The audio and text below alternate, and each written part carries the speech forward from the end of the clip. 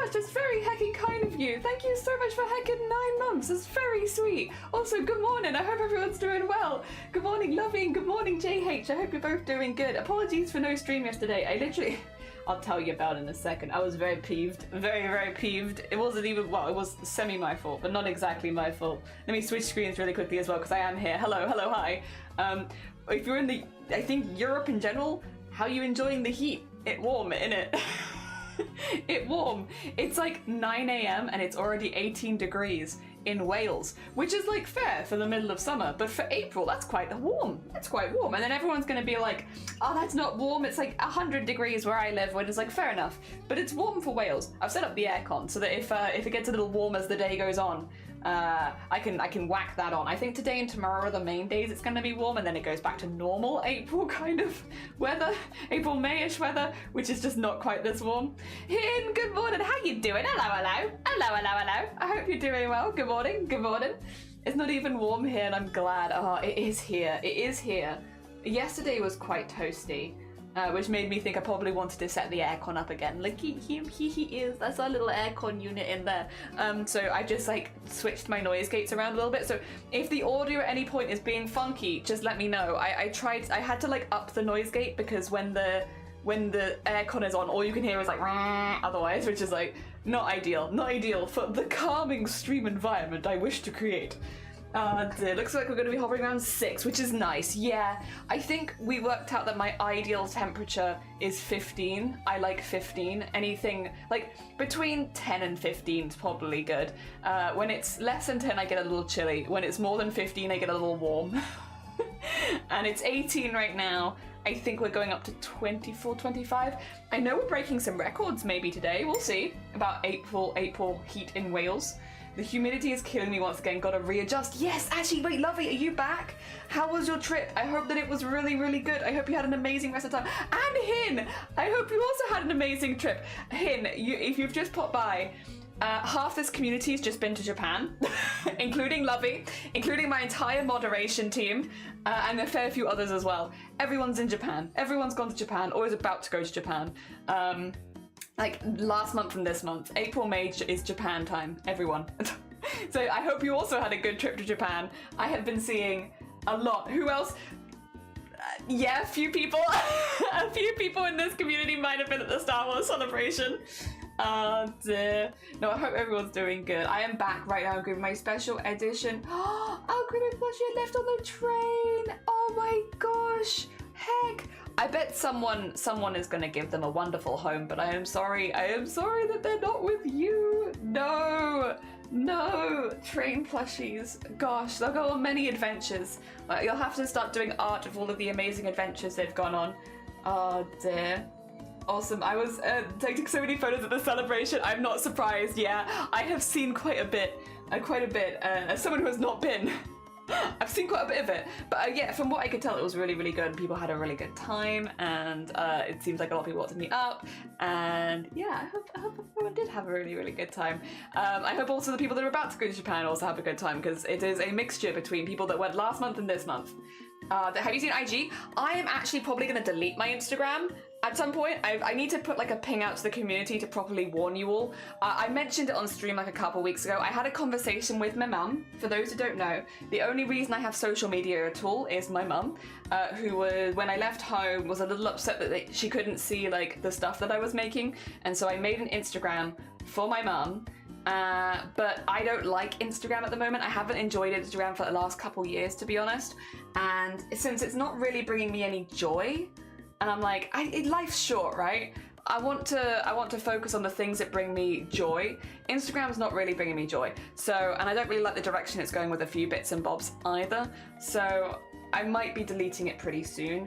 I am going through the process of making sure that I have all of the images from Instagram, with the plan at some point I'll probably just make a dedicated portfolio website, and then if at any point I do need to link people to my portfolio, I can just do it to my own website where I'm not worried about it being taken for AI, where I don't have to worry about my stuff being stolen, where I don't have to, worry about algorithms and stuff like that. I can just enjoy it as a portfolio somewhere, and especially since we do such a range of things these days, I also think that makes a lot more sense. The kind of crafts that I do, As far as like social media goes, I don't really do well in the algorithm because I do a little bit of everything. Variety is not really the spice of life when it comes to like trying to grow an audience there, and I'm not really trying to grow an audience there anyway, but even if I was, I'm not producing the right content to do that, so I'm thinking to just whack it all on the website and then I have it for my portfolio, but I don't have to worry about it for anything else. But I will say I am really enjoying Blue Sky though. Blue Sky I've been loving to pieces, and I really love how easy it is to see all my friends' posts. I love that I'm only really being recommended art on Blue Sky, which is lovely. Yeah, I really, really like it. I'm having a good time over there. So I think for now, Blue Sky is going to be my predominant social media for the foreseeable, other than like Discord and Twitch, which is where I spend most of my time anyway. So yeah, I think at that, I've always been up in the air about whether or not I want to get more into TikTok. I still feel like the answer is probably no. I mean, I do streaming, which I know you can edit into like short form content and stuff like that, but I'm like, I don't know, deletion, yeah, deletions. I also don't really check Instagram anymore because Instagram has been crashing for me for about 2 years now. If I try and scroll past the first photo, it loads, it crashes, because I only scroll on desktop, I don't use it on my phone. So yeah, I can only ever see one post a day. So it's also absolutely garbage for seeing any of my friends' posts, because unless you're that first post, I don't see it. Dear.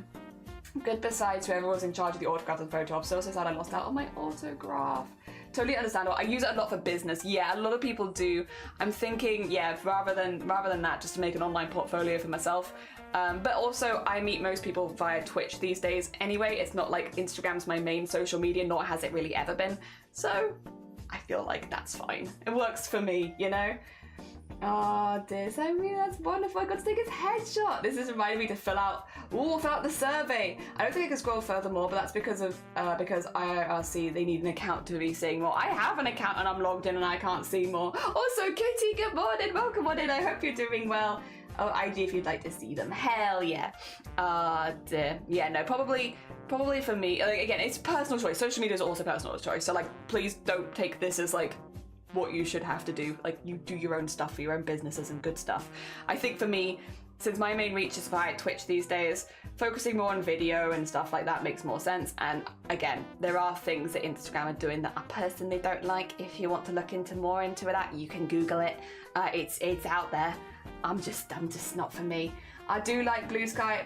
I get no traction there. Yeah, I am loving Blue Sky. I am loving it to pieces. But I think that's the thing. I'm not looking, because it's not a part of my business. It's an extension where I can post more stuff that we've done for people that miss streams. But I guess that's what social media is for me. It's like, did you miss a stream and want to catch up? Here's the TLDR of what we did on stream. Like, because again, catching up with a 6-hour stream 4 times a week is just not possible for most people. So if you wanted a TLDR, I whack that on socials, and then you can go see that there. But it's not like it's my business. You know, that's not where my main income comes from, and it probably won't ever be. So again, different strokes for different folks. For me, I mean, also, I think after like leaving Twitter, I was like, yeah, this feels good. Getting rid of these things? Yeah. Yo, I like that. That's great. Hell yeah. I did technically remake my Twitter just so that nobody could pretend to be my old account. So I deleted my Twitter and then I remade a Twitter instantly with my old account name so that nobody could take that name and pretend to be me. But yeah, no, it's not an active account. I literally isn't going to do anything. It is simply there to avoid the impersonation, and that's it. That's it. And I probably would do the same thing with Instagram.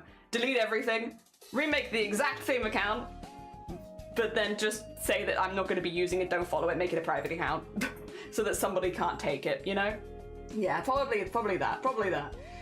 Oh dear. Too late. I'm gonna make an IG account just so I can delete just like Jelly. Just delete it immediately. No, don't do that. No. Also, when it comes to social media, especially if it's part of a business, it's got to be something that you think about a fair amount. For me, I would never have been able to delete my Instagram without talking to my mum about it first, because I made my Instagram to share my crafts with my mum. If I didn't talk to her about it first, I wouldn't have been good. So I mentioned it to her like a few weeks ago. I was like, hey, just as a heads up, I am thinking to get rid of my Instagram. It's not a platform that I've enjoyed for a long time. I don't like the direction that it's going in. The other thing is, technically, which is another reason for me in particular, I still have fears about security on Instagram, for me specifically. So this has changed at this point, but the old email address that was associated with my Instagram, that email address was part of a big data breach with Google, where my information was actually sold, and I know that it was sold because I saw what happened on the other side. Although I have changed that email and everything now, there is still that fear, because technically at one point that account was breached, that I'm like, which again is another reason why I haven't posted on there for so long. I spent like a good year where I was just like, I can't post to Instagram because I don't know that it's safe.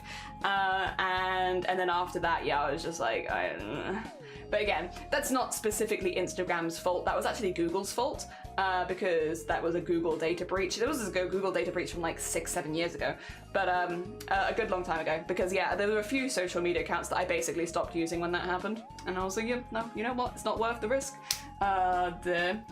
Excuse me, normally sleep during this time since I moved to daylight hours. It's funny that we met 4 years ago. Hell yeah. Also, Shifty, hello. You want to do a stretch? We can do a stretch. I might actually do like an actual stretch rather than like the weights just for now, because I think I might end up doing the weights later. I do an actual stretch. Did you say if Jelly Mum is going to use a different way to get to your art? No, I'm just going to send it to her. I'm just going to send it to her via like WhatsApp or whatever. I'll just send her pictures. So basically before, the reason that Mum never saw any of my art was I never took pictures of it. And so my mum really wanted me to get like some kind of form of social media so that I took pictures of my work. There are costumes I never took pictures of. Like, I would make a full cosplay, wear it to a convention, and never have a photo of said cosplay, unless like a friend got me in the background or something like that. It's why it's been so hard to talk about costumes I've previously done, because like a lot of costumes I just never took photos of, because that's just not what I did. I had no interest in taking, you know, the reason I made costumes was because I enjoyed making costumes and I wanted to wear them to cons, not because I wanted pictures in them. And so I would be, you know, on the phone to my mum and be like, oh yeah, I made this costume, I made Sophie from Howl's Moving Castle, and I made this basket and stuff like that. And she'd be like, oh, can I see a picture? And I'd be like, no. I didn't take any photos of it. And she'd be like, what the hell? What do you mean you didn't take any photos of it? And so she really encouraged me to get something, like some kind of social media, so that when I had a reason to take photos of the stuff that I'm making. But now, like many years later, because I do stuff with Twitch and I post stuff on Discord and I'm posting it on Blue Sky, I am taking pictures of the stuff that I do. And so I have pictures I could just send her in WhatsApp. So the situation has changed. Like back when I didn't have any social medias, my mum really wanted me to get one. The reason was so that I would actually take pictures of my work and so that I could send them over to her. And I'm doing that now, and that's because of Twitch and Blue Sky and stuff like that. So it will work out without having Instagram anyway, and it has for like the last couple of years. Again, I haven't really been posting on Instagram at all. My mum's still seen everything that I do, so it's worked. The data breach is always like, yeah, very unlucky. It's always very unlucky. Can't even prove that you made one. Also, Beal, good morning, welcome on in. I hope you're doing well. I hope you're doing well. Shifty, do you want to know, I was pissed yesterday because I was being so good. I was being so good. Also, Hume, good morning, welcome on in. I hope you're doing well. I take it the venue didn't provide. Oh no, because like they have like photo areas, but again, I was never interested in photos, so I would never go to a photo area. I made like costumes for big competitions and I just never took pictures of them. It was a silly time in my life. I just had no interest. Also, Hero, good morning. I hope you're doing well. Oh, hey, JH, hey, Shifty. At some point, I hope we can meet in person. We can do a cosplay shoot together. That would mean I have to finish a cosplay, which I did. To be fair, we make a lot of stuff. Finishing a lot of stuff? Although we might be finishing an embroidery today, so that's good. You want to see like where we've got to? This one's for Babu. I've been making a lot of fan art for streamers that I like recently. We have the first line of dogs and like appliques going, and they'll all need to be stitched and prettied up and stuff. But the embroidery at the top and the text is there. So we're working from the top down.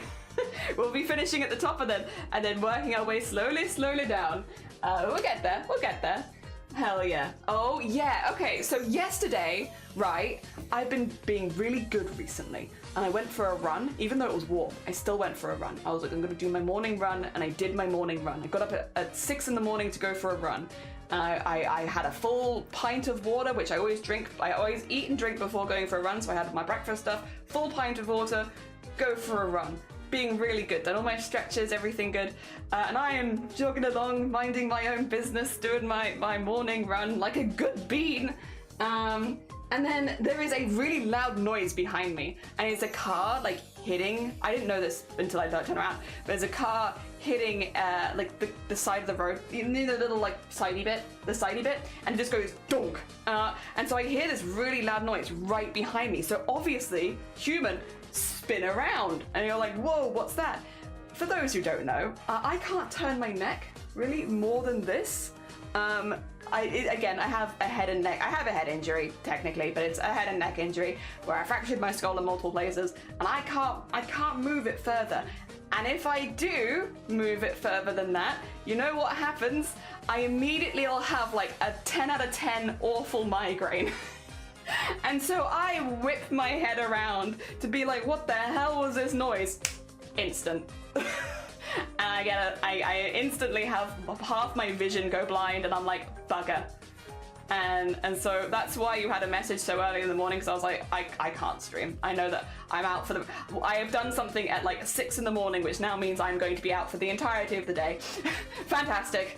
Wonderful. I'm so pissed because it wasn't even my fault. I was doing everything right. I was being such a good bean. I was drinking my water, eating my food, going on my morning run, doing health and fitness things, and then I died. And so I spent all day dead, basically. It is what it is, but I'm very annoyed about it. I feel fine now. Well, I mean, I'm still getting over it, but I feel mostly fine. But morning, currently doing carbon footprint trade. Oh, exciting. Very exciting. I hope your carbon footprint trading is going well. Sorry, there's like a piece of hair that's like annoying the inside, like the bit here, the little stiffy bit there. It's annoying it. I feel it. I got a haircut planned because it's annoying it.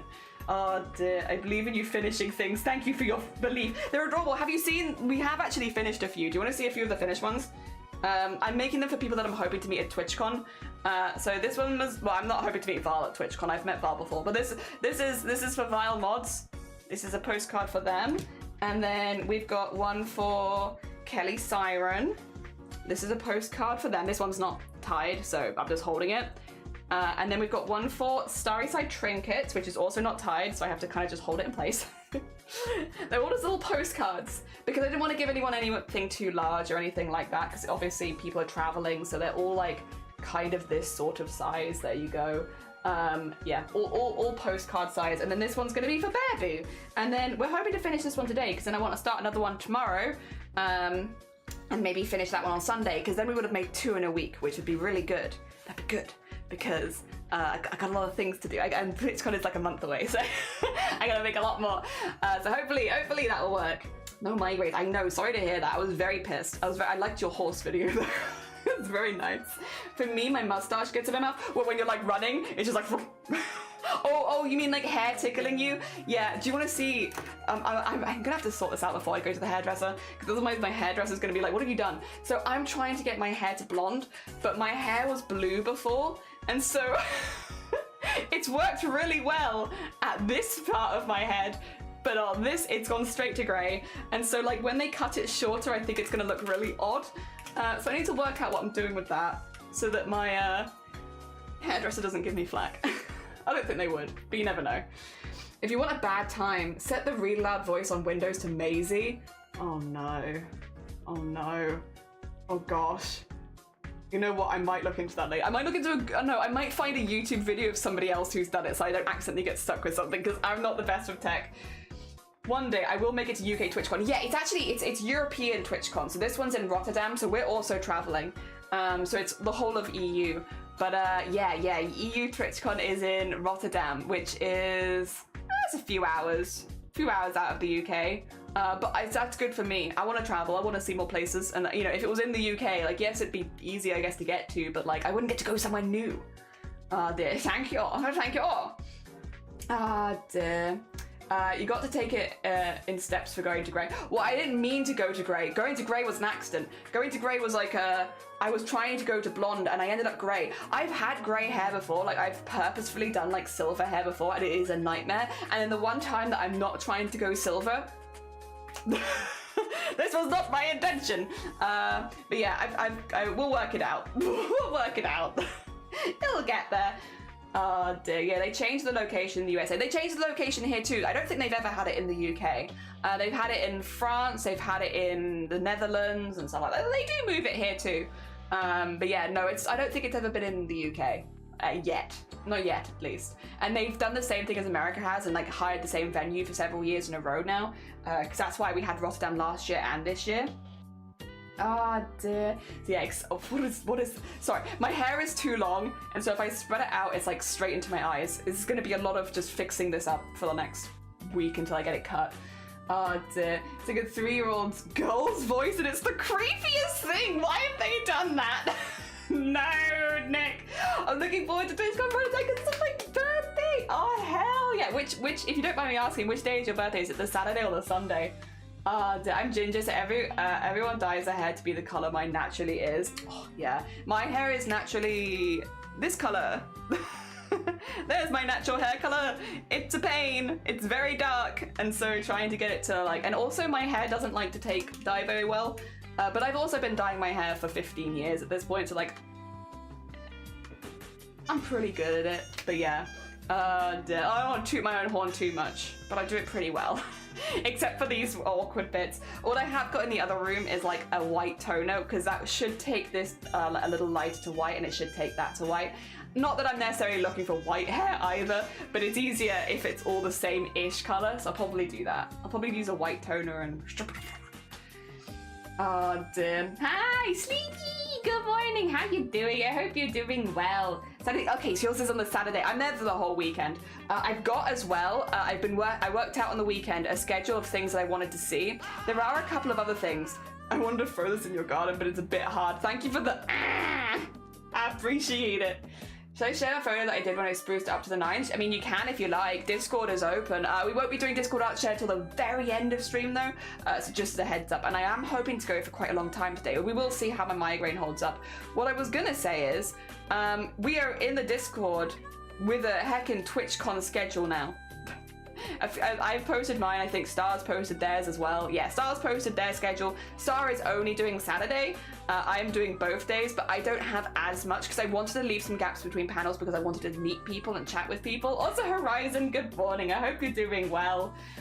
I always love shaving the sides of my hair. Yeah, we shave it myself and then we just like, I go to a hairdresser to get the top bit cut because I'm nervous on that bit, but the rest of it I do. Debbie, yes, this is my schedule so far. I am not going to be at the convention center until just after midday, so I can't go to any of the morning panels. But on Saturday, I want to go to IRL streaming for beginners because that's something that I'm actually really interested in, especially as someone who already does like a lot of like, you know, I do a lot of camera stuff or whatever with crafting. It'd be cool to learn more about this. So this is something I've just wanted to learn about. So that one, and then I am between the drag showcase or the circus arts, and I am kind of leaning towards circus arts simply because as much as I think the drag showcase will be really good, it's probably gonna be very busy because it is one of the biggest events of the weekend, whereas I imagine the circus arts might be a little quieter, but both would be good. So I'm between this one. I think Star was like the same, right? Yeah, they were like drag showcase or circus arts. Me too, I don't know. And then on Sunday, I need to find a place to do this, but we're gonna be doing a little outside the convention center brunch for anyone who wants to meet up before going to the convention. And also anyone who doesn't want to buy specifically a convention ticket, but is still around on the Sunday. We're gonna be doing a little 11 a.m. brunch near, like a short walk from the convention center is the plan. Yeah, just to like have a little bit of a quieter space to like chat and socialize. And also again, for anyone who doesn't want to buy the Sunday ticket, but still would want to meet up, we're doing that. And then the next thing that I want to see is at 15 minutes past, which is, there's a lot of creators I really, really like in this panel. So I want to go to this one. I'm not as interested in the panel itself. I just really like the streamers that are doing it, so I want to go see it. And then another one where it's like I really want to support the streamers. Lenny is doing a panel for body doubling. Again, it's not something that I do as much, but I want to go support. So I'll be doing those ones in support of people that I really like and streamers that I really like. Most of the panels I really want to see are these ones. There are a few that are for partner only, but the only thing is I don't know that I want to go to any of the partner only ones on my own, just because the thing is, I'm like, should I go so I can report the information back afterwards? People don't really go to my stream for that anyway, and I'm like not super fast, nor am I particularly convinced that a lot of it will be stuff that I'm looking for anyway. Not in like a bad way, but like I do makers and crafting and very traditional stuff. I don't know that a lot of the new stuff that's going to be announced is like stuff that I'm going to be interested in, but then I'm also like, should I go? I don't know. So there is those I'm a bit like me on, but we'll see. I've always loved the show. Yeah, I love doing that as well. Good morning, welcome on in. I hope you're doing well. Wait, I'm confused. Where is TwitchCon? Rotterdam. It is in TwitchCon Rotterdam at the end of May. May 31st, June 1st. Just shared it. I'm starting to fall asleep. It was lovely. No, it's fine. Go get some good Z's. I wanted to warn you because I was like, I don't think you're going to be awake in like 6 hours. But no, get some good sleep. We'll have a look at it at the end of stream if you want to go back in the VOD and see everyone to see it. Hell yeah, drag. Yeah, so I'm a big fan of drag, but that's the other thing is I'm already a big fan of drag. That's like that I already go and see. So like I'm like, do I need to go to TwitchCon to see drag? I mean, it would be cool. I know I would pretty much enjoy it, but I'm also like, I could also do that here pretty easily and do. I can and do that here. So I don't know. Whereas the circus acts, now that I don't get an option to do very often. So I'm a bit up in the air. And again, I do think the drag showcase will be quite busy. And I could always watch it on Twitch afterwards, maybe. I don't know. I'm up in the air. I'm up in the air between those two. It's the only one I really can't decide on at the moment. I also might see, like, if I'm hanging out with a group of people and they're all going to the drag showcase, I'll go with them to the drag showcase. If I'm not hanging out with a group of people that are going somewhere, then it's like, just go to circus arts then. I'll drag some along with me. Oh dear. Sloth, good morning, and Teb, good morning. How you both doing? I hope you're doing well. Sounds like a pan. I share some of my recent on location photo shoots as well. Hell yeah. If you have like the links as well to the people that you're photographing, that's always nice if you're doing photos of other people. But you don't have to, but it's nice when you can. Oh dear. And Marcy, good morning. I hope you're doing well. Good morning, good morning. Really want to see drag shows, more drag shows, because I've only been to one. Yes. Then if that's the case, then yeah, the TwitchCon one will probably be really fancy and fun as well. Like from everything I've seen from the digital, like because they do film the whole thing. Oh, that's the thing as well. If you're not going to TwitchCon Rotterdam and you still want to see it, things like the drag showcase will normally be on main stage. So like you can watch it while live. I might not be able to like at people in the Discord while it's happening because obviously I'm going to be at the convention, but yeah, you can watch them while live on Twitch, or you can watch the VODs afterwards and stuff like that. It just depends on, I guess, whether they're using copyrighted music, and if that's the case, then maybe you might have to watch it while live to get the full experience. But yeah, should be really, really cool because yeah, most of the panels are filmed. There's like loads of Twitch accounts. Now that I could probably find before TwitchCon. There's loads of Twitch accounts that specifically film the different stages in either Europe or USA. I follow a lot of them from previous years, and they'll normally have the names of the theatres. How many theatres were there? Were there like 13 theatres or something happening in TwitchCon Rotterdam? So there's probably like a fair few streams happening. I don't think every single panel is streamed, and I know like the partner only ones are not streamed, which again is like, should I go to a partner only panel? I don't know, because they're not streamed. Like that would be the only chance to actually go to it would be live. I'm also like, a lot of the people that I'm going to meet at TwitchCon are not partners and couldn't come with me. And so I would just be kind of going off, not necessarily on my own, but like, I don't know, not with the people I want to hang out with. So I'm not sure. I'm thinking about it. I'm up in the air. But no, the ones I definitely want to go to, I really want to go to the IRL streaming for beginners, and probably the circus acts. And then on the Sunday, I want to go to the two that are being done by people that I really like and want to support. So yeah, those. To be fair, the brown one would not be so bad as well for reaching out for things with Boobtober. And the body doubling. I mean, a lot of people do use this stream for body doubling, so like, I feel like I could definitely learn things from both of those anyway. But yeah, no, I'm really excited. If you are going to TwitchCon EU and you do want fancy dropping your plans in the Discord as well, please do. It'd be lovely to meet up with more people and work out when people are going to be around. I'm probably going to be using it for communication while we're actually at the event as well, just being like, I am going to so-and-so with so-and-so if anyone wants to join kind of thing. So if people do want to meet up, it's nice and easy. But yeah, exciting. I am excited. It is like a month away, and I'm very excited. Good morning, Black Mage. Good morning. Welcome on in. I hope you're doing well. Having a little gush about TwitchCon because it's like a month away, and I'm very excited. Oh, TwitchCon EU is a month away, I should say, not TwitchCon America. Rand's banking new drawing pad. Oh, hell yeah, Lunda. Enjoy your drawing pad. Have fun with it. Enjoy needle and stitch as well. It's pretty good. What have you been up to? I just mainly dying, but you know, I did finish the embroidery. We started on Monday, the embroidery bit. We've still got all of the appliques to do. I have an army of dogs that I've cut out that I need to stitch. I need to like blanket, applique, stitchy them on, and then I need to do the details on them. But blah, blah, blah, blah, we'll get there. Well, that's the goal for the day, at least. Remember when I was good laugh meeting with all of my friends? Yeah, I mean, again, I didn't really have that opportunity back in TwitchCon Amsterdam 2022 because I was doing stuff behind the scenes for the entire event mostly. So I didn't get to meet as many people. So I'm really hoping that this time that I can meet more people. And I also have more people that I want to meet as well this year. I've always been quite shy online, and like back in 2022 when I went to TwitchCon, I was like such a big lurker in so many people's communities. Even though that I really wanted to go meet them, I was nervous to go meet them because I might never have spoken in their community, and it's like that awkward disconnect of like, hi, I've been supporting you for years, you don't know that. And so I was like, yeah, I don't feel confident in approaching any of them.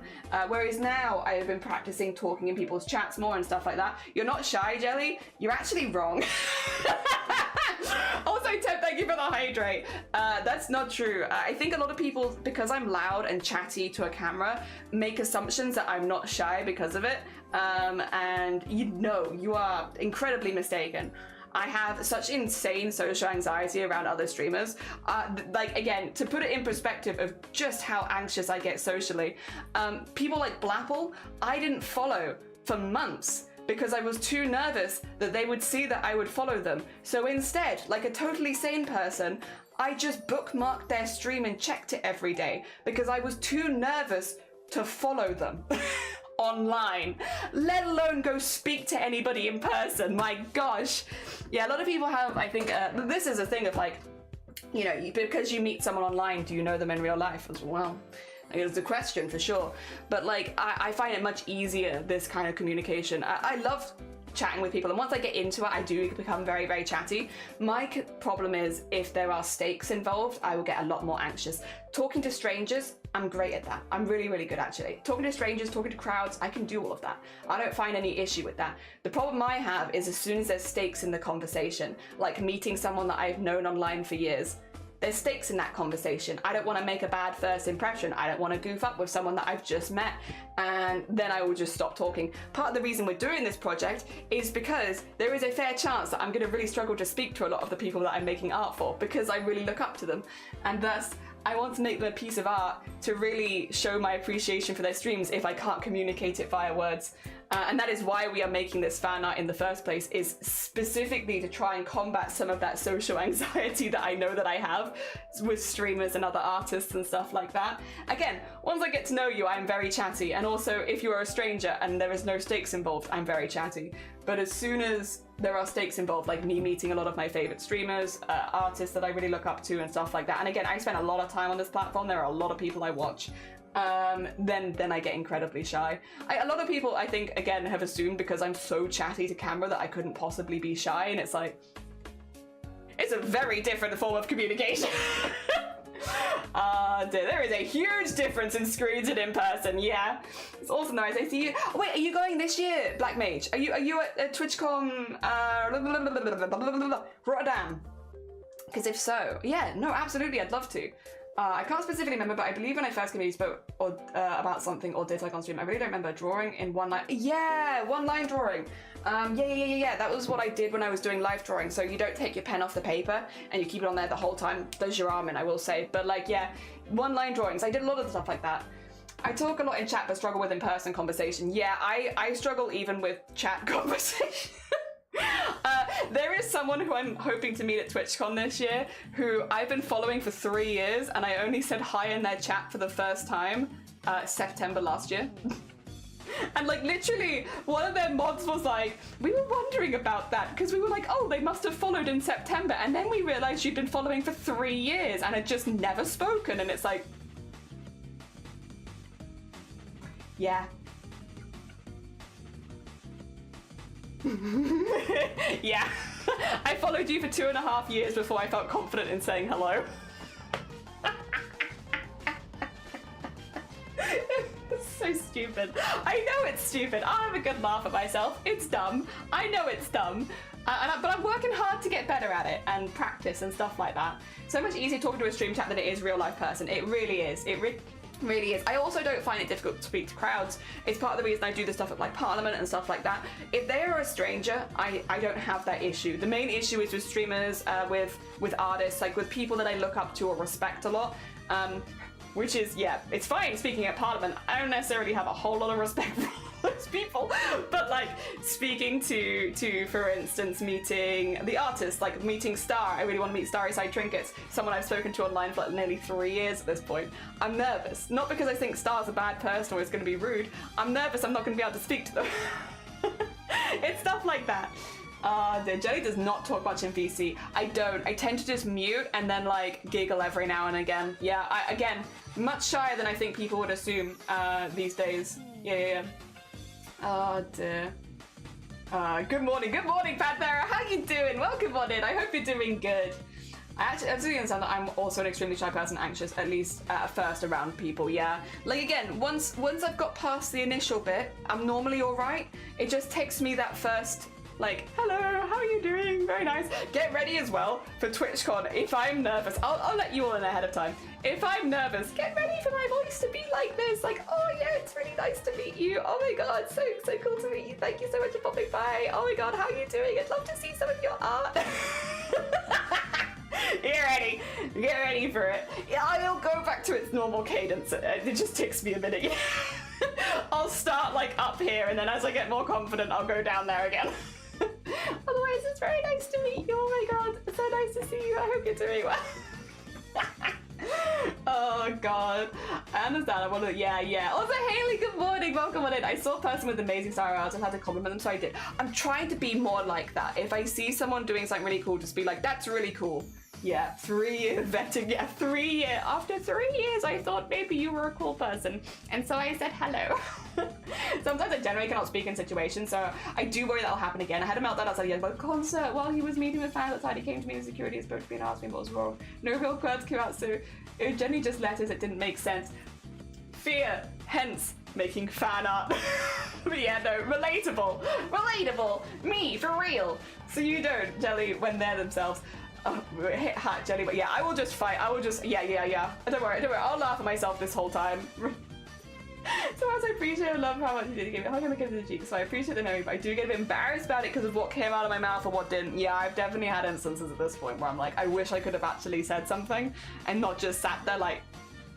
I'm not too bad with general celebrities because I don't watch television and I don't watch films.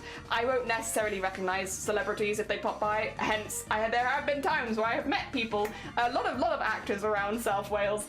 So when I worked in South Wales, I did meet a few, didn't realise, and then I was told afterwards. And I won't really have issues with stuff like that because I don't really watch television, I don't really watch films, so I don't know that they're a celebrity in the first place. But when it comes to streamers and artists, I know quite a lot of them. And that's TwitchCon's got a lot of streamers and artists in it. Ah, dear. Her whimsical creativity. Oh, music, how you doing? How do you do this every time? Crafty television, talent, imagination, and master of artistic delight. Celebrate with diverse illustrations that span every realm. Music creation with vibrant colors and charming detail, capturing the essence of life, wonders and fantasies. Bless you! Oh my gosh, can I have that on my gravestone? Jesus! I need to copy and paste that so that one day when I die, people know what to do. Like, put that on my grave. How are you doing as well, username? I hope you're doing good. And Jason, good morning. I hope you're doing good. I'm good. I'm a bit stressed because I've agreed to decide to do a lot of stuff this month, but it should all be enjoyable. That's also very relatable. Yeah. You know what though? A vibe, but a good vibe. Hopefully a good vibe. Of Kevin and Perry, I do. Meowing. Last day before long weekend. Oh yeah, because of Begging. It's a, whatchamacallit? There's a thingy, isn't there? Mayday! Hell yeah, Alvin Sid. I hope you enjoy your long weekend. And Ledman, good morning as well. Welcome on in. How are you both doing? I hope you're doing good. I did a meet and greet at a concert Saturday night. The meet and greet with my friends, and I was trying to give keychains over the noise from my friends, and none of them could hear me. It was very awkward. Oh no. Human experiences. Human experiences. My long one has already started, slept in this morning. Nice. You got good, well, over here at least you got good weather for it. I don't know if you have good weather for it elsewhere, but here you've got good weather for a long weekend. I love this song. Yippee! A don't say yes to everything challenge 2025 not going well. There's a balance, right? Because a couple years ago, I definitely did like the opposite of that, of like say yes to more things, like put yourself out there, and if you have to cancel, that's fine. Now I'm also trying to rein it back in of stop saying yes to everything. You don't have to respond to every email. You know, reel it back in a little bit more. So you're not overwhelming yourself. And not to say no to everything, because I don't want to say no to the happy middle ground of like checking my diary before saying yes and making sure that this works and I'm not putting too many just because I have a free day doesn't mean I should book something for it, you know. I get like a healthier middle ground there. I know this next month is very busy though. I was invited to like 3 things on the same day at one point.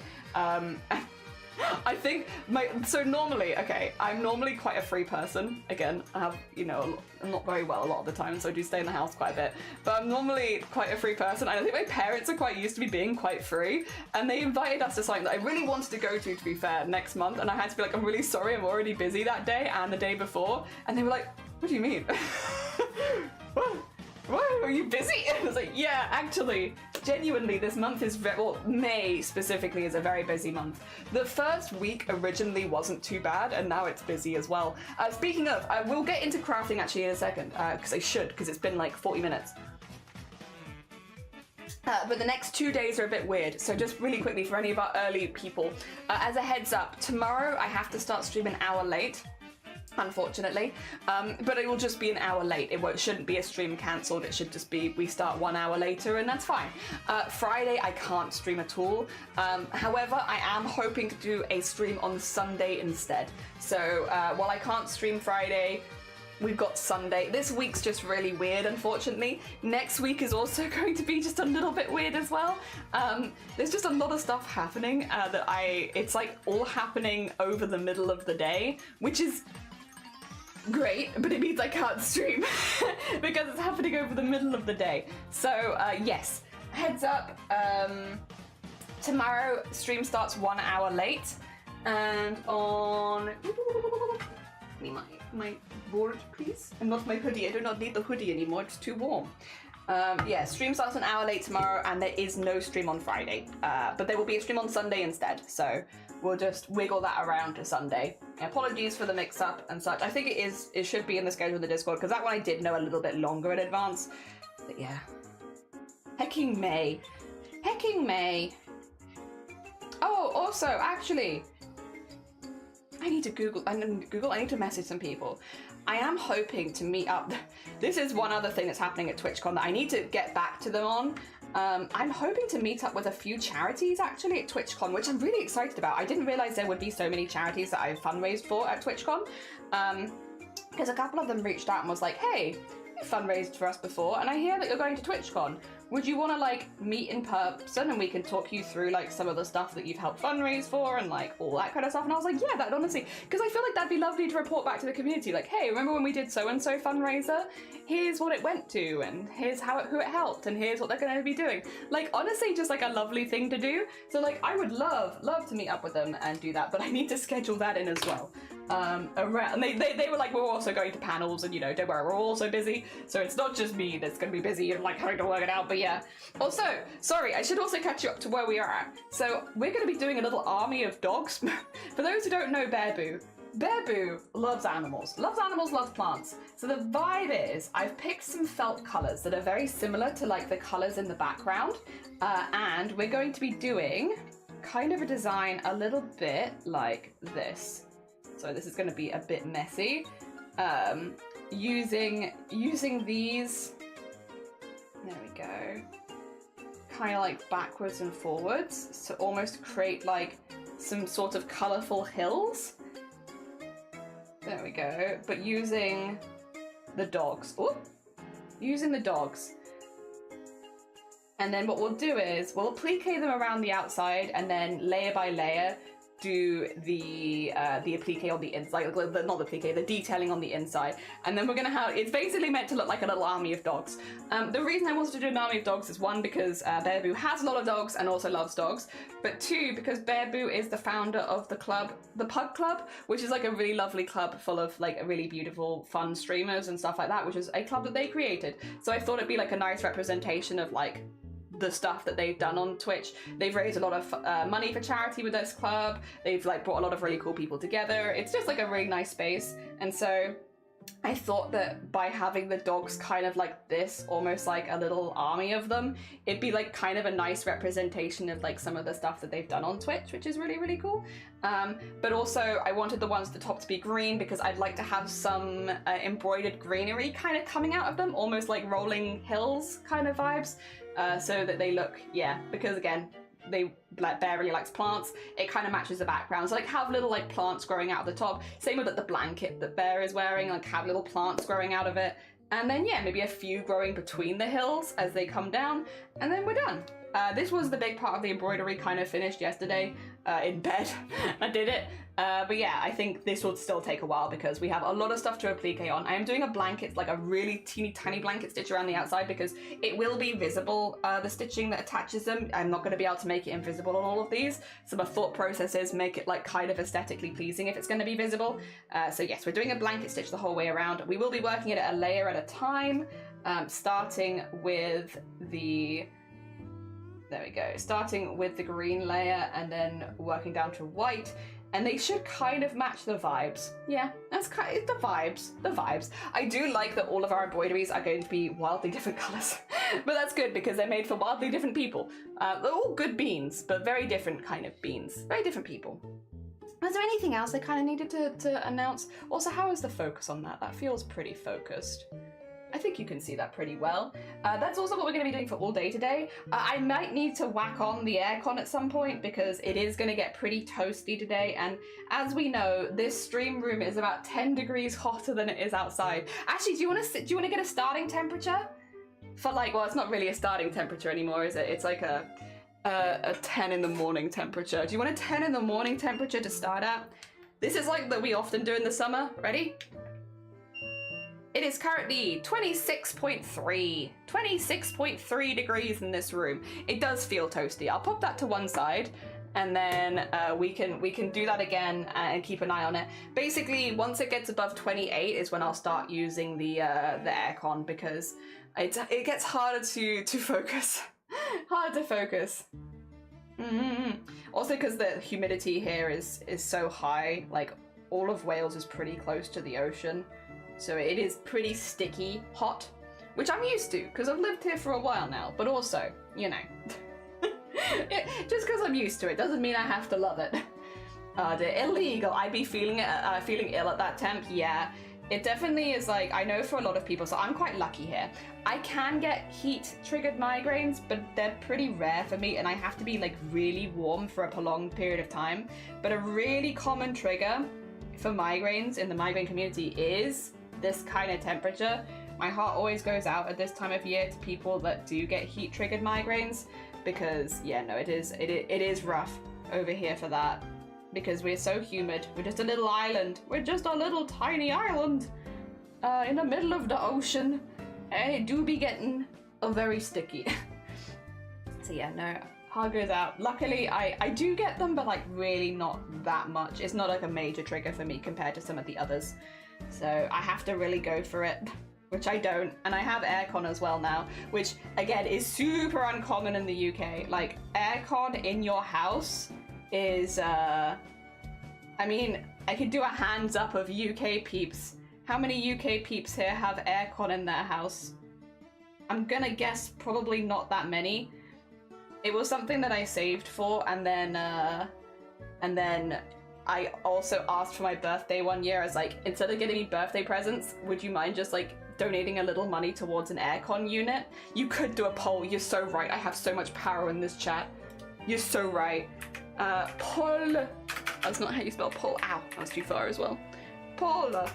And then, how would we call the poll? What is the poll for? The poll is going to be like UK peeps. Oh wait, just okay. Do you have aircon in house? In your house? How about that? Do you have aircon in your house? DP? No, not DP. Do you have aircon in your house? I live in UK. Yes. In UK. Ow. No. Outside UK. Yes. Outside UK. No. Then everyone can take part, regardless of whether you live in the UK or not. If you live in the UK, you vote with the top two. If you don't live in the UK, you do the bottom two. There you go. Now everyone can vote. Oh dear. Yes. Illegal, right? I would love to have aircon, but nope. My stepmom was from the US and was surprised that no one had aircon in the UK. It's becoming a little more common, but it's still definitely not. Why is there a convention for wind? Oh, aircon? Yeah. You mean you don't go to aircon? Oh, I love wind. Oh, I'm a big fan of wind, I am. How are you doing, Grobit? I hope you're doing well. Also, this has reminded me. This, actually, has reminded me that I need to... 2 seconds. I need to wham my scissors into the bottom of this really quickly. And just...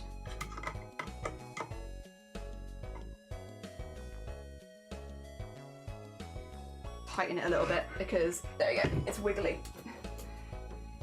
I don't mind it being a little wiggly, but too wiggly in it gets annoying.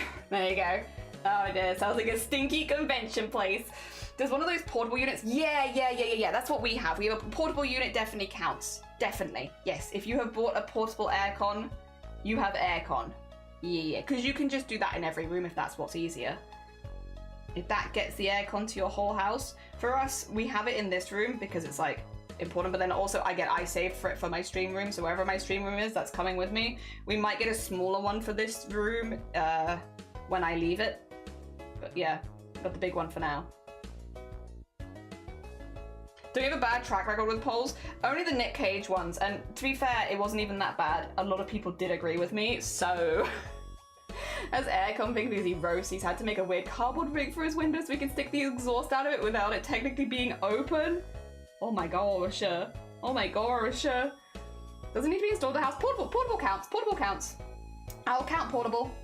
Portable aircon definitely counts. Oh dear. So I can't really run it. Oh, I actually had to accept I have no good way to stick it out, so it tends to leak water. Oh gosh. Heck, that's no good. My office has wall-mounted units everywhere. Nice. Hell yeah. Then more workplaces are getting them, which is good. But yeah, not so many homes, not many houses.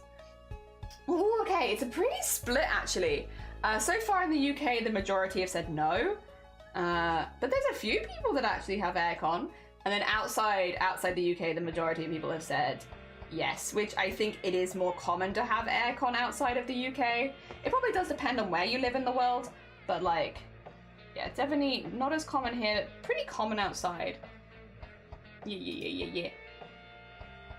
Portable is something of a misnomer, isn't that? Oh, yeah. That's true also, because yeah, like my one is a portable one, but like you need 3 people to move it. So it's like, it's portable technically, but like, and like when I move everything upstairs, yes, the aircon will also move with me, but like it ain't moving otherwise. Also, Magnificus, good morning, how you doing? Welcome on in. Dear, does a large block of ice count? No. Good morning. How goes it? No, it doesn't. Unfortunately, it makes you a smart bean, but not with aircon. You're just a smart bean. Resourceful.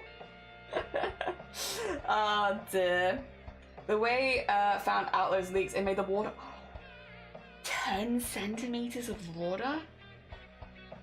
My aircon is an open window or a fan. Yeah, I used to have a fan and it was better than nothing. It was better than nothing. But this room can get to 40 degrees in the summer, and it's like, I need more than a fan at that point. I mean, to be fair, I need to not be in this room.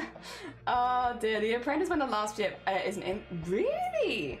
But I feel like that's very smart, because more and more people are wanting that. And if you can make it more affordable for the average family, do you think a lot of people would get it? Are we counting Birmingham as part of the UK? Yes, absolutely. Oh dear. Every aircon in the theatres and in like the scan rooms with machinery that needs cooling, which is, I guess, makes sense, but also be nice if they had it elsewhere too. I usually have a fan, like one below the ceiling. Problem is if the air is already hot, it's just blowing hot air all over me. That's our car. Our car is meant to have aircon, but the aircon's always warm, so it's like, ugh, don't turn me. Like, someone new gets in the car and they're like, oh, whack the aircon. And it's like, no, no, no, no. Ah, damn it. Playing the Elder Scrolls.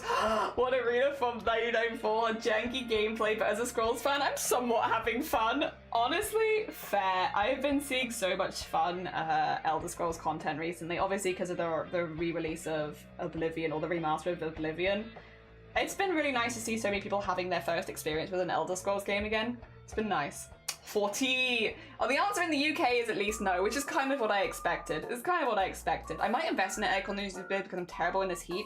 Our one was 250 quid a few years ago now, but it's 250 quid. It's bulky, like it's big, but it drops the temperature in this room like in about 2 minutes, 2-3 minutes by about a degree. If you have it on for like 15 minutes, it will drop it down to like normally a good temperature regardless. The other thing is, we thought it'd be really expensive, but because we don't have it on permanently, we just do it in bursts. It actually really hasn't added anything to our overall electric bill, and it means that I can stream for a lot longer, you know, or I guess work in this room in general. So like, for me at least, I'm like, if you have one room in particular that you're like, I work in this room a lot, and it gets really hot in the summer and makes it difficult to work, like you know, if you can save for it, it's pretty good. It's definitely helped me a hell of a lot to be able to stream through the summer and such, which has been nice. Oh dear. I think the previous owner's house was allergic to heat or something. There's a central... Oh! I mean, fair though. Fair, they had good taste. Oh dear. I want that too. Yeah, just smart. Just smart. The outside GK is 4-1 if I made a mistake. Ah... Yeah, that makes sense. Again, like, yeah. We just don't really have as much here. It's pretty good. I think we're seeing more and more places are getting aircon.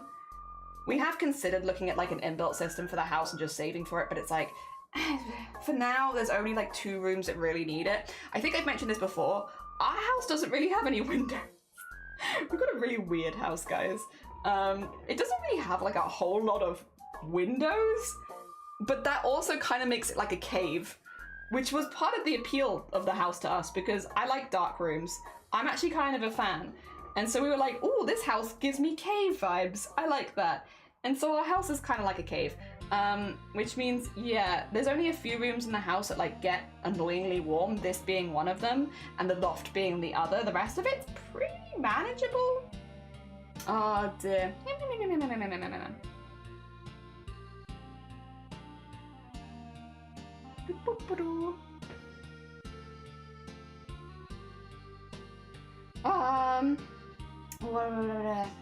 Have you ever been Dover, heading to Harry Potter Station and then London museums? I hope you have a lovely time at the museums. Hell yeah. My mum's Asian as heck, and she's 100% the type of person to get aircon to look rich, but would never use it unless we had someone over that we needed to impress. It's honestly fair.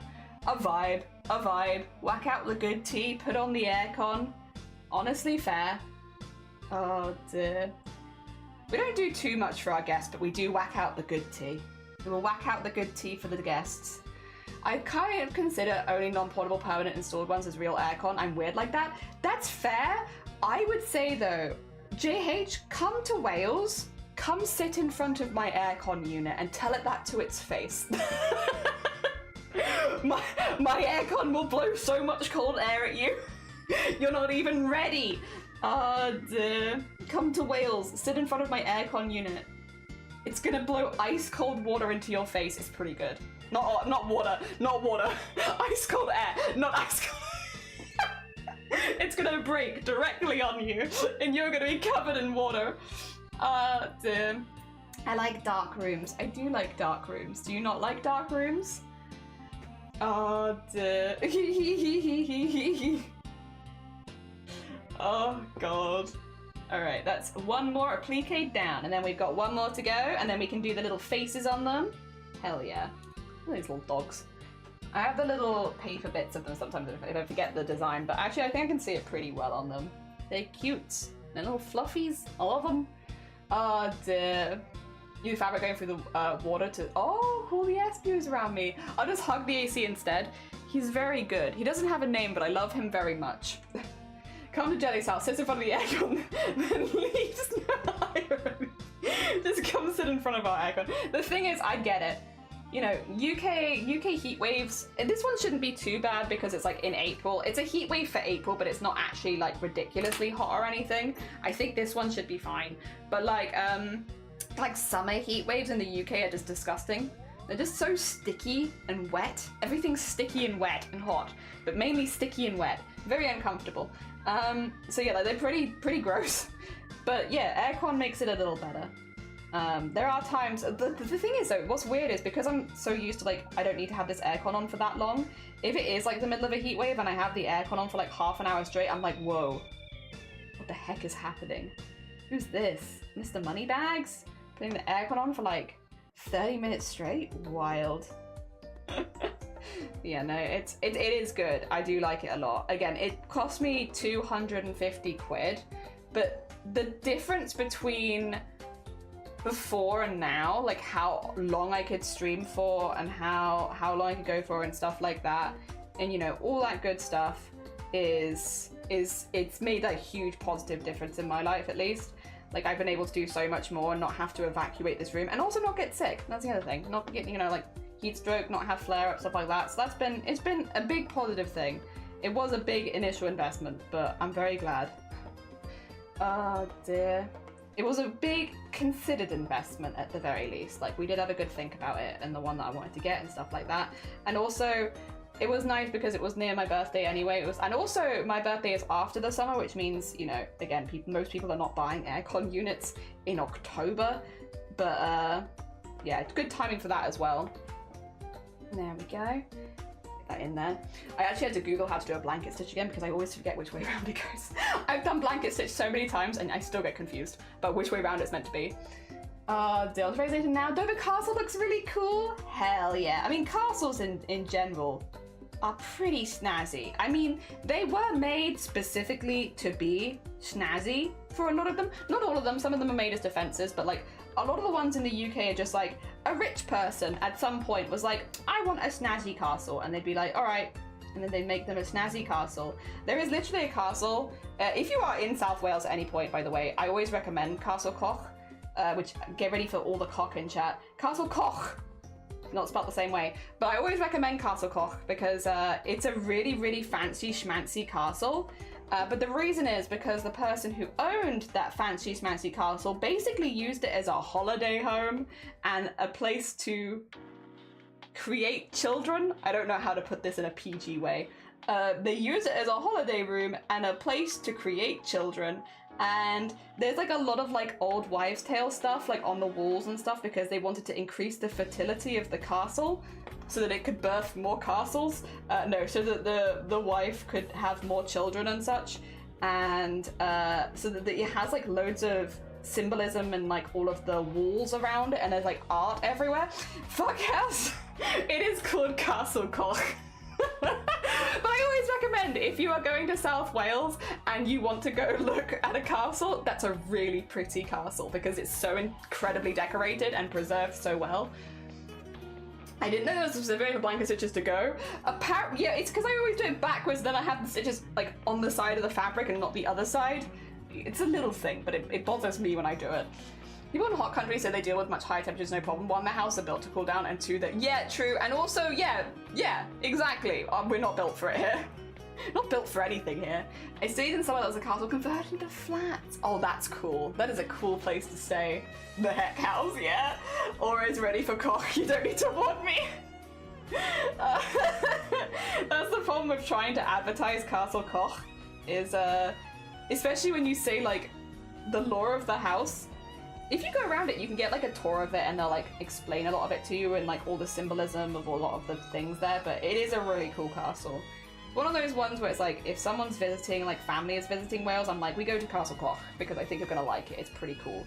There is a room that has like lots of Aesop's fables painted, like hand painted across all of the walls with like these big golden like dividers between them, and they go the whole way around, so all the panels are like fables. It is beautiful. It is something that you'd see in like a fairy story. It's wild. Like, well, I wonder if I have any pictures of just how ornate this is actually. In fact, wait a minute, I might have some on my phone because I actually took some family to Castle Coch last summer. Do I still have my Coch photos? Let's see. I have to keep it off screen. I can't just be showing Coch on my phone. You know, without any warning, or on Twitch in general, actually. That would be against the rules. But I might have some Koch photos somewhere. That's a different castle. I've been to a few castles this last year.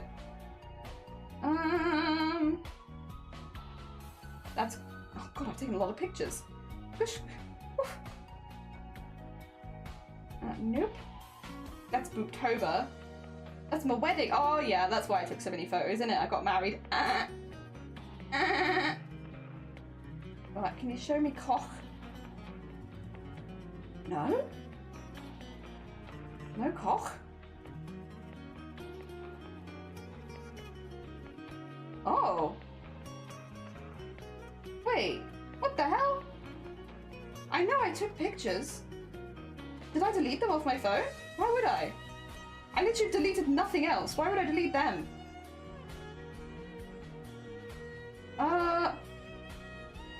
What the heckins?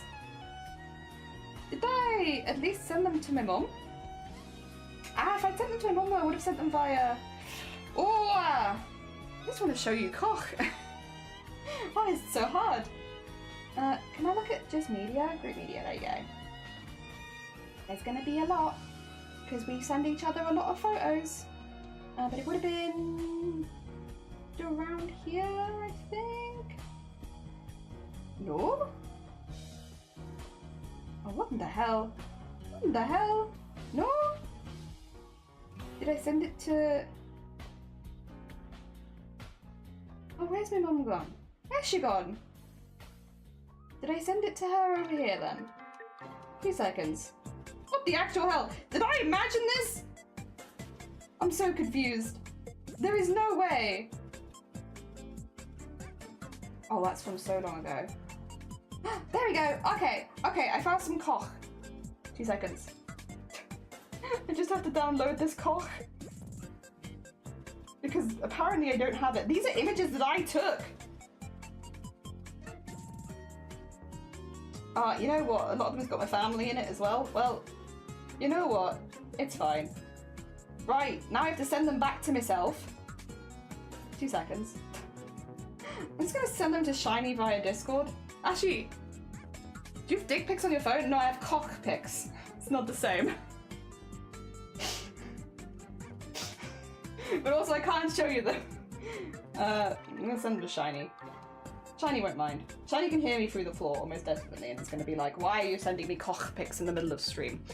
It's important. I send them to you, and then I download them from you, so that I have them on my PC. I just want to show the Koch pictures. That's it. This is it. I'm a simple person. All right, I specifically really want to show the ceiling. Right, Koch pictures coming up. Sorry about that. My gosh. Turns out I deleted all the Koch from my phone, so I've hit some new ones. Right, 2 secs. Bud. Right, I wanted to show you this ceiling.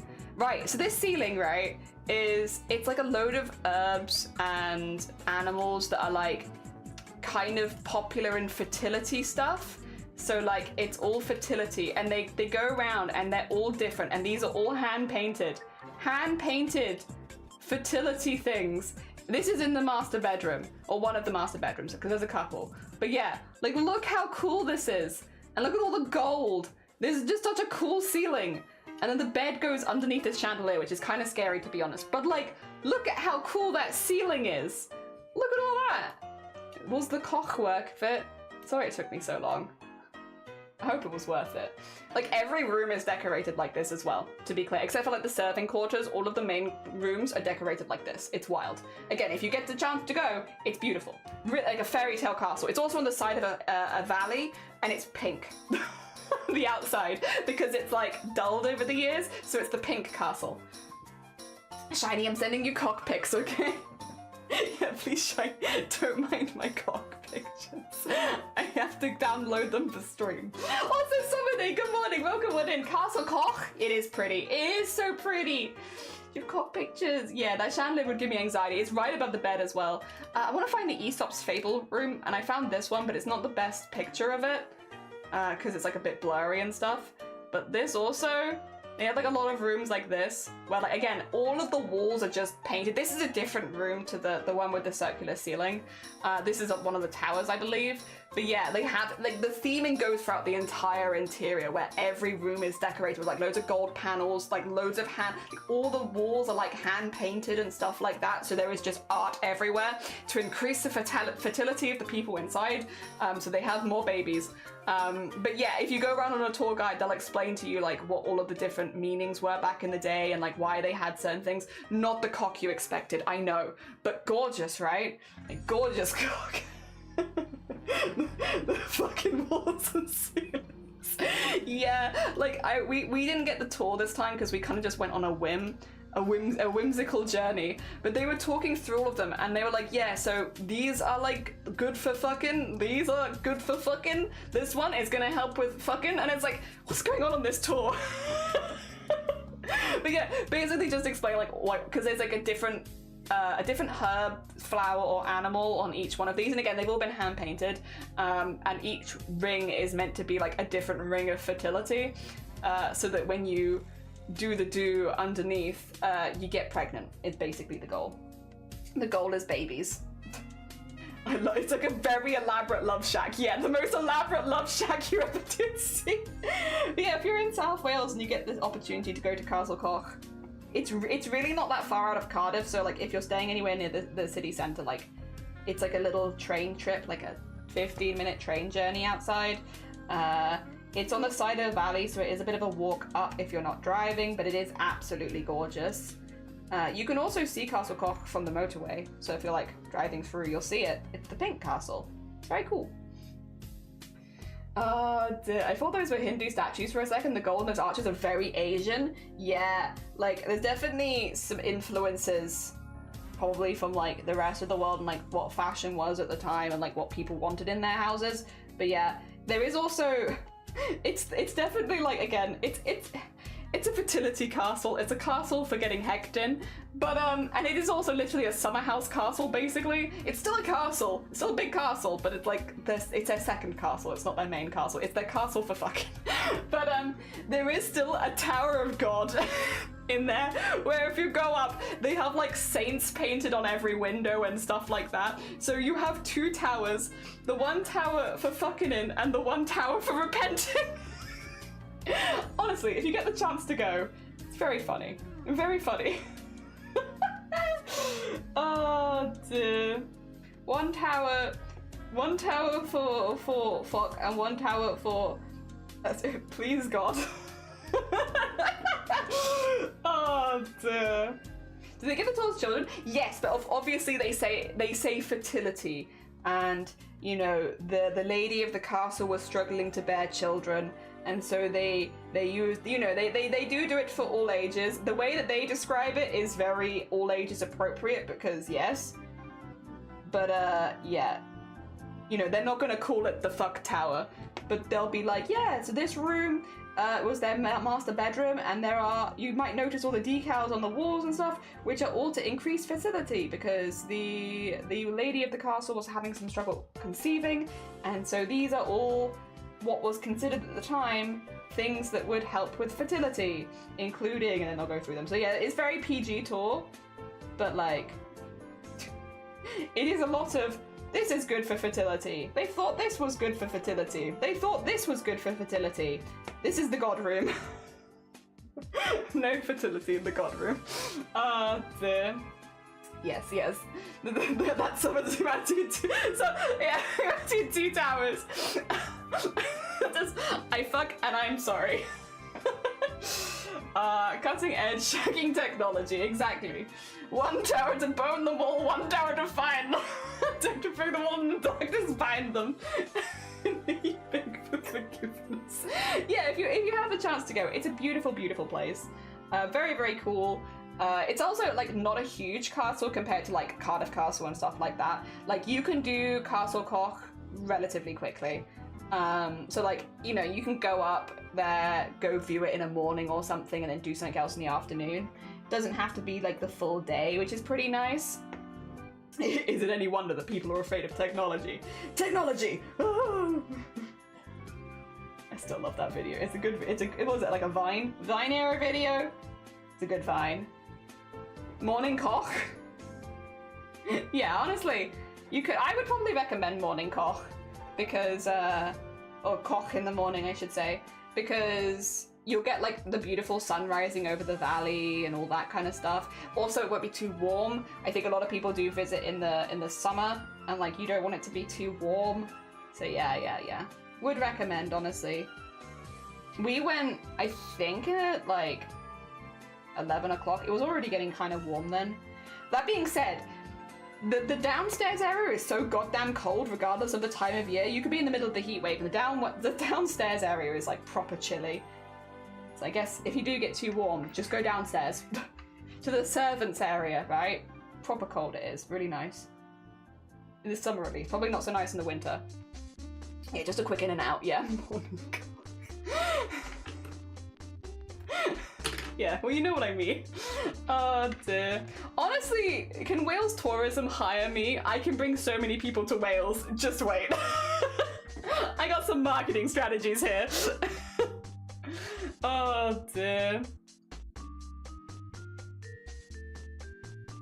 But it is really pretty. It is very pretty. Oh dear. They've also got, at the moment, they're redoing the churchy section of it, I think, a bit. So I don't know if that might be finished by this summer, but they are doing like a few, just like repairs and stuff at the moment. Oh, I will say though, this is the same with a lot of places. If you are someone who struggles with stairs, maybe don't visit Castle Koch. Because it is an older castle, they have old castle stairs and they don't have other ways of getting up, unfortunately. It's not a big enough castle where they could like install a lift or anything outside of it. It's just not the space. Castle Koch is basically on a ledge and there is just nothing around it, so there is very little way to actually increase the accessibility of it. If you are someone that requires like a wheelchair, if you have a pram, anything like that, I don't necessarily recommend going to Castle Koch. There are other castles which have better accessibility for that sort of thing, but yeah, that one in particular, because it is on a ledge basically, and it takes up all the space that it already has, you can't really build anything else into it, so the accessibility is low for even for like a castle, I would say. So yeah, if you are someone who, or if you're visually impaired, again, you should actually be okay. There is a lot of like things to grab onto and hold as you're going up and downstairs. If you have mobility aids, it will be more difficult, or a pram. Yeah, mobility aids or a pram, it'll become more tricky. Because yeah, also like, because a lot of the stairs are like slanted slightly, they're not even heights, stuff like that. Again, old castle things where it can be a little bit more difficult to get around. Yeah, I mentioned this because I know the last time that I went, oh, also it's really dark in a lot of the rooms. Not like entirely dark, but there isn't lights. So you want to go again, you don't want to go too late in the day because it will be really dark. But yeah, no, it's pretty dark in general, so also keep that in mind. I mean, if you have a phone, you will have a torch with you basically, but yeah, keep in mind, it's a little dark. If you can go on a clear day as well, you'll have a much better time, because where most of the exterior windows of the castle are face outward across the valley, and so because you're halfway up a valley, like the castle is halfway up, if you have a clear day, you can see all the way to Cardiff Bay. It's beautiful. See the whole way down to the ocean, but you'll only get that on a clear day. Not that I guess you can control the weather, but if you're doing Koch on a whim, go on a sunny day, because you'll see much more in the rooms, and also yeah, you can see all the way down to the bay, which is absolutely gorgeous. It's such a stunning view. I should have got a picture of that, really. Maybe my parents did. They might have. I've taken them there before. And then, who else have I taken to Koch? A few people. I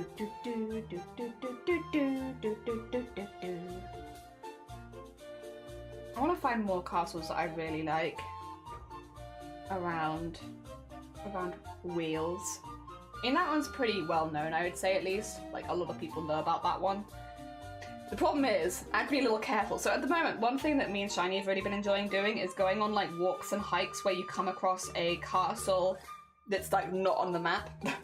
You know it's there because the locals know it's there, but it's like not map marked castles, like unmarked castles basically. Finding them, we're enjoying this. Oh, another thing we did the other day. So I sometimes mention we live in like rural Wales. We do. We live in rural Wales. I'm not going to say where in rural Wales, but rurally in rural Wales. Which, there are problems. There are things that are not so good about living rurally, but there are some things that are really, really good, I think at least, about living rurally. What has happened here? Why are you mad? Did you not on the other side? No, you're fine. Why are you mad then? Why are you mad? Well, I don't know. Something caused it to be mad, but that's okay. But yeah, there are a lot of things I like about living rurally, there are a lot of things I don't like. But one of the things I like about living rurally is, the other night, just like a short, like 2-minute drive away, was an area of like, what do you call it? Where there is like very little light pollution. There was an area nearby that came up on a really clear night where it was like no light pollution. Like it's one of the best places in the UK suddenly for like for low light pollution. And it was like 10 p.m. This was on, I think, was it Sunday night or Monday night? One of the nights. But yeah. And we were like, well, you know, if it's gonna be there, do you want to go have a look at it? You know, we're not expecting anything happening, but like, do you want to just go see like what the stars look like at very low light pollution? And it's like, yeah, go on then. So us, and actually quite a few other people as well, like it was actually quite busy down there, went to go have a look at like just low light pollution. Exciting lives. We're living exciting lives, but I do kind of stand by. What is happening? Sorry, something's happened here where it's very angry. What are you so mad about? Oh my gosh. Why are you mad? Okay, well, we'll fix this in a second. I'm gonna have to tie this back in quickly. But yeah, we went to one of the areas that was like really low light pollution, and we were like, let's have a little look. Let's have a look. See, we saw shooting stars. There was no meteor shower scheduled or anything like that. And we got there, and I was like, again, a lot of other people as well had obviously also got the news. And were like, locally, there is going to be like a very good period to go see the sky if you want to go see it. So we were like, you know, we were definitely not the only ones there. And oh, it was gorgeous. I don't have a good enough camera to like take pictures, so I didn't even bother. I think I actually left my phone in the car. But yeah, it was so pretty. It was so nice. Like just lying on the ground and being like, wow, you can see everything. Oh dear. Because where we live, again, it's rurally here, so we're not super bad here or anything like that, but like nothing like that. Nothing like that. I don't know. I want to go do stuff more like that more often, honestly. And keep an eye on like when there are going to be like really good periods to go watch the sky and stuff, and just go out at night and go see it. I'm definitely not really a nighttime person for the most part, but it was just so pretty. It was just so pretty, and it was just really nice and relaxing. And something really nice as well about there being so many other people there, because everyone was proper quiet. Like there was no one making like a ruckus or like being loud. Everyone was kind of just chilling and staring at the sky. And I don't know, it was really nice. It was just really, really nice that everyone was just kind of like, huh, that's really cool. I don't know, I had a nice time. Felt very cool. Also, Haruka, good morning. I hope you're doing well. Anonymous Koch, yeah. How you doing? I hope you're doing good. You're not gonna show you that? I'm not. Like, that is not just me that argues with my yarn. Oh yeah, have a good little fight every now and again about why won't you work? What are you mad about today? I live in a northern capital, so half the year it's bright at night too. The other half is clouds illuminated by city lights, so I do appreciate low light pollution to see some stars. Yeah, it's just lovely. It was just absolutely gorgeous. Oh Morning. How are you doing? I'm doing fine, love listening to you. Sorry, you probably came when I was gushing about the stars. Knit, how is your stream? If you haven't met I Just Knit before, incredibly talented crocheter, makes beautiful, beautiful blankets, beautiful amigurumis, like just incredibly talented bean. Let me get the shout out. Wait a minute. Did we get double rated? Did we just get rated back to back? Cthulhu, good morning as well. I hope you're both doing well. Okay. Welcome on in Knit, welcome on in Cthulhu. How was your streams? I hope you both had a good time. Cthulhu, also an incredibly talented crafter who makes, I think they probably were working on a quilt because I know they were doing a quilt the other day where they designed it on stream. Dear Cthulhu, I can't actually, I'm gonna have to do the regular shout out for you, Cthulhu. I'm so sorry. I can't actually type right now. I'm gonna change your shout out, I think, because I can't regularly spell Cthulhu. And I feel like you're missing out on shoutouts because I can't spell Cthulhu. I'll also get you the big one in a minute, just once the knit one has gone. Yeah. Playing silly game before I have to run away. Oh, have a friend move. No, you'll fight. I should say this to both of you then. If both Knit and Cthulhu, if you need to raid and run, if you need to go look after yourself, if you need to do any self-care, please do. As much as you're super, super welcome here. If you do need to do anything like that, you're more than welcome to. And if any of my people have not checked out both Knit and Cthulhu, please do. Really, really doesn't Cthulhu. I can't spell it though. That's the problem. I'm going to change Cthulhu's command name. I'm not going to change the command, but I'm going to change the name, I think, to !Lil or something like that, because I can't touch type, and Cthulhu's a really hard word to spell if you can't touch type because it's so spread across the keyboard. So I feel like Cthulhu misses out on shoutouts because I just can't type it. I'm not good enough at spelling, and I'm not good enough at touch typing, which means, yeah, I need to change it to something that I can spell a little easier and quicker, like little, I think. Yeah. It's not Cthulhu's fault, it's mine. But I also am like, if I can acknowledge like a problem that I'm having, maybe we fix it, you know? Maybe we fix it. Just like that I can actually spell regularly. But yeah, if you've not checked out both Knit and Cthulhu, please go send them some love. Incredibly talented beans. If you do want to share anything in the Discord for Discord Art Shed later, I'd love to have it. But otherwise, yeah, definitely go look after yourself. For anyone who's come in as well, who's wondering what we're up to, we're making fan art! We're making fan art for streamers that I really like, that I want to meet at TwitchCon. I can show you a finished one here, because I made this one for Vile Mods, and Vile Mods have seen it before. They've already seen it, so I don't have to worry about spoilers. And basically just making little postcards, and they've got like embroideries, and fabric painting, and then like beadwork, and applique, and stuff like this. This one we're making for Bear Boo, who I'm doing appliques of dogs, and we're going to do like a little army of dogs, actually.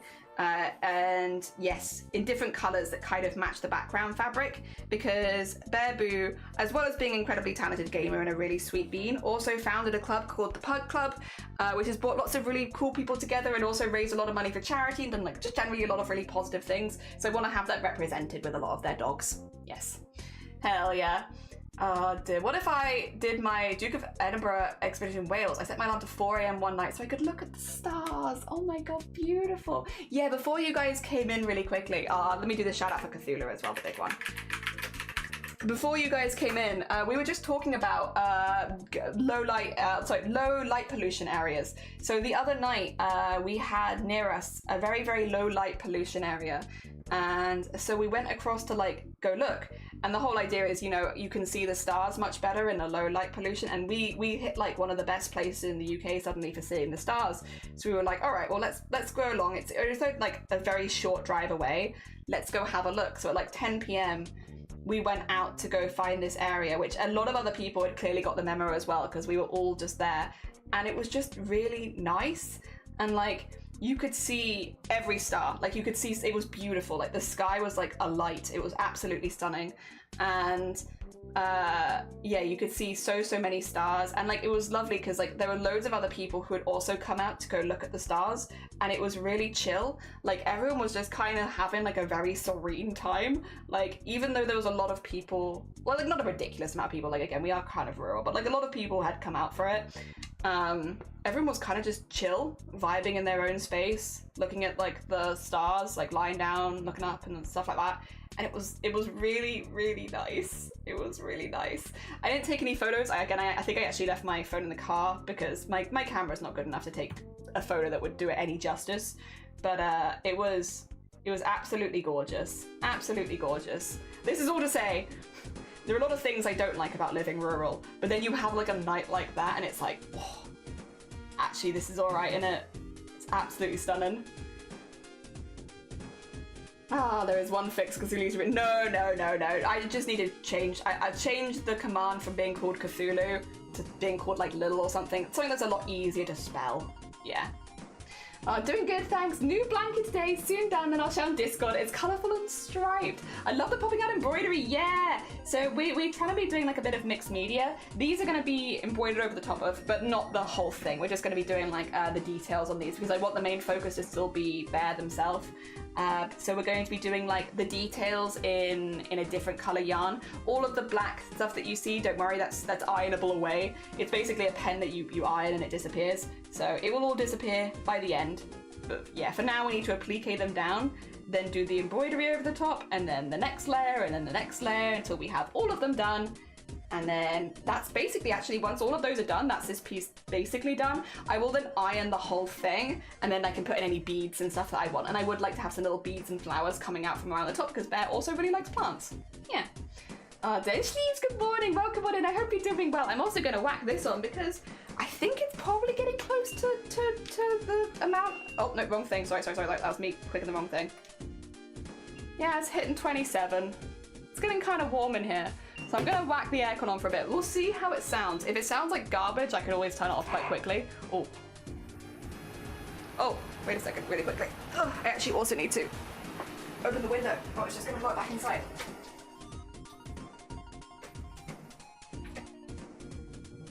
There you go. Oh. How's that? Is it obnoxiously loud? Do you hate it? I can also put the mic a little further away from it. Hopefully it's not too loud or invasive. Again, I can move stuff away because it is good though. Like 2 seconds. The air near it is already down like a whole degree. Like, it's so good. It just poofs out the cold air. Oh dear. Oh no, you're fine, Knit. Have a lovely look. Again, massive thank you for the raid. Very kind of you. Yeah, go do everything you need to do. You're all good. Oh dear. Sounds like a good idea. Thank you. Yeah, no, I'm making use of people that want to meet at TwitchCon. So I can give them little fan arts and stuff. But yeah, mainly it's just for funsies. But I want to see how quickly I can get through them because I do want to make maybe 2 this week because TwitchCon is creeping up on us. I got things to do. So yeah, I want to finish this one today. Hopefully. And then maybe make a second one this week, starting tomorrow.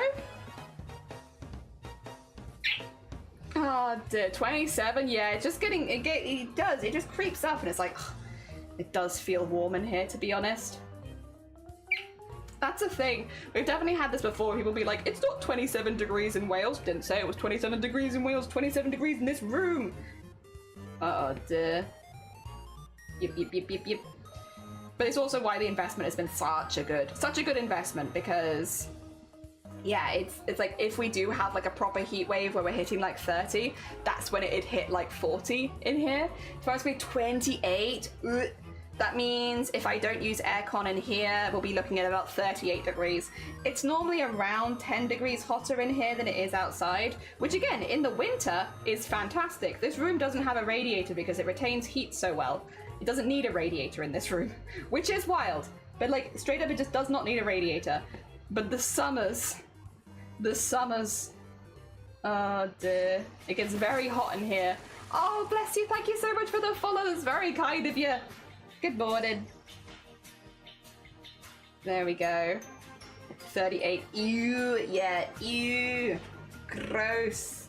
I don't know if it's going to be getting to 28 here though. It could be. Maybe again, it could have updated since I last saw it. I think here it's going to be a little cooler. Again, like normally Riverlea doesn't get quite as hot as it does in the cities. So I don't know if it's going to get to quite 28 here. It's definitely going to be warm. Today and tomorrow is the days it was like, it's going to be warm. Ah, dear. There we go. Have the opposite. Flat is permanently cold. Yeah, this room retains heat like nothing else, Castle, like constantly. Which again, in the winter, fantastic, but in the summer is a bit. Ugh. I have both the wrong way. Cold in the winter retains. No, we don't want the cold in the winter. So close to having it perfect, but no cold in the winter. Yeah, no. All right, let's do a little stitch in there, and then. Put that here. Good. Oh dear. I will say, it's annoying when it's hot, but not enough to make you sweat, so there's not really any good way to cool down. Yeah, I am, to be honest, a sweaty bean. I will sweat pretty easily. So like, I haven't, not a problem I've had too much. Oh dear. I can tell an embarrassing story in sweat, so like, you know. Not been so much of an issue for me, but I'm sure that's really hard. Oh god. Dear. That's not the thread snap, because otherwise I might have had the perfect amount to go around. I think I'm not going to win the thread chicken here, but that's okay. I might have nearly had enough to go around the whole thing. I am thinking, I don't want the faces to be super obvious, so I'm thinking maybe we actually use like the same color and then fill them in with that, or maybe just like the slightly darker color, I suppose. We could use a slightly darker color. I basically just don't want the faces to like pop out too much, or we could use a slightly lighter color, but then that's not going to work when we do the white, is it? There's not going to be a lighter color. My ex is sweating 90% of the time. Now that's a vibe. See that? I get that. When I know I'm going to be outside and doing some sort of physical work on a hot day, I wet my t-shirt before I put it on. It's a game changer. Whoa, that might be like a good shout for like running in the mornings, right? I run at like 6 a.m. because I don't like the heat that much. Or people, and that's pretty good. 6 a.m. is pretty good for that. But I run at like 6 a.m. But even yesterday when I did my run, which is the reason I couldn't stream in the end because goddamn car. But oh, I should probably turn the aircon on for a minute. It's just been going. Oh, but it feels so nice. But yeah, it was still a little warm by the end of the run at like 6:30. I was like, ooh, getting a little warm, a little early. I want to go on another run tomorrow as well. Maybe. It keeps it so cooler when it dries and I can wet it again so I don't get super overheated and sweaty. Honestly, yeah, that might be a vibe. That might actually be the vibe. Ooh. I had a pony who was a cob, so very fat and hairy, and I'd hose him down before a ride. At the end he'd be dry but still cool. Oh, need someone to hose me down like a small pony. Oh dear. Before and after my runs. Oh dear. I will say though, if I put my protein shake stuff in the fridge, when I come home I can have like a really cold protein shake, and that feels pretty good, to be honest. I do like that. It's the little things sometimes. Oh dear. I need to start doing more on my off days for running as well, to be honest. If I want to get the body that I'm aiming for by October, not that it needs to be perfect or anything, but I do have a goal. If I want to get the body that I'm aiming for by October, I need to start actually putting in a little bit more effort in on my off days. Because at the beginning I was like, oh, you know, I shouldn't do it back to back because I should have like a recovery day, which I still stand by. But if I'm running one day, I can lift weights the next, you know? I don't have to, because I'm not using my arms really for running, and I'm not using my legs so much for the weights. I can back and forth a bit. And I should be, to be honest. I should be. It's just the waking up early bit is the thing. And again, I don't have to wake up early, but it is the most comfortable time of the day to do it.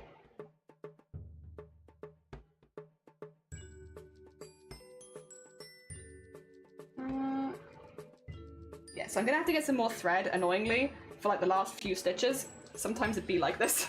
Sometimes you don't win the thread chicken, and I'm not winning it today, and that's okay.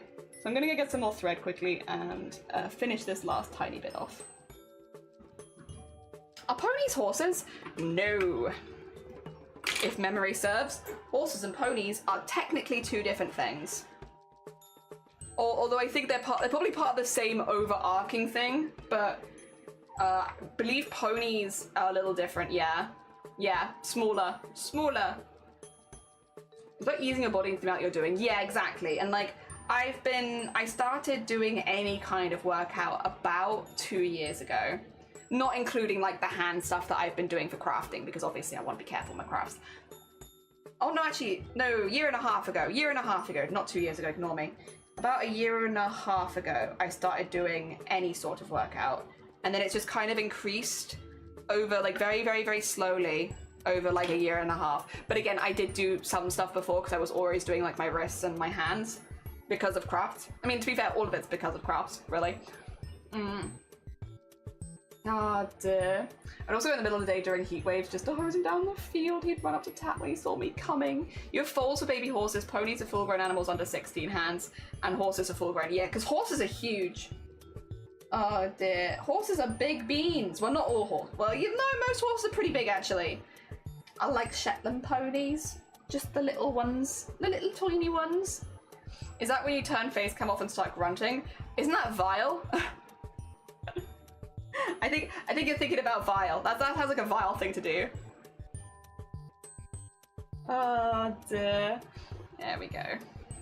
But yeah, no, it's been very slowly building up. Slowly building up. But we're getting there. We're getting there. I mean, it really started just so I could embroider for longer. And you know what I can do now? I can embroider for longer. You know, I haven't had any kind of shoulder, back, or upper arm pain in embroidery for like a year at this point, which is phenomenal. Phenomenal. Cannot recommend enough. If you're trying to do embroidery for 10 hours a day, oh my gosh. Building up the embroidery muscles? Oh, hell yeah. Game changer. I can do so much embroidery now. I can do so much embroidery. I can embroidery forever. Oh dear. And I don't have to worry about getting repetitive strain injuries or hurting myself. And yeah, fantastic. Love it, actually. Makes me the big smile. Every time now protocol is coming around, I'm not even worried. Like, can I embroider for 30 days straight? Yeah. I just don't know if I have the time. But I can. Oh dear. There we go. Hand is forward just for reference. You should measure at the tallest non-moving point, which is the top of their shoulder. Also, Kitty, have a lovely, lovely look. Take care of yourself and enjoy your Wednesday. My horse info dump has been activated, but I will try to rein it in. Gosh darn it. How do you build up those muscles? So in my case, I can tell you the workouts that I do. And I can't name them though. People have found out what they're called. Basically, I went to a physiotherapist and I was like, hey, I'm doing a lot of embroidery and I have hurt my shoulder and it doesn't seem to matter what I do, it's not getting better. What do I do? And so my physio like looked at it and I did have to pay for this appointment and stuff, but it's been so worth it in retrospect because oh my gosh, I've learned so much. But yeah, so they looked over my whole body, they did everything, they were like, yep, we can see the problem. And what was happening was, and I'm sure this is the same for a lot of crafts, I will say that actually before I go too much into my experiences, if you're having any experiences where you're having muscle pain or you're having concerns about your health and stuff like that, please go speak to a medical professional yourself and don't use what I'm doing to like diagnose yourself because there could always be something wrong. And like in my case, actually, it was a really good thing that I did go. So I think this is probably the same for a lot of people that do crafting with a dominant hand. My shoulder was rolling forward a lot because I was doing like this to like sew. So I assumed that the pain was coming from like here, but it was actually coming from here, and it was because my shoulder was rolling forward. And I was doing embroidery for like 10 hours a day. At that point, it was like I'd done 3 weeks in a row of like 10 hours a day for 3 weeks in a row, up to 14 hours a day on certain days. So I was doing a ridiculous amount of embroidery, and so my shoulder was rolling forward a lot, and that had ended up then with me pulling or like causing a problem underneath my shoulder blade muscle, which again felt more like up here, to be fair. It felt more up here, but it was actually down there where it was hurt. And I basically went to them and they were like, yeah, this is what's happened. We do see these injuries. It's not that unusual. You have two options. Either whack yourself on painkillers, rest it for a bit, and then it will probably happen again once you start, but like you might get a few months out of it, or build up your muscles in your back, because if you have more muscles holding it together, your shoulder can't roll forward as far, and so you can't be giving yourself this injury as easily. So what you want to do is, like this set of exercises I'll talk about in a second, you want to do this set of exercises and like build up those muscles in your back, because right now what's happening is your shoulder's rolling forward, your other shoulder's coming back, and your spine is twisting from doing embroidery, and that's why that shooting pain is going up your neck, because you are twisting your spine when you are doing embroidery. And it's because you're using your dominant arm consistently and a lot more than your other arm, and it's putting a lot of pressure on it. But if you build up those muscles in your back, basically you're not going to have it's not going to be able to turn as easily, and thus you're not going to be giving yourself that injury. So you got two options: either, you know, come back in 3 months and we'll have the same talk again, or start building up some muscle, or stop doing as much embroidery. And so I guess three options stop, hurt yourself again, or build up some muscles so you can actually do what you want to do. And it does make a lot of logical sense, because I don't see embroidery as a workout by any means, because it's a craft. But if you're doing the same kind of repetitive motions for 10 hours a day, it is effectively a workout. And what I was doing was I was doing too much for my body at the time. Like, I didn't have the muscle growth to support the work that I was doing, and that's why I was getting injured, and also why I was having the problems, and like it was coming back. And yeah, basically I was doing what I shouldn't have been doing with the amount of muscle that I had. So the only option, yeah, it sounds like two options. For me, the only option really was then to start actually focusing on building up muscles. So they gave me some bands, like these. I need to get a new one still, I know. They gave me some bands. They also gave me some exercises to do in bed in the morning. The ones in bed I can't show you, and they're quite specific. Basically, you're lying on your front and you're rolling your shoulders back with some weights. It's a bit weird, but basically it's pushing your shoulder blade muscles like together and out and together and out. And you do that in the mornings before you start crafting. So that's like your first, like, get up in the morning and you do those exercises. They look very silly, very, very silly. And then the other ones are all weight training, basically. Weights and bands and tension and stuff like that. So doing like the stretching it across and holding it for like, and then pulling it back in again, and then pulling it out again. And you can also do it forward. Doing sets of 10 or 20 at this point for me, but 10 was what we started with. And then weights, and you'd be doing weights, you'd get yourself in like a squat position basically, and you just pull the weights up to your sides, and then you like push your shoulders back as you pull them up, and you're doing like that. And again, I can feel it these days, even without the weights. I feel my shoulder muscles moving back there, because I'm not jacked up, but my back's quite strong. My back has now got visible muscle definition on it, even if I'm not flexing. Because I've been doing these exercises where I lift weights into my back for like 1.5 years now. And I'm also not a particularly like bulky person, so when I've built muscles you can actually see them, which is kind of nice. But it's another reason why I want to have like this particular dress for a wedding that I'm going to this year, because it's backless. And I'm just like, listen, I'm not big into working out still. I do the stuff that I do so I can do my crafting. However, if I'm going to have these like kind of gorgeous visible back muscles, I want to show them.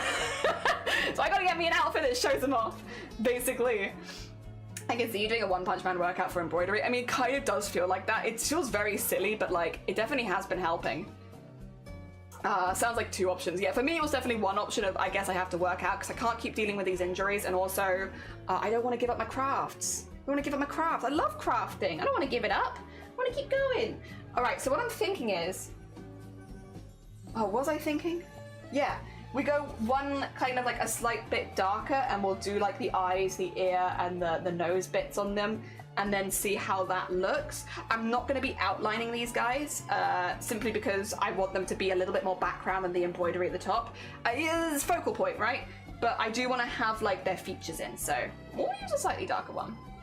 Also, welcome on in. Yeah, Knit raided in. We were very luckily graced with Knit. Oh dear, we are currently making some fan art for some streamers that I really like, and right now we've just appliqued some dog shapes onto this, and then we're going to do some details on the dog shapes now. You do dog shapes and then details on dog shapes. Hell yeah. Got a 6-pack for your back. Yeah, well that's kind of what's happened here. My back is definitely very strong compared to what it was, but again, I have no, at this point I can do embroidery for like 10 hours a day with no detriment, and that's an amazing feeling. And I don't have to worry about getting injured and stuff like that. What I do have to worry about is where I put my needle. You know what I also need to worry about? The fact I've not worn glasses for this entire stream. No wonder I can't bloody see. Are these cactus dogs? Yeah. Yeah. Well, we have like a few different colors of them. They're just meant to be a bit more abstract.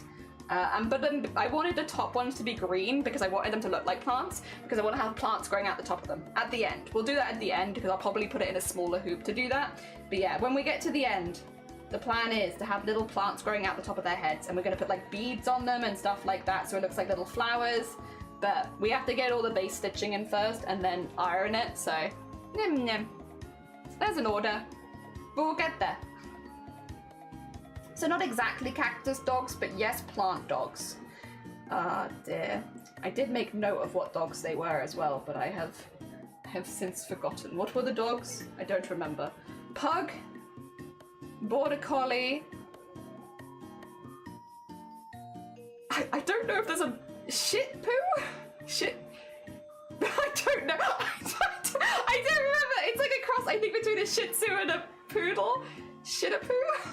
I'm not sure. I'm not sure what the cross between a Shih Tzu and a poodle, because they normally put like cockapoo or, you know, at the end. I don't know what the Shih Tzu poodle mix is. I think it's a Shih Tzu poodle. It might be a shit poo. I'm not sure. I don't remember, I'm sorry. It might not even be a Shih Tzu, and that'd be very embarrassing. It's a poodle cross, I know that much. Alright, let's get a first stitch in really quickly. I don't know why I put it there, I probably should have put it on the ear, but that's okay. We'll start there, and it's fine, we can work our way across and back. It's shitoodle. I'm not sure, it's a poodle cross. They're a poodle cross, they're very cute. I'm just not very good at dog breeds, to be honest. But whatever breed they are, they're very cute. Yeah, that's a few of the dogs that Bear actually owns, and so I was like, yeah, I'll do those ones then. I was gonna do all pugs originally, but then I was like, that might be a little boring if we're like just doing layers of pugs, just because the Twitch team that they made is called the Pug Club. But I figured it'd be more fun to have like all of the dogs. All of the dogs. That's what I'm doing. I'm having all of the dogs. Or like at least a representation of all of the dogs.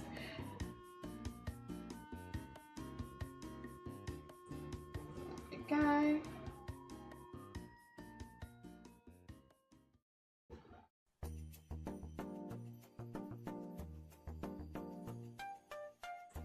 I'm tempted to maybe put some highlights on here as well.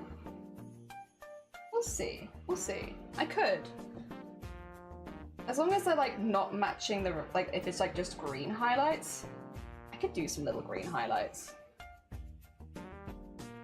I'm definitely not against that, but I don't want to fill the majority of it in. It's meant to look a little bit more patchworky, so I don't want to fill everything in because then that's going to kind of ruin the vibes. Because this again is meant to be the focal point. These are meant to be like an army of dogs. Dear.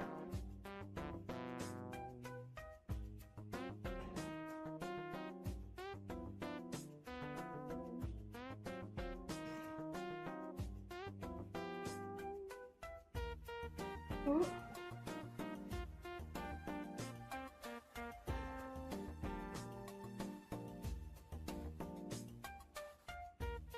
I'm also really hoping that I like them like this, because it is a little less detailed than I'd normally go, which is by design. Also, is it a knot? Did you just do a knot right in front of me?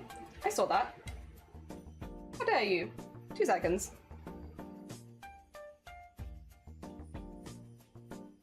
There you go. Get rid of that. Silly. I can see it when you do it there. You have to do it when I'm not looking. Otherwise I'm just gonna get rid of it immediately.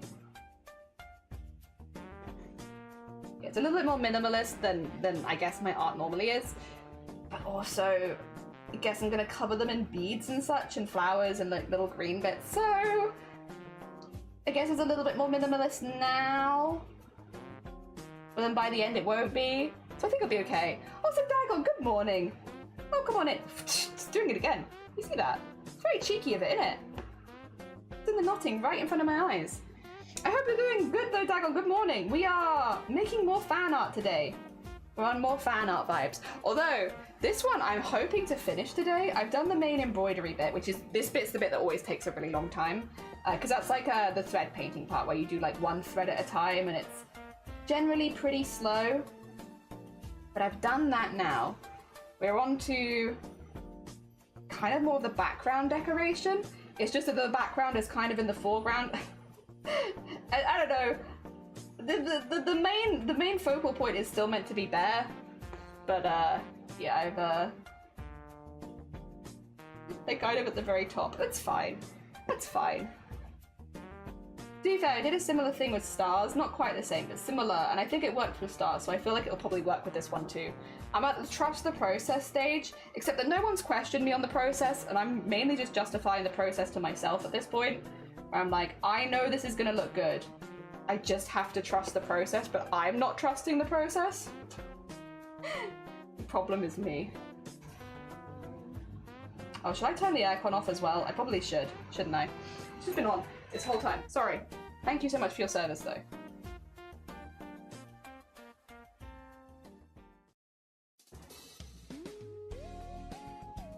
There we go. Cute. Cute. And keep stitching the rest of it.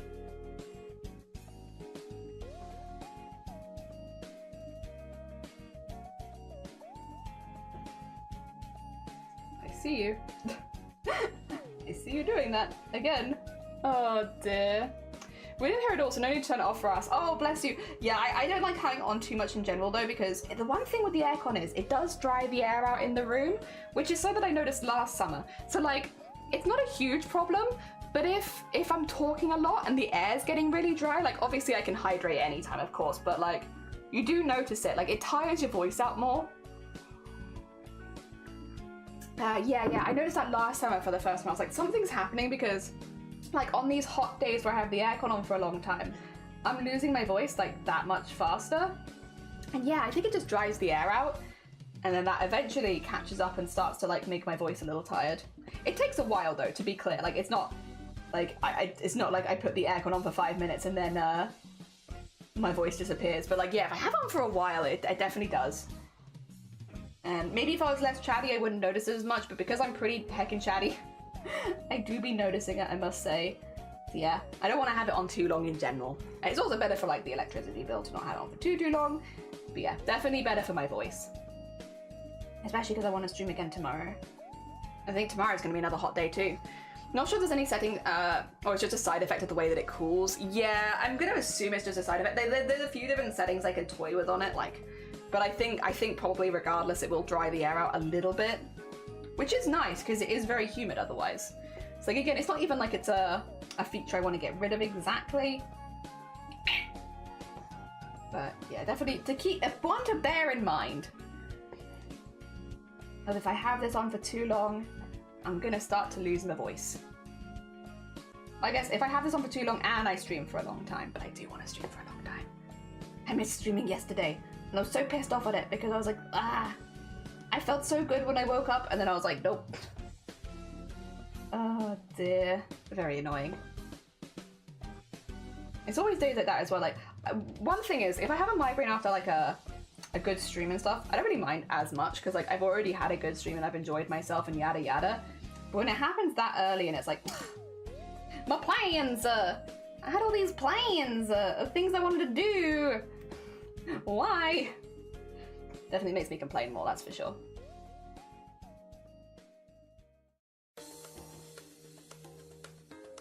Okay, let's get the other ear in.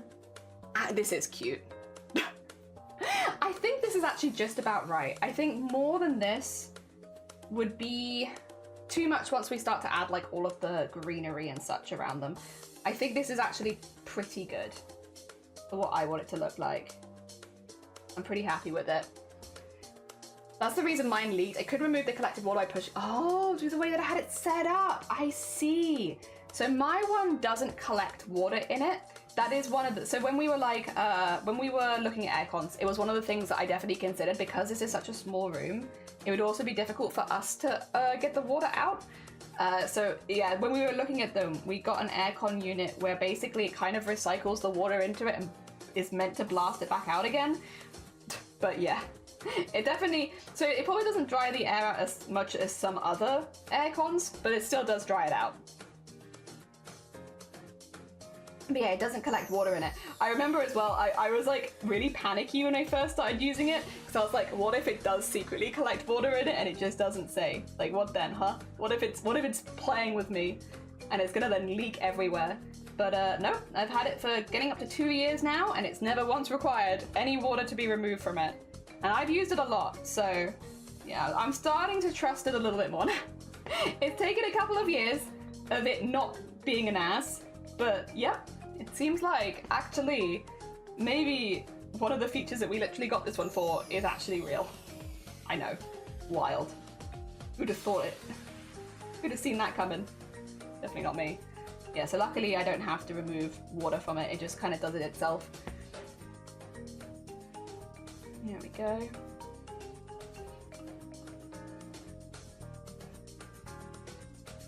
Bonk.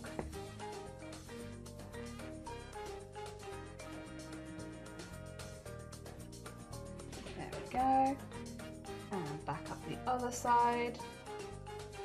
I think we have pretty close to the perfect amount of thread for this as well, per dog at least. Yeah, the goal will be, I'm not going to do, again, all of the bead stuff until I can iron them, because once I've put the beads on, it does prevent me from ironing the piece again. And if I want to get rid of all of like the black outlines and stuff, I do need to iron it. So I can't do any more of the greenery and growth and such until right at the end, but that's okay. I'll just get all of the faces in for now. All the faces and little face details in, and then we'll just applique them, the whole thing, all the lines in, and then, yes, go from there. The only thing is I might need to remove the hoop in a sec, because the hoop is... I might get the next line in, and then after that, maybe not anymore. I got the hoop a little higher up, because I wanted you to see like the embroidery, because I had finished that off stream and such, so I wanted to be able to show you that. But you've seen it now. You've seen it now, I can hide it again, and then I can move my hoop down a little bit. Do you have a heat gun, Jelly? Yeah, I do. Somewhere downstairs I have a heat gun. I still probably wouldn't want to go on my beads though, because a lot of my beads, what do you call it? The stuff they use to paint the beads comes off in heat. Like, it becomes very sticky. So if I was only using like glass beads, I could probably get away with that. But since I kind of used a mixed bead pot most of the time, like a lot of recycled beads and stuff like that, I'd rather just iron it before doing any of the beading, and then, yeah, and then do it afterwards. It needs to be ironed at some point anyway, or like heated at some point. That's a good time to do it. Plus it gets me an opportunity to look at everything and decide if I want to add any things right at the end. Because you never know, maybe I do. Maybe a thing is coming to my brain and I'm like, add one more thing, just one more thing. Hopefully not, but you never know. Crafting brain, innit? Use that to get rid of my heat pens. Yeah, you probably, that would make a lot of sense.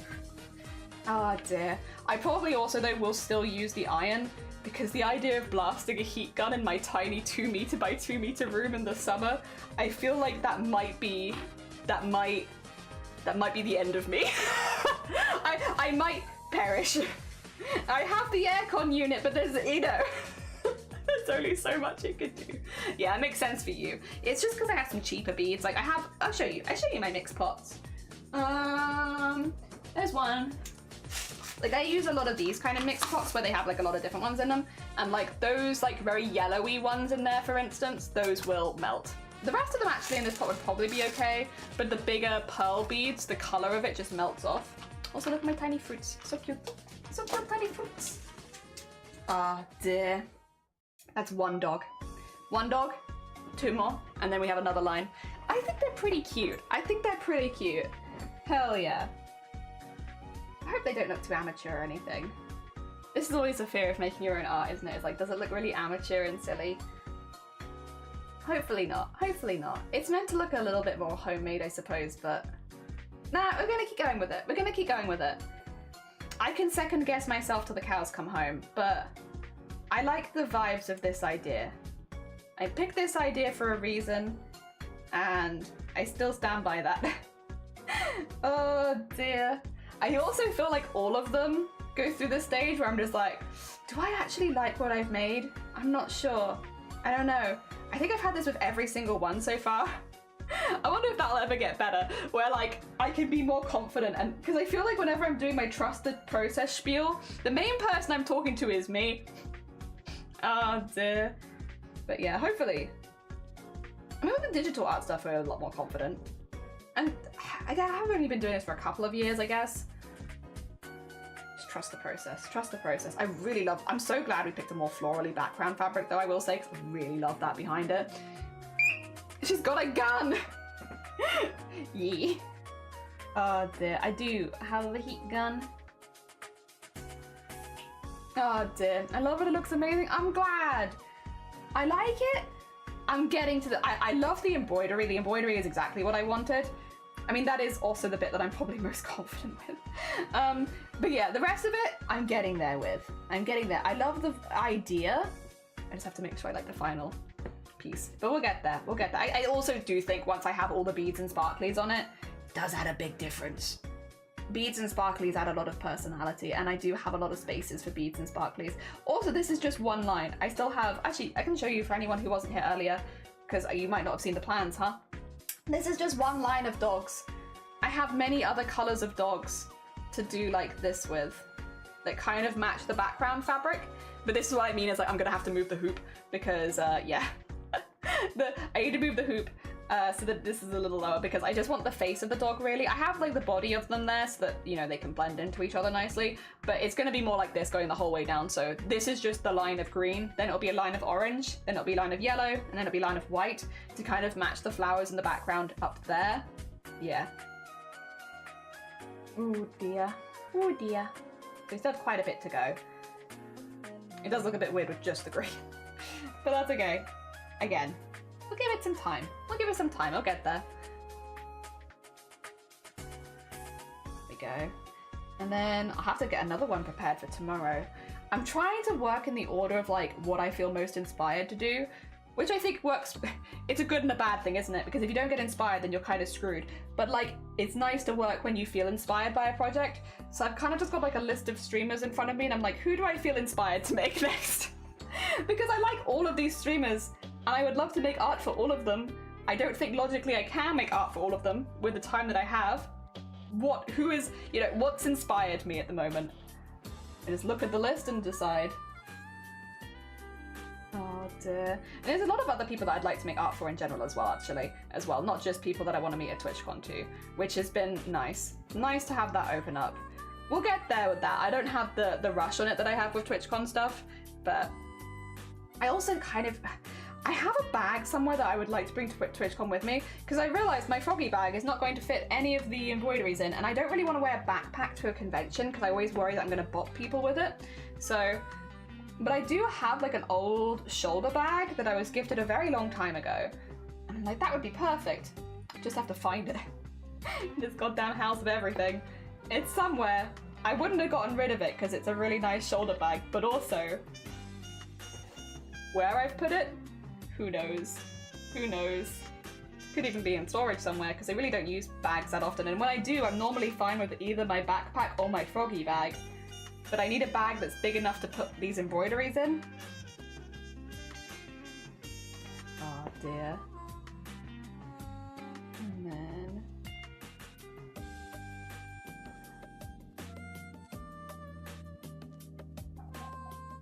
here we are. I'll find it, I'll find it, or I'll make one.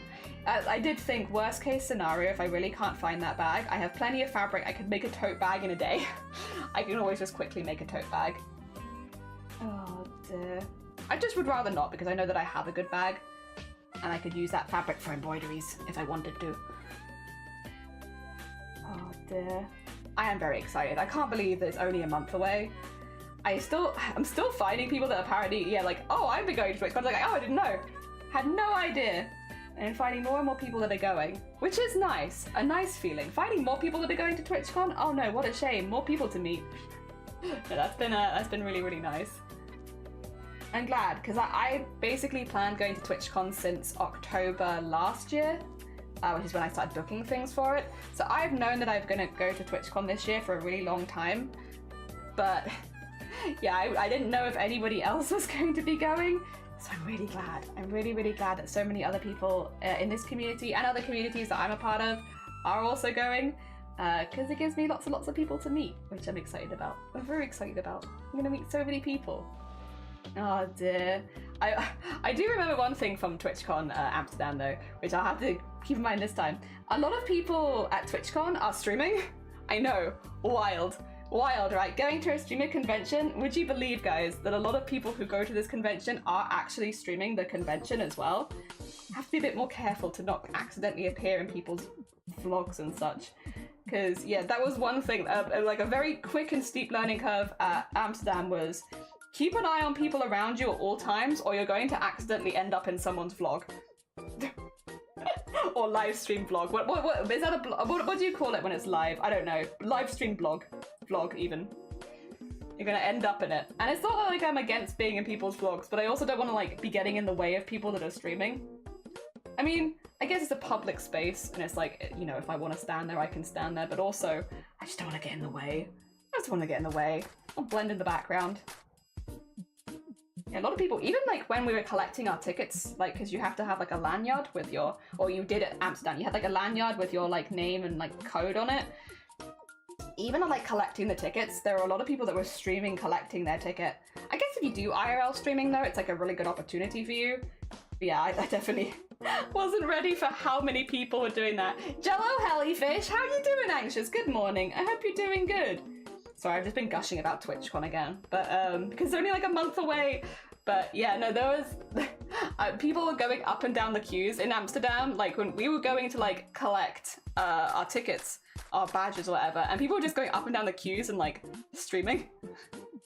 Like not talking to any of us or anything like that, like they were, you know, leaving everyone alone, but like they were just going up and down with like their backpacks, like streaming the queues for getting the tickets and stuff.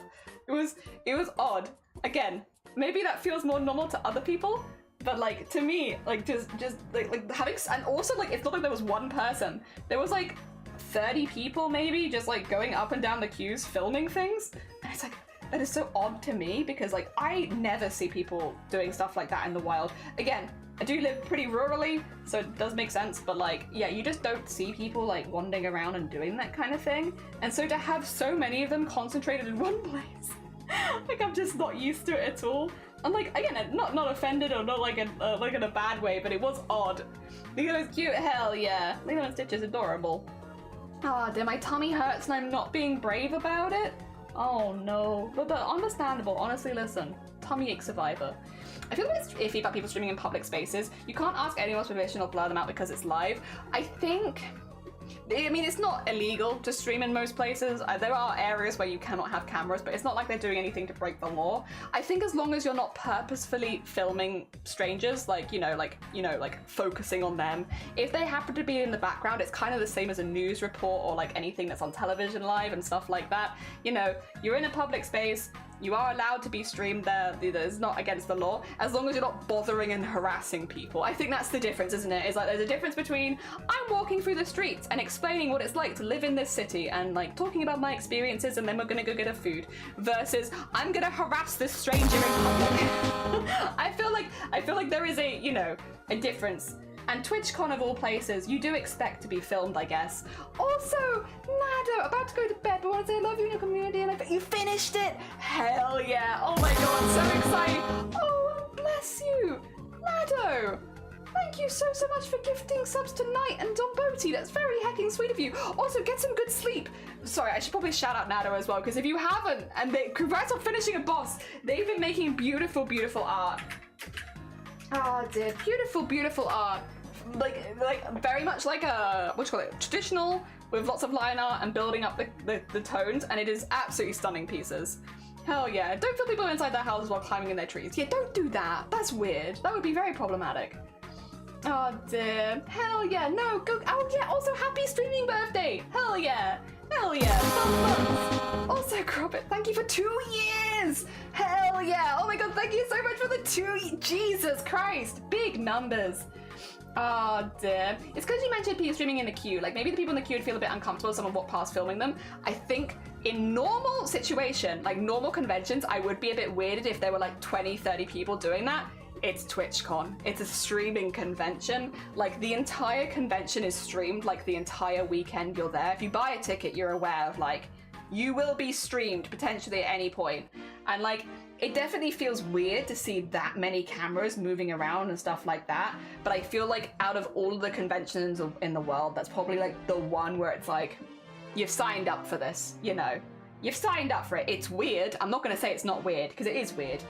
But like, I can't hold it against people who are like, I want to stream my TwitchCon experience at a streaming convention. It's like, yeah, and every single panel is streamed. A lot of the hallways, they'll like have like cameras streaming it so like they can put footage together.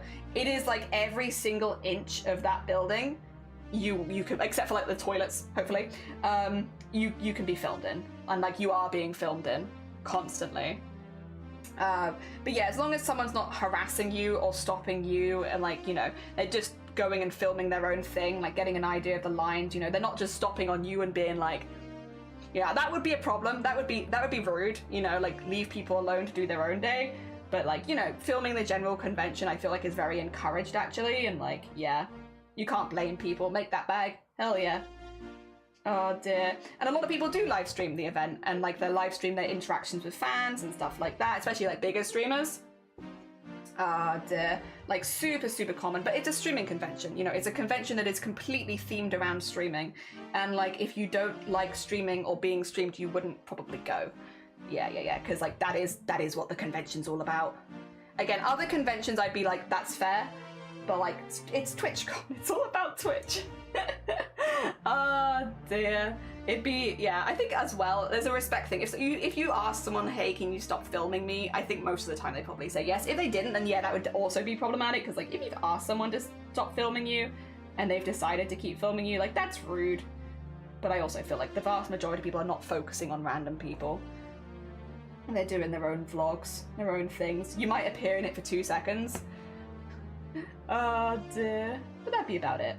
I still rather like not get in people's way when they're doing vlogs and stuff. Like, again, prefer to be a background person. But I'm also not gonna complain because it's TwitchCon. Oh dear. Yeah. All themed around streaming. Because you're gorgeous. Oh, I had a camera on me so much bad. I hated it. Although if men went up to women and record them, it's a bit sus. Yeah, but it's a difference between recording members of the public and the members of the public happening to be in the background. I just think it's different. It's not, these are two different situations. Like, yes, of any gender, if you went up and purposefully filmed a stranger, that's a weird thing to do. There is no reason to do that. And I think that's a pretty unanimous, like, that's kind of rude, don't do that. But if you're walking through the streets and there are people behind you, if you are going through an area and you're like getting a vibe of how big the crowd is, like, you know, that's not a targeted on one person kind of thing. I think it only becomes a problem really when you're like, this one person I'm going to film. And it's like, don't do that. Leave them alone. Leave them alone. They're just doing their own thing. They're living their own life. Stop that. But like, yeah, going around and like, you know, for instance, if you were going to like go vlog at Thorpe Park or something, you know, you could show like, oh, the ride for Nemesis is really long. Look at the queue. You'd show the whole queue back to you. You're not focusing on one person, singling anyone out or anything like that. You're showing a vibe. And I feel like, again, it's not illegal. I don't feel like you're hurting anyone in particular. You're also clearly not trying to hurt anyone. You're just showing your experience at a place. And I think that's what the vast majority of people, I'd hope that's what the vast majority of people are doing, rather than getting up in people's faces with a camera, because that's weird. I don't like that. Oh dear. If someone was getting up in my face with a camera, I'd also probably be like, hey, stop. Stop. Oh dear. Do not perceive. Hopefully toilets. Yeah, hopefully toilets would be fine. Don't go anytime soon then, just because it makes... Well, yeah, it's a streaming convention. If you don't want to be streamed, definitely don't go. That is probably... I couldn't imagine if a worse place to be if you don't want to be streamed than a streaming convention. So yeah, probably TwitchCon might not be for you. You might prefer like Twitch meetups and stuff like that though, because sometimes they'll do like meetups in certain countries and stuff like that. But and then those are generally less filmed. I mean, again, some people might still be vlogging. It's a streaming thing. But yeah, TwitchCons are all about streaming. So yeah, everyone is streaming everyone and everyone is doing everything and yada yada yada everywhere. Which again is a very different environment that I'm not used to. Also, Zomboti! Welcome on in. I hope you're doing well. Good morning. How goes it? If anyone here... Wait, Zomboti, that's a very... Actually, we're doing a pretty early morning stream the other day as well, actually. If you've not met Zomboti before, an incredibly talented artist, makes a lot of amazing art. I know a lot of you have probably seen it on stream before, but if you haven't, go send them some love if you haven't followed them before. Thank you so much for the raid. How was your stream? What did you get up to? I hope you had a good one. We're talking about kind of the vibe of TwitchCon. Because yeah, for some people, if you don't like being vlogged, you probably don't want to go. But yeah, just talking about kind of what it's like. When I went to Disney, I just expect to be filmed since there are so many people that stream while there. Yeah, Disney's another one where I think a lot of people do stream it. You can talk to security if you feel harassed. 100%. Maybe don't stream at Thought Park, can't record on the rides. No, but like people will record like walking around it and stuff. But then I think that's been the case for a long time. It's just now it's shown to more people. Because it used to be like families would record each other, whereas now it's more like, you know, people can make content out of it and they do. I just expect to ignore it, otherwise I'd be worried all day. Yeah, maybe don't stream at Thought Park. You can't record on the ride, but you can record around. Have you had people chat with you at the urinals before? I can't remember if that's happened. Hopefully not. Also, hi, you missed a Zombody stream. Oh dear, how are you doing, Zombody? I should say actually really quickly. Again, if anyone hasn't followed Zombody, please go send them a follow. They're a very talented artist. They make a lot of amazing art. You'll be blown away, I promise. But also, Zombody, if you need to do any self-care post-stream, if you need to go eat, sleep, drink, anything like that, please do, as much as you're, of course, super welcome here. If you do need to go look after yourself, yeah, go look after yourself. Oh dear, completely understand. And as far as the conversation that you guys joined when you were raiding, we were talking a little bit about TwitchCon, specifically like some of the weird things that I wasn't expecting but do make a lot of sense in retrospect, about TwitchCon Amsterdam 2022. For instance, the amount of people that are streaming at TwitchCon, you just don't think of it, especially because I don't do IRL streaming. I never really considered, oh yeah, there's going to be a lot of IRL streamers here, and there are. There are a lot of people that are streaming every element of their TwitchCon experiences. Again, to be clear, they're not getting up in your face and like harassing you. That's not what they were doing, and they would probably be escorted out by security if they were. They are simply documenting their own experiences with their own community, doing their own thing around TwitchCon. When I say that people were filming the queues, they weren't getting up in my face. They were just like going up and down the queues to show how big they were and stuff like that. Ah dear, it was not a personal attack or anything. But yeah, they're definitely, even from the very first moment of going into TwitchCon, you realize like, oh, a lot of people are streaming. Like, you can hear people, like, that is actually one of the things that, it's funny, I think it's hilarious, but like, you'll be walking around and you'll be like, hey chat, and it's like, who is saying hey chat in public? But then obviously it's people that are streaming, but it's so weird to be like walking around a place like, oh, I'm gonna go queue up for a burger, and then you hear like, hey chat, what should I get for lunch? And it's like, it's weird to hear that in real life.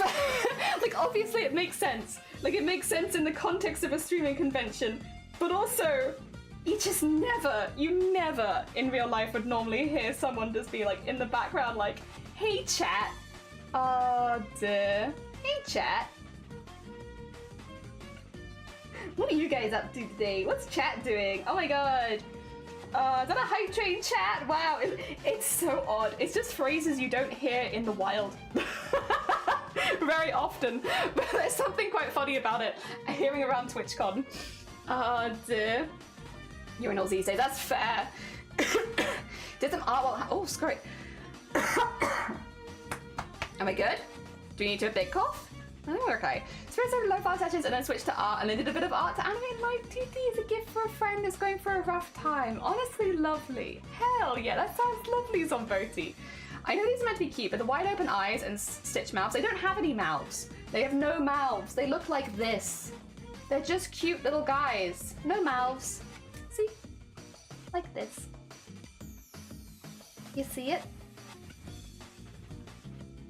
There we are. No mouths. Just noses. I have friends who say stuff like, chat, are we cooked? Yeah! It's literally stuff like that where you're like, oh my god, I never hear this in public. Who is talking about being cooked? Oh dear. Oh my god. Didn't see the top of the snout. I thought it was YouTube. Oh no. Very, very Five Nights at Freddy's animatronics. Nah. It's probably the thread is like, because it's got like a slight shine to it. If you see it front on, you see all of it at the same time. And if you see it from the side, it might look a little bit different. Also, I am gonna have a good cough. 2 seconds. Be right back.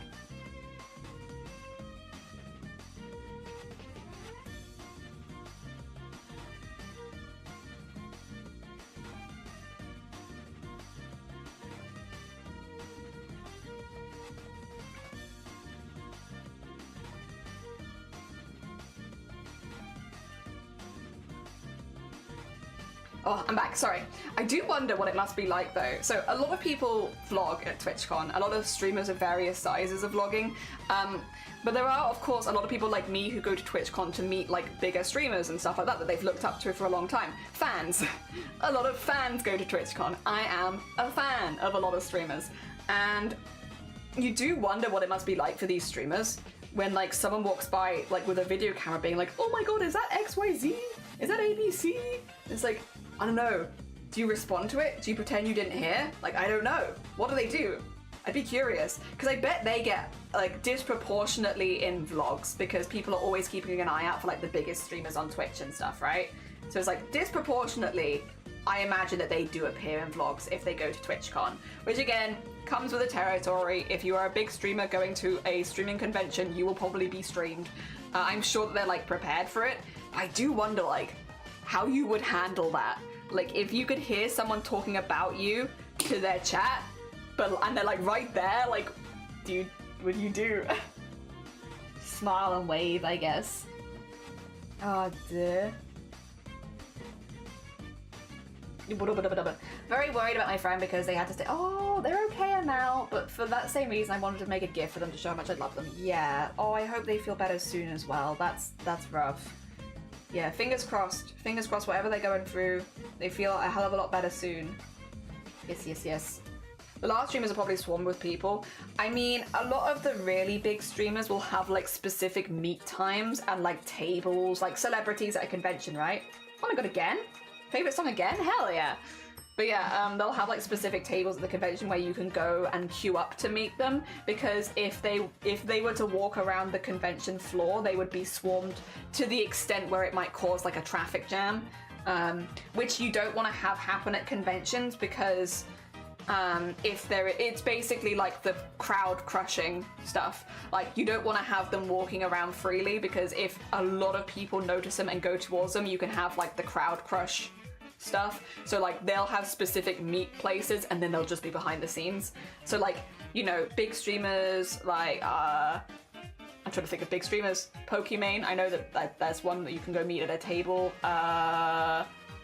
Other large streamers, probably if Iron Mouse was there, you know, any of like the bigger streamers will often have like specific spaces to go meet them. Not only, but I know at Amsterdam they did. And again, I think probably as like a health and safety precaution, it does kind of make sense. What do they have for security? Yeah, a few of them definitely do. I've seen streamers with their own security for sure. Yeah, exactly like traditional celebs. Know your fine, Zomboti. Go do your post-stream self-care. Again, massive thank you for the raid. It's very kind of you. And if you haven't gone and checked out Zomboti, anyone here, please go send them some love. But yeah, yeah, a lot of them do have like their own security teams. I don't know if they're assigned by TwitchCon or by themselves, but yeah, you definitely do see streamers walking around with security. Which again, if you are worried about them being swarmed, then that makes sense. I think okay, God, okay. Most people at TwitchCon, I think, are just chill and normal people, but there probably always are. Like, so around streaming, there is definitely like a lot of drama, right? And like different dramas happen at different times. Like a lot of streamers are in and out of drama or have their own controversial takes and stuff like that, which gets them in and out of drama. Maybe not so much in arts and crafting, but in general, there are a lot of streamers who do have that sort of stuff. I feel like if they didn't have security, those streamers, then they would just have 1,000 people in their face asking them questions, because by asking them questions about the drama, that's good for their own content, where like, I spoke to big streamer XYZ and I asked them ABC, and it's like, that's good for their content. So I think from like a selfish perspective, like, you know, trying to find those streamers and swarm them, you can logically see why people do it, but it's also why they definitely are gonna need security, because otherwise, yeah, I can imagine it being like not a fun swarm either, like a swarm of like pretty negative vibes, probably, of if people are doing that. I mean, I don't expect to hopefully ever be in that position myself, so I don't know, but like, yeah, I can imagine it being quite overwhelming. Oh dear. The weird people, drama and trying to make drama happen. Yeah, you'd think it'd be the kids that are disrespectful and rude, but it's usually adults, which is sad. Yeah, I definitely noticed that as a cosplayer. Most of the people that have been rude to me as a cosplayer are like my own age. It's like, you are old enough to know and not to put your hands on strangers like that. You are old enough, you know, and yet. Oh dear. I guess it depends. Again, I am a big believer of everyone's different when it comes to the kind of content they want to make on Twitch, and I'm not here to like disrespect anyone's choices with the content that they make, but if you are someone who feeds off drama, you're probably going to find that you have a popularity cycle of you're always going to have to be in drama if you want people to find you. So like, it's the choice of like, if you want to go be a drama streamer and you want to create a lot of drama and that's how you're going to grow, like it's worked for a lot of people. I'm not going to say like it's not a strategy that works, it's your choice, but you're probably going to have an audience that are constantly wishing for your downfall, or for you to get into drama. And you'll probably notice that your numbers are going to be doing this, because if you're not in drama, then why are people watching you, you know, if that's the audience that you've built. And I personally, again, it's not for me. I'm not here to disrespect other people's choices with how they run their own streams. And again, there is a lot of evidence to suggest that, you know, getting into drama can really help, but I don't see it personally as a very fun way to stream, to be honest. And like, I want to have a good time. And so I can't imagine that, again, if you're looking for fun, it doesn't sound very fun to me, personally. Oh dear. Morning! Good morning, Squid. How goes the fundraising? I hope you're doing good.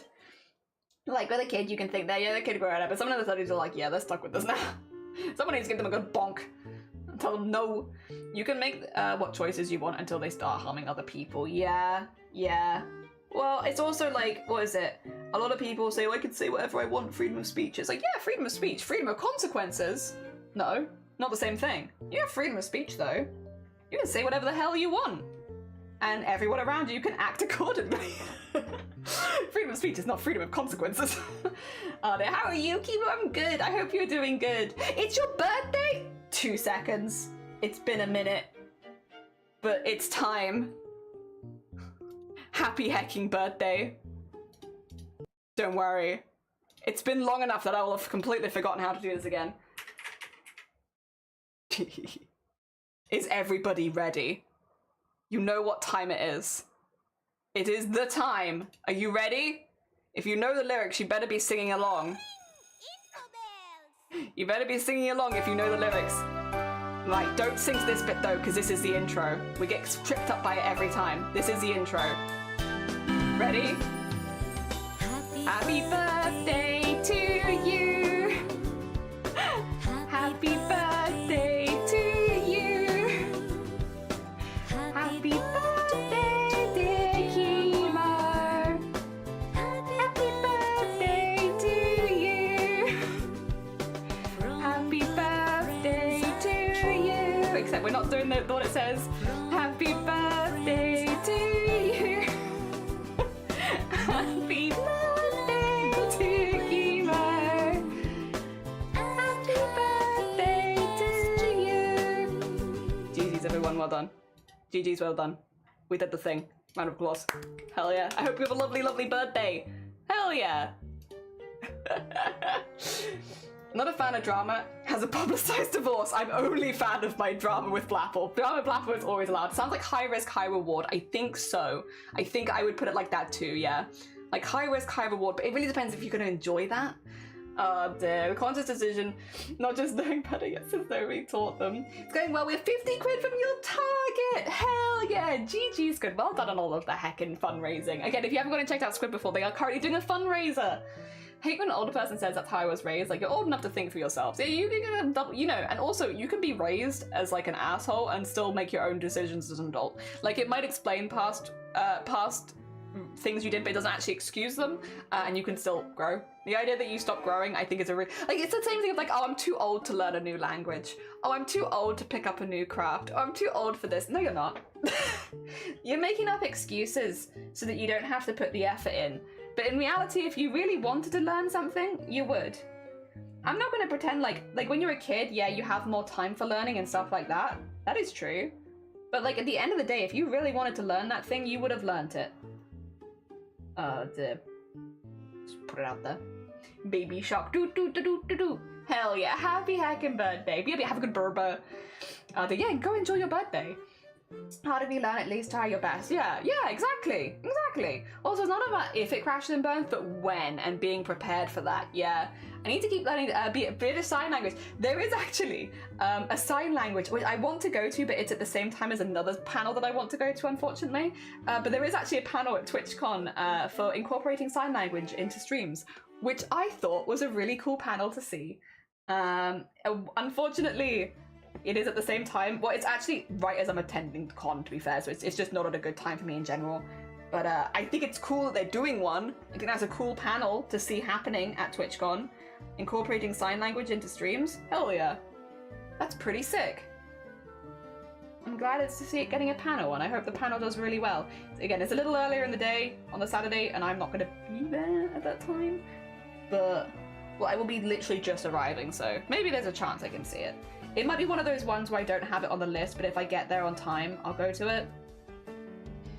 I have a sneaking suspicion what will end up happening though is I'll be spending the first part of con like meeting up with people, so I might not make it.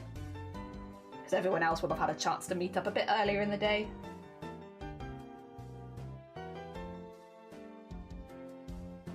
Go.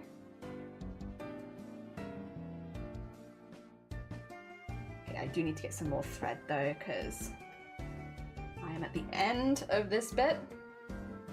Very cute though. Very cute. Hell yeah, it's a good start. Like, have you seen people having an argument in BSL? It's amazing to watch, like busting out gang signs everywhere. You can always go to the panel and meet everyone after. That's true, but I don't think I'm gonna get through to it in time. That's my thing of like, even if I'm like, oh, I'll meet everyone after the panel, you can meet me outside the panel. Trying to traverse through TwitchCon.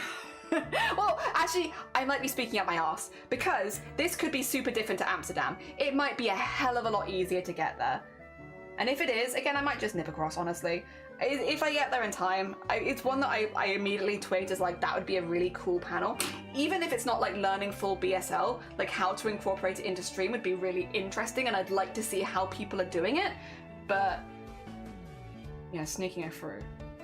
Depends how good I am at weaving, I guess. It also depends on the convention hall though. That was one of the only issues I had really with the one at Amsterdam. I loved Amsterdam, but it was not a good hall. It was not, okay, personally, I don't think it was my favorite for the convention itself. I thought the convention was fun, but the area it was in was a lot of very tight corridors, so trying to get from one panel to another was kind of a nightmare. However, I've not been to the Rotterdam one, and it might be a very different experience. I'm probably projecting a little bit like what my experiences at Amsterdam were like onto it, because I've not been to this place. It might be a lot better. Also, Drop, have a lovely, lovely, lovely lurk. Take care of yourself. Enjoy your lurkins. Hell yeah. Dear. Now I wonder if we ever learn how to read minds. Do we still need different languages? Unfortunately, probably still do. I like different languages though, so can I put in an alternate opinion here? I like that the whole world speaks different languages. I think it's lovely, and I think it's lovely to hear like phrases that exist in one language that don't exist in another. I don't know, I really like that. I'm kind of vibing with that. It does mean, of course, there'll be language barriers and some people that you can speak to easier than others and stuff like that. I do understand that's a bit sad, but like at the same time, hearing like the ways that people, like, you probably have seen videos before, like really cute ones of like the ways people say that they love each other and stuff like that in different languages, and like, you know, what those directly translate as being slightly different and such, and it's just really nice and wholesome and sweet, and I like that. I like it. I think it's really cute. I like it a lot. I also, again, I like that there are like things that exist in some languages that don't in others. Sounds that exist in some languages that don't in others. I like that in some languages, like the tone that you say something in makes a really big difference to what you're trying to say. I like that. I like that. I think it's really fun. I don't know, something about it, it's just good vibes. It makes the world feel, I don't know, really fun. Really fun. Oh dear. Oh dear.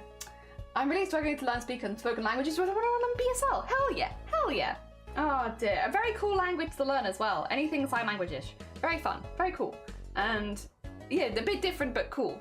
Hell yeah. I had people gossiping shit about me in Urdu right in front of me, as soon as I couldn't understand what they were saying. Did you tell them that you could understand what they were saying, or did you just be like, I'm too socially awkward for this, I'm just gonna pretend I have no idea? I don't know what I'd do in that situation. Would I tell them that I could understand what they were saying? Probably. I don't think I would. I think it'd be too awkward to be like, oh, I can't understand you. I can't understand you. Oh dear. I'd just be like, yes, I'll pretend I don't understand. Sure. Oh dear. I didn't. Like how would I approach that conversation? I think if you like greeted them in Urdu as well, be like, I think that would give the nod to, I might understand. But like, again, I think you'd have to be like pretty confident. And I personally, I don't think I could. I don't think I could do it. Ah, dear. I think I'd be too nervous. Just pretend that I had no idea. There we go. Just ask them of the Thai in that language. True, to ask them the Thai would also do it. Oh, excuse me, do you have the time kind of thing? Yeah. Like, oh, hello, what are we talking about? Well, that maybe is a little more obvious. I feel like the hello, what are we talking about might get the guards up a little bit.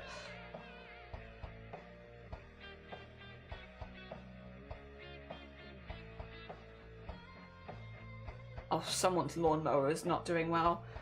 I think I just heard the soul escape a lawnmower outside, my god. That was like children screaming noises. I thought it was children screaming and it's like, no, that's a lawnmower breaking. Rip. F's.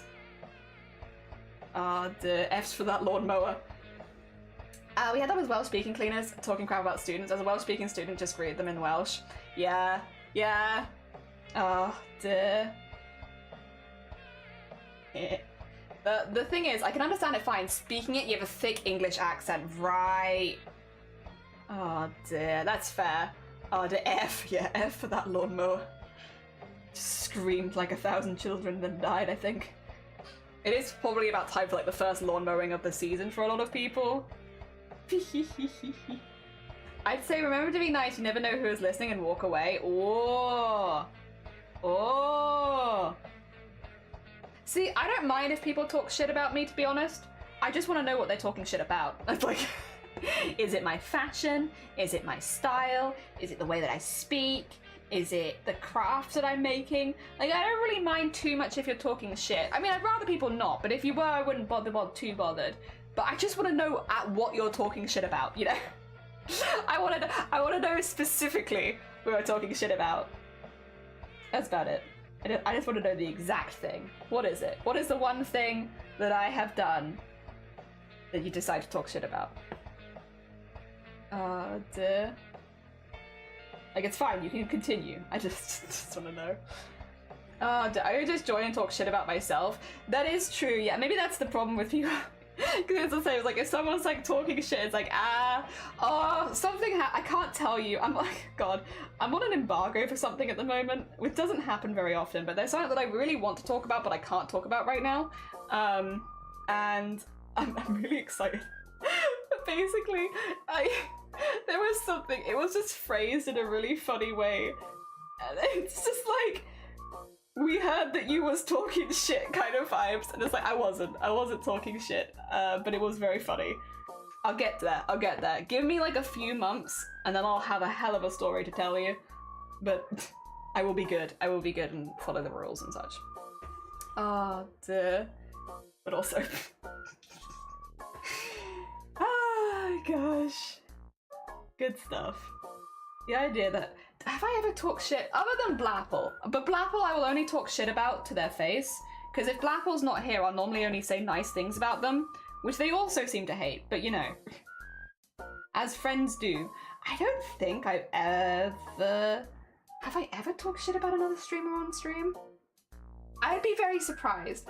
I am someone who tends to, like, obviously there are streamers I have disagreements with, and I don't always like everything that other streamer does, but like, I tend to keep all that entirely off stream, like 100%, because like why the hell would I bring that onto stream to like my crafting space? Like I want to have good vibes here, not bad vibes. Like unless I have a funny story, I guess, but I still don't think they do it in the guise of talking shit about someone. I think the only time that I could think about talking about someone else would be either to like talk about an event that someone's doing or like, yeah, a silly story maybe.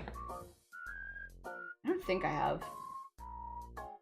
I mean, to be fair, once again, I am a big believer of like, although streaming is like a hobby for most of us, is like a level of professionalism where it's like, if I had like a legitimate disagreement with another streamer, it would stay off stream. It would stay off stream. A level of professionalism, because people are humans and blasting them on socials, and unless there is like a good reason, I'm like, no. It's not for me. It's not for me. I keep it off stream.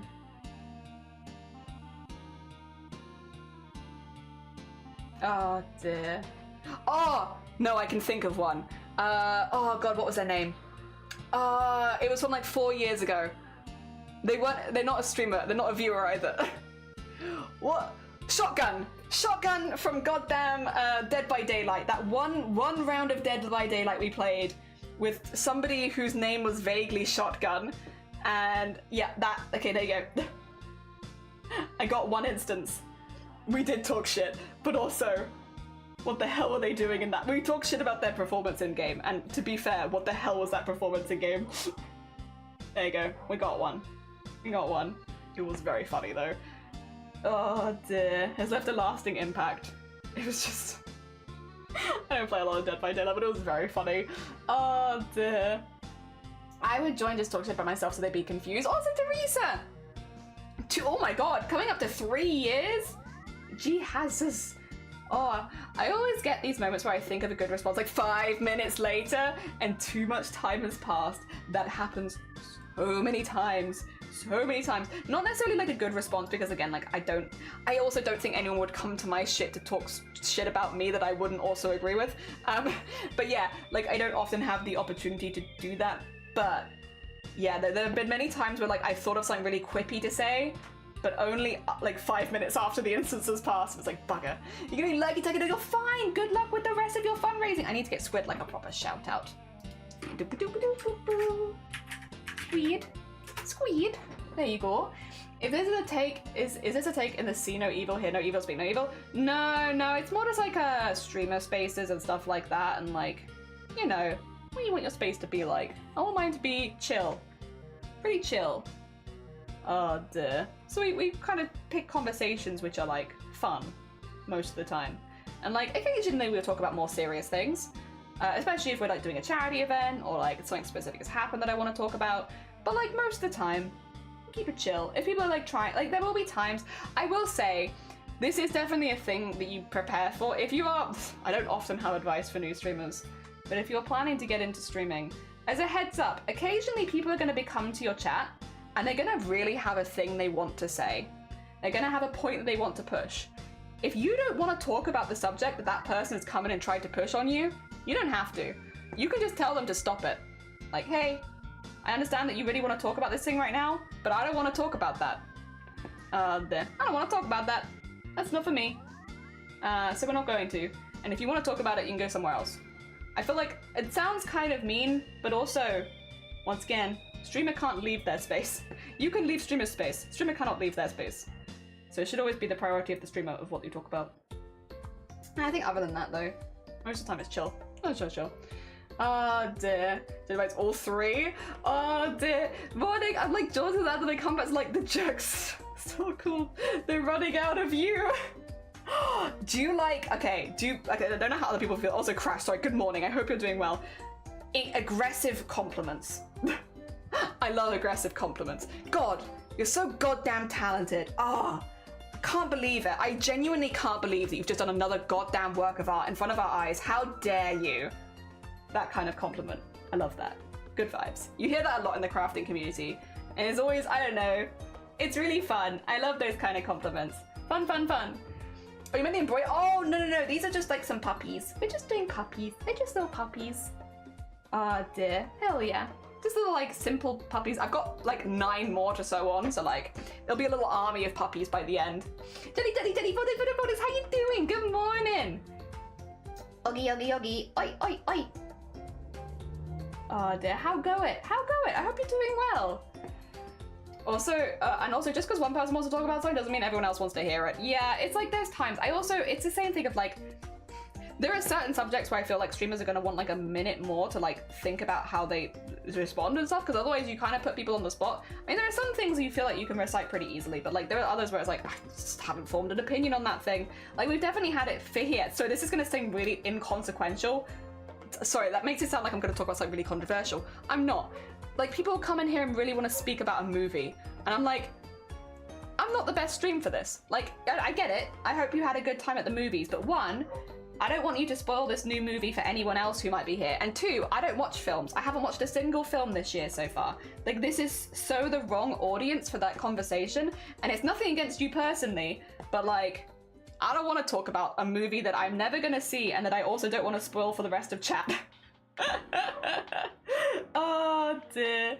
And so like, again, I don't mean it in any kind of rude way. This is just not the right community for that. And yeah, we definitely, like, that's kind of, I guess, more what I'm thinking about. You put someone on the spot where it's like, it's not that. You watch it? True. Okay, the only film I've watched this year is CJ's short film. That is true. And I don't regret that. If that can be the only film that I watched this entire year, I'll make sure to tell CJ at the end, because that's kind of an achievement. The only film I've watched this year is CJ's James Blunt film. Oh dear. We'll see, we'll see. It might happen.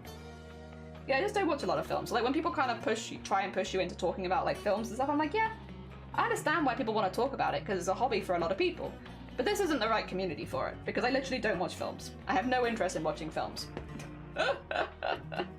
Oh dear. And like, especially if it's a topic we're currently talking about, then that's one thing. But if it's like not what we're talking about at the time, and it's like you're trying to push for it, it's like, it's not my favorite. Not my favorite. Occasionally people will also come in and like, you know, you get, how to put it? This is a tricky one to bring up actually without pre-thinking about it. Occasionally, someone will come in, like for instance, when PIP was in big discussions, PIP being the disability benefits for people in the UK, when that was in big discussions and lots of things were happening about it, occasionally you'll have people come in and be stuff like, you know, disabled people deserve rights, yada yada yada, and it's like, as a disabled person, of course I agree with you, but maybe I didn't want to talk about that right now. I guess it kind of puts you in a position where you kind of have to say something, because it's like, you know, if you don't say anything, it makes it seem like you don't support. But maybe that's a really triggering topic for me right now, because I am one of the disabled people it's affecting, you know, and then suddenly you've put me in a position where I have to talk about something on stream that I really don't want to talk about. Oh, actually, we could say the thing with the Pope the other week, right? You know, I really didn't want to talk about death on stream, but the Pope had literally just died, and so everyone was coming in and being like, Jenny, did you know that the Pope had died? Did you see that the Pope had died? Did you see that they died? Oh my god. And I was like, I really don't want to talk about death right now. Like, I am going through a bit of a rough period in my life with things, and this is not a subject that I in any way want to get close to. But also, you're going to put me on the spot, and lots of people are going to come in and ask, and I understand why. I'm not angry at anyone who did. I completely get it. Like, that was a very current news story, and like, I understand why people did it. But it definitely puts you on a spot as a streamer when you're like, oh, this was not a subject that I was looking to field today, you know, about whether or not to keep streaming. These days, if that kind of stuff happens, though, I normally just end stream. Like, again, I'm not angry at anyone. Like, I completely understand why that sort of stuff happens. But if like I can see potentially like the entire stream is going to be overtaken with a conversation that I don't want to have, I'd rather just not do the stream. And so yeah, I'll just end it. Did the same thing I did that last what do you call it, Monday? I'd do it again. Oh dear. Sometimes it's just like, I don't want to fight that losing battle. Just don't want to talk about death, actually. Oh dear. Yeah. We're getting our screened and porch built today. Oh, not a movie, but still fun. Hell yeah, good luck. I hope the porch building goes really well. Hell yeah. dear. Florida almost requires one. Leaving on stage action going up next month. Yeah, you wanted to talk. I did. And no, I watched it about James Blunt. It's hard to talk about healthcare without bringing up politics. I think that's the thing, is like, I feel like I prefer it when subjects like that are brought up with when I bring them up. Because if I bring them up, I'm ready to, like, you know, I'm ready to talk about it because it's something that I brought up myself. But when somebody comes into chat as their first message of the day yelling about it, it kind of puts me on the spot of like, am I in a mental space to talk about this today? Or not? Because maybe I'm not. Maybe I'm not doing so well with it, and maybe I don't want to speak about it today. Maybe I just want to have a funny, silly time in my art community, you know? Yeah, I feel like it is an unspoken appreciated skill when people read the room and they're like, you know, this is not a subject that I'm, like, no one talking about this, I'm not going to bring it up. The reading the room is mwah. We love it. And I will say this community generally is very, very good with it. Very, very good with it. We've had very few problems over over 5 years now, so like it doesn't happen very often. But yeah, definitely a thing you see. Definitely a thing you see. I'm sure if you did a lot of drama stuff, you'd get that even more as well. But then like, you've done a lot of drama stuff, so I guess that's like, as someone famous dies, we want to tell others. Yeah, that's how it is. But yeah, it could be annoying. We're just humans. Yeah, it's like I'm not angry at anyone for doing it. I just think death is one of those subjects where it's like, sometimes if it's not affecting you right now, you might not realize that it's not a topic that everyone wants to talk about. And yeah, obviously I was in a position where it's like, I do not want to talk about this right now. I went to the doctor's Monday, he didn't put a finger up your butt. What, did you tell him you had a headache? Did you tell him that you had a headache? Surely. How are you gonna get your headache treated? What the hell? First time chat balls. The room has words. I joke. Yells first message of the day. Healthcare, politics, ew. How are you doing, Diane? Good morning. I hope you're doing well. We found out today my sister's daughter's in a happy gay relationship. Good for them. I am happy with that. I'm still like the first time chat. I was browsing through Bakes and Ground and saw a woman wearing ducks and eating McDonald's. Watching ducks and eating McDonald's? Was it me? There's a few of us now. I went to get my ears cleaned. Oh, how good do you feel now? How good are your ears feeling? Do your ears feel on top of the world? Hell yeah. Were you eating McDonald's at the start of the stream? It doesn't really sound like me, but it could have been me. I've ordered McDonald's before. Oh, I can hear colors. Yes, Sonny. The power of having your ears cleaned. Yeah, is it possible? Okay, so Panthera, yes. Here's the thing. I've been around these parts for a while. I'm a pretty experienced streamer at this point. If you put a pin in the top of your stream being like, hi guys, I don't want to talk about death today. Why don't you want to talk about death? What about death don't you want to talk about? Are you doing all right? Has someone died near you? Why don't you want to talk about death? If there is something you don't want to talk about, like, either don't stream or don't pin it, because as soon as you do, that is all anyone is going to be talking to you about. Get ready for your entire stream to be about that one thing you didn't want to talk about. Yeah, no, that's not how the human mind works, it turns out. Human mind curious.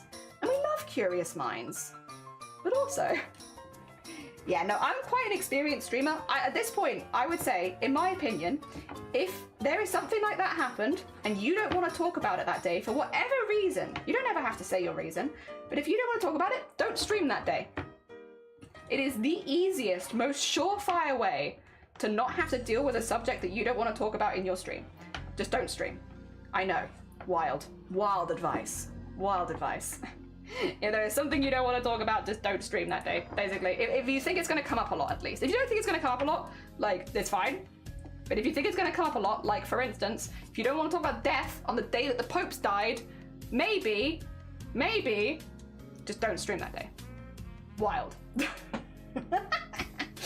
Also, a lot of people don't read pinned messages. Second thing that you'll learn, the longer you stream.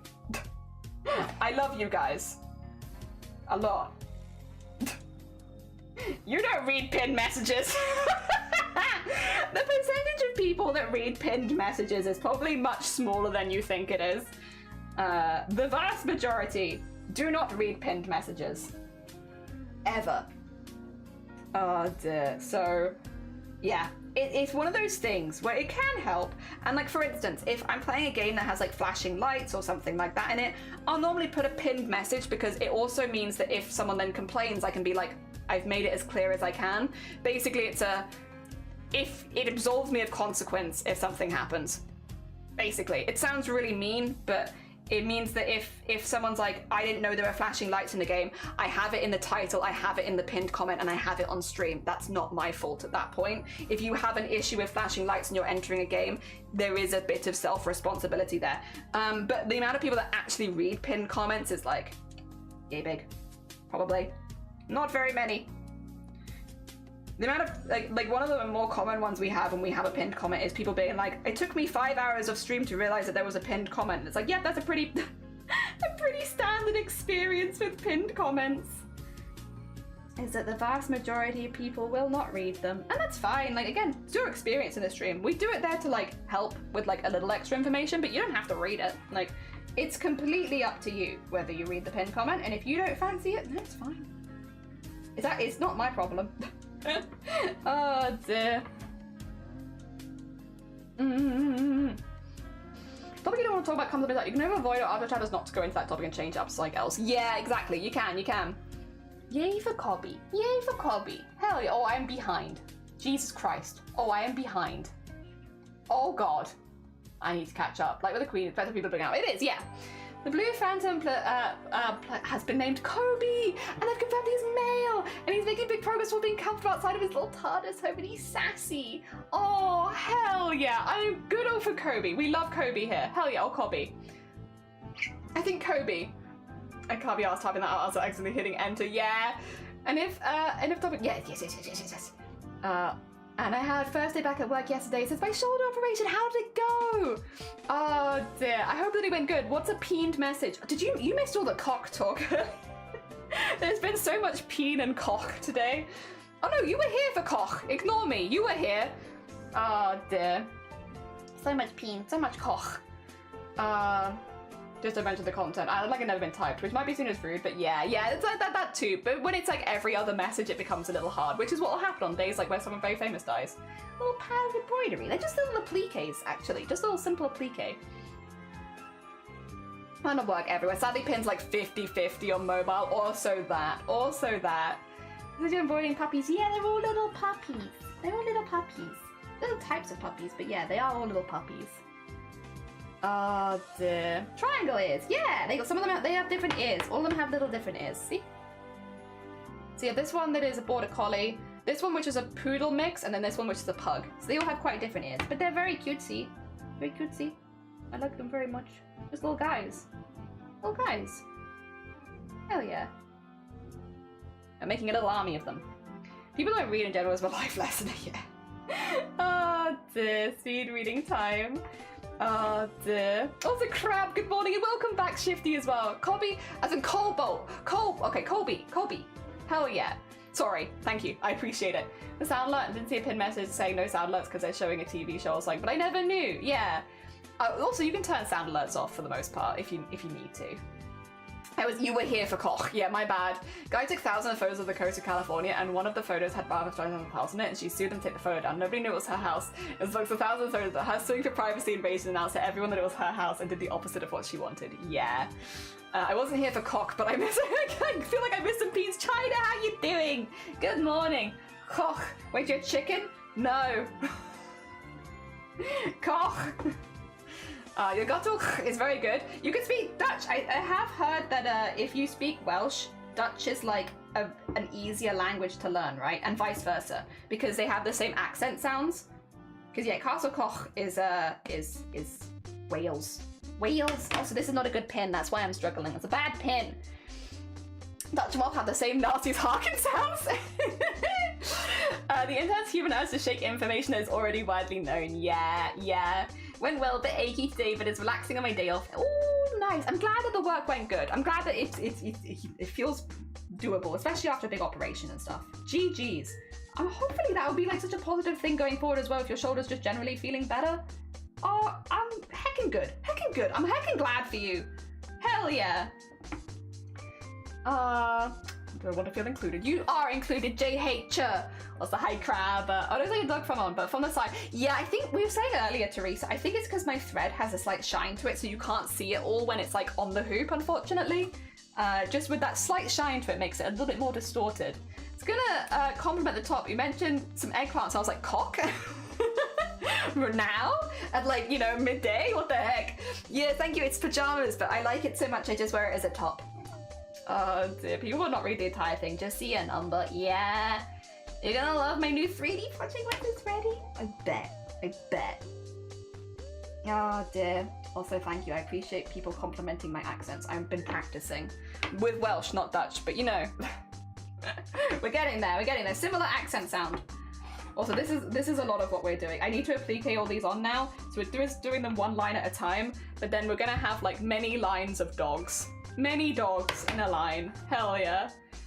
If it says codfish figures 3 times, but omega-3, one. Doesn't you have to show them ticket with the words on it? Yeah, because it's saying £1, it's like, no.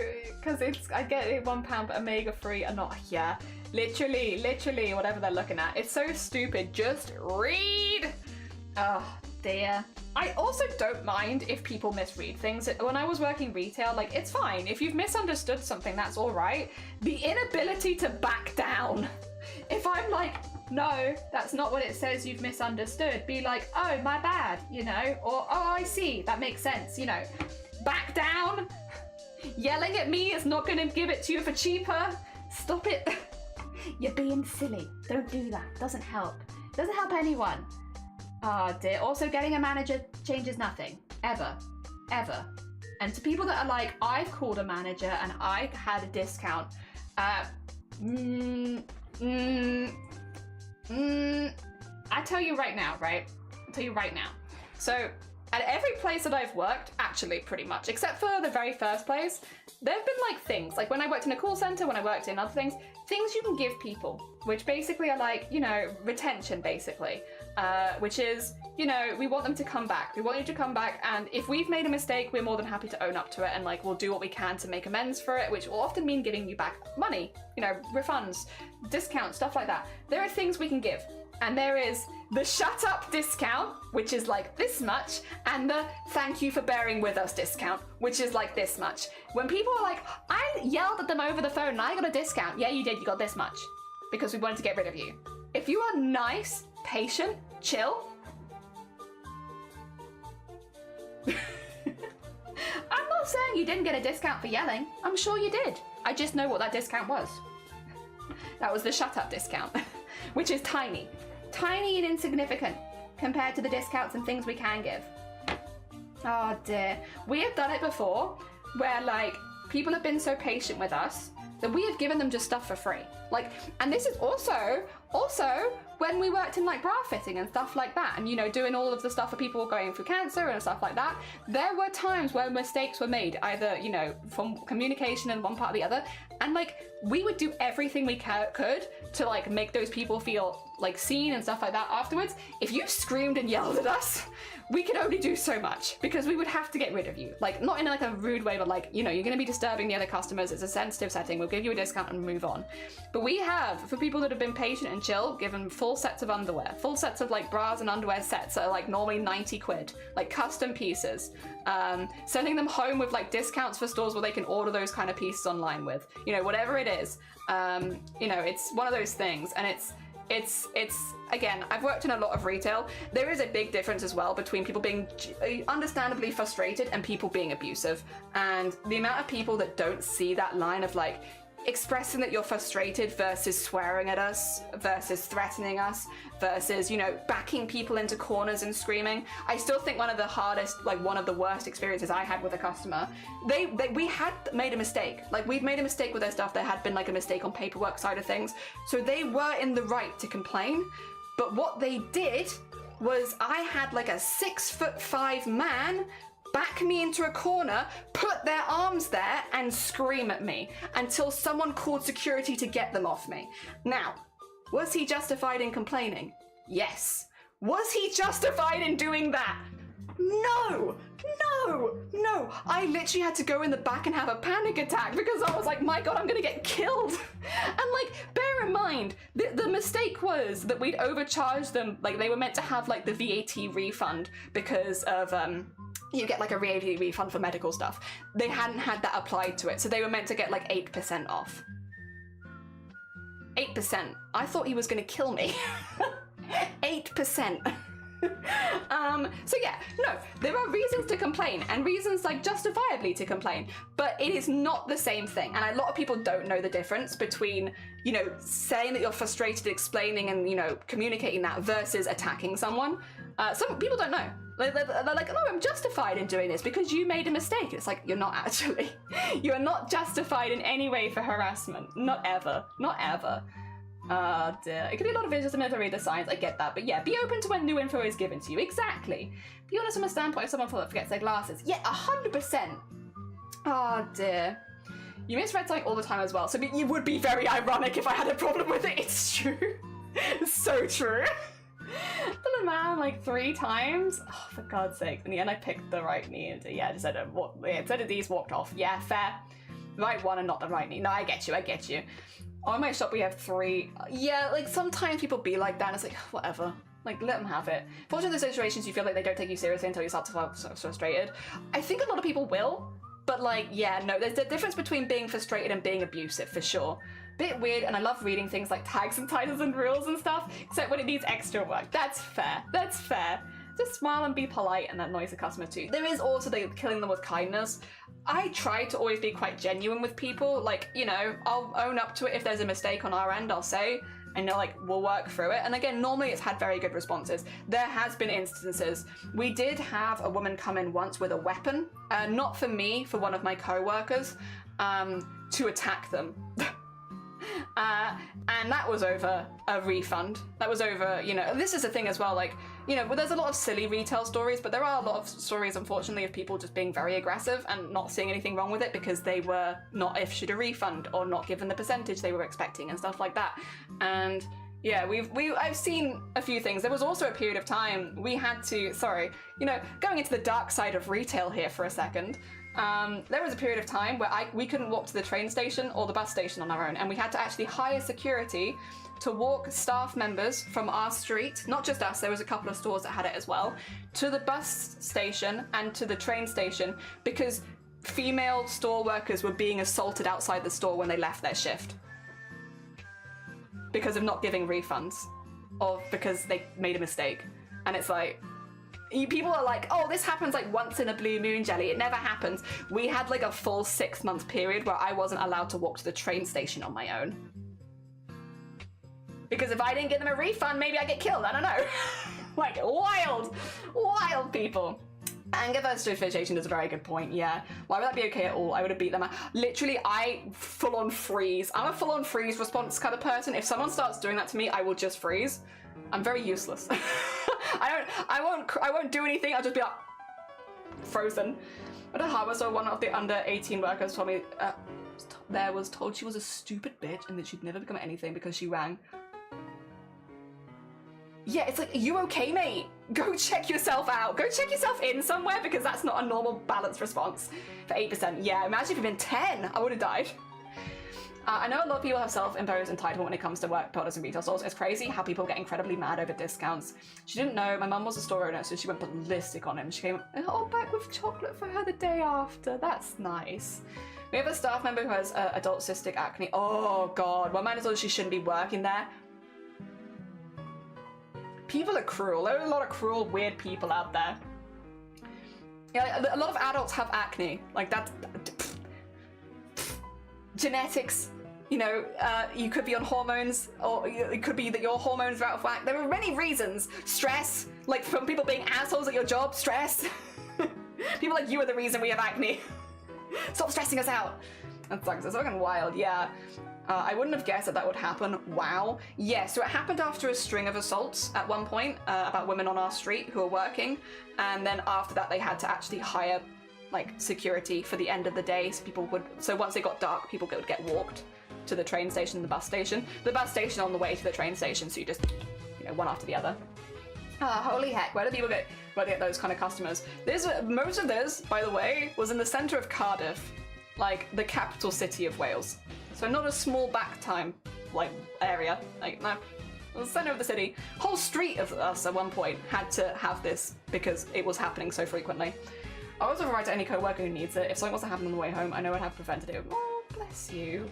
It's not your fault if that happens to other people, because if there are crazy people out there, they are being crazy and it is on them, not on you. But it is a very sweet thing to do. But it's not your fault ever. You can't be held accountable for other people being crazy. Because that is what it is at the end of the day. Oh dear. Yeah. Sometimes, oh, sorry. Dad used to be that type of person to get overly upset when it comes to errors, sort of frustration is justified, but to a point, yeah. I don't think it's nice. He did it out of fear, not out of compassion. My mum knows a lot of people in my home island, including this guy's boss. Oh, I see. Oh, I thought you meant your mum had picked up chocolate for them. I didn't realize that he had picked up chocolate for them. Sorry, that's me misreading again. I thought it was like, oh, your mum picked up chocolate for the girl the next day. I was like, oh, that's nice. Yell at them and then give them chocolate. But no, if he picked it up, then stay out of the shop. Just don't come back. How about that? Grace, China! Oh dear. I forget to give the over 60s 10% discount. Yeah, like it happens. You don't mean any harm by it.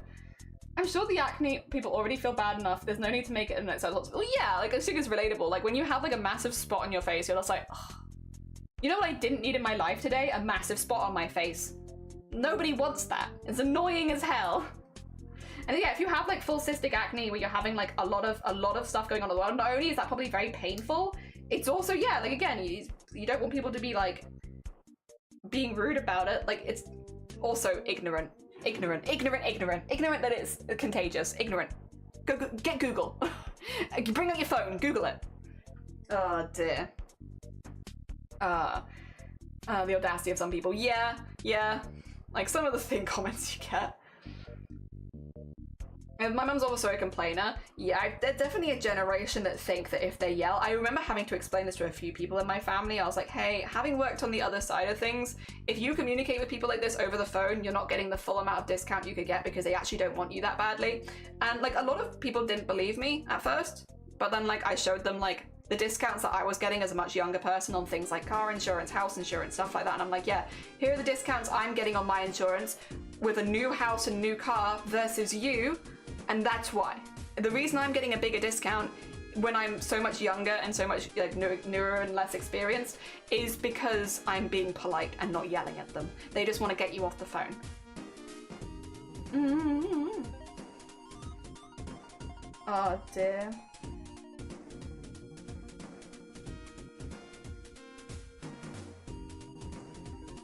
There we go. Is it that one I used to have to, as a youngling? Oh god, I've been getting it more as an adult, unfortunately. I didn't get acne when I was a teenager. I don't know, my body's stupid. I didn't get acne as a teenager. I've instead decided to start getting acne now at my age. It's only like very mild, thankfully, like it's nothing dramatic. But it's like,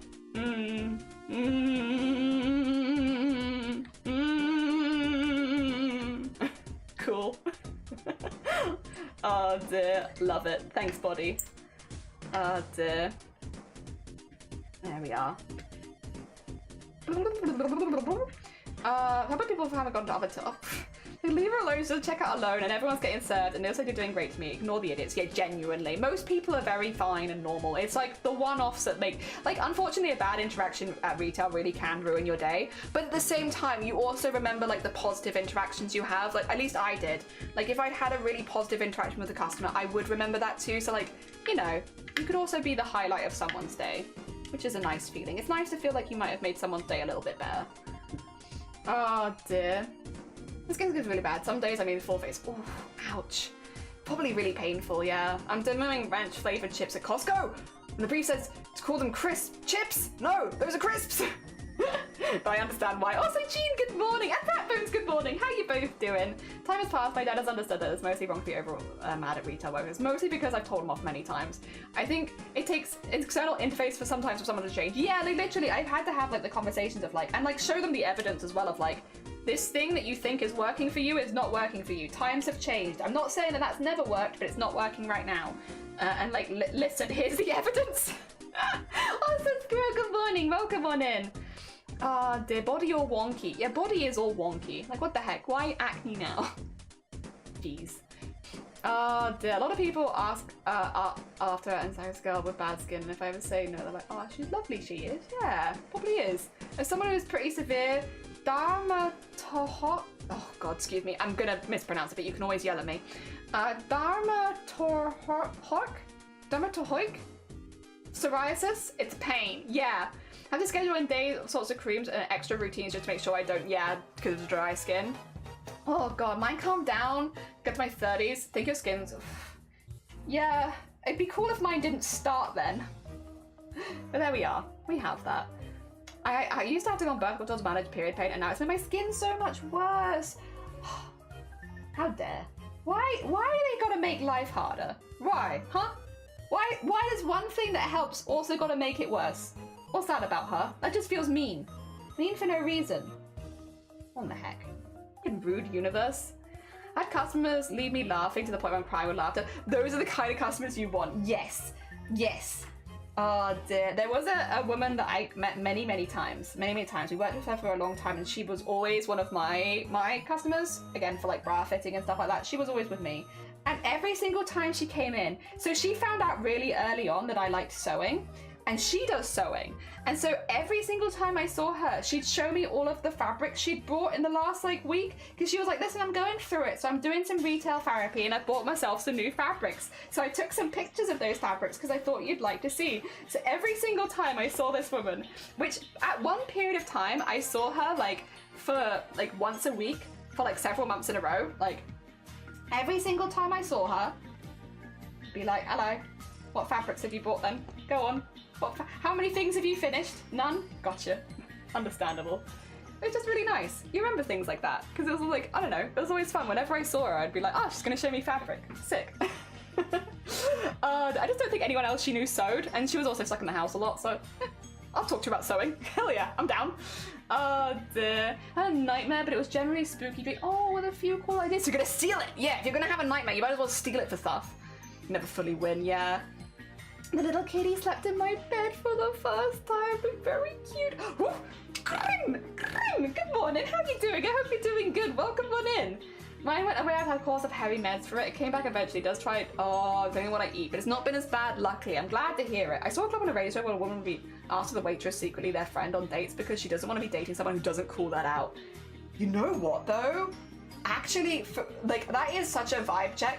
Like, I wouldn't say to do it on purpose for most people because obviously that takes a lot of practice and stuff, but like, actually, if you go on a date with somebody as a first date and they're rude to the waiting staff, ooh, big red flag. Massive. Red flag covering the entire building. I am swamped in red flag. Being rude to anyone who's like working retail or like serving staff, stuff like that, anything like that, huge red flag, massive. I started growing proper plants and they see little seedlings. When I see rude people, I'm sure I'm not that bad when I'm a customer. Yeah, and make sure that me too. I'm like, make sure I'm not like that. Look at my fabric. Fabric hobby is a valid hobby. You're so right, it is a valid hobby. It's really cute. It was, and I remember it to this day. I saw it many times. It was always lovely to see the kind of project she was up to. She wanted to make like a lot of summer shirts and stuff like that is what she was enjoying. I think she found like a wrap pattern she really liked at one point as well, and she did like loads of wraps. Yeah, like wrap tops and wrap dresses, I think, from the same pattern. Very cool. I'm hoping not. I try my best. Morning, I'm tired. It's currently cold. Wait, you're cold? Oh, it's warm here. Do you want to see how warm it is? Let me see. Just 27.2 degrees in this room. Warm. Would you like some of our toasty heat? It's hard to do that, especially for strangers, but then again, I wouldn't be on a first date the first way that anyone do to that. Yeah, it's true. That would be the only date. Zombie nightmares are surprisingly fun and cool once you've woken up. Yeah. For real. I have an elderly couple who insists, oh, come to me with a home delivery for the checkout. They gave me 20 quid. Oh, that's really sweet. Semi-lucid dreams and nightmares can be handled. Oh, I see. By putting rules in place. Like, it's okay. This is how the monster works. Oh dear. I don't know that cheat code. It shows you who they truly are. Yeah, save me for some drama before. Like, yeah, if I saw that on a first date, it'd be like, that's it. Probably for me. That's a big enough red flag that I'm like, For food retail, like waiters and waitresses, they probably get way more shit than I do. Yeah, like bar staff as well, like people, because like people get drunk and then they're like worse versions of what they might have already been like. Yeah, jealous. Well, you can have it. I don't want it. It's too warm. It's toasty. Great for inspiration for new stories. Always a cool thing because your brain. Yeah, true. Like, dreams are a wonderful way of, like, funneling creativity, for sure. Yeah, I don't endorse a test because a person won't like you even if they pass. True. But if, like, you're watching them and you're, like, they're rude to the staff, unprompted, definitely a good...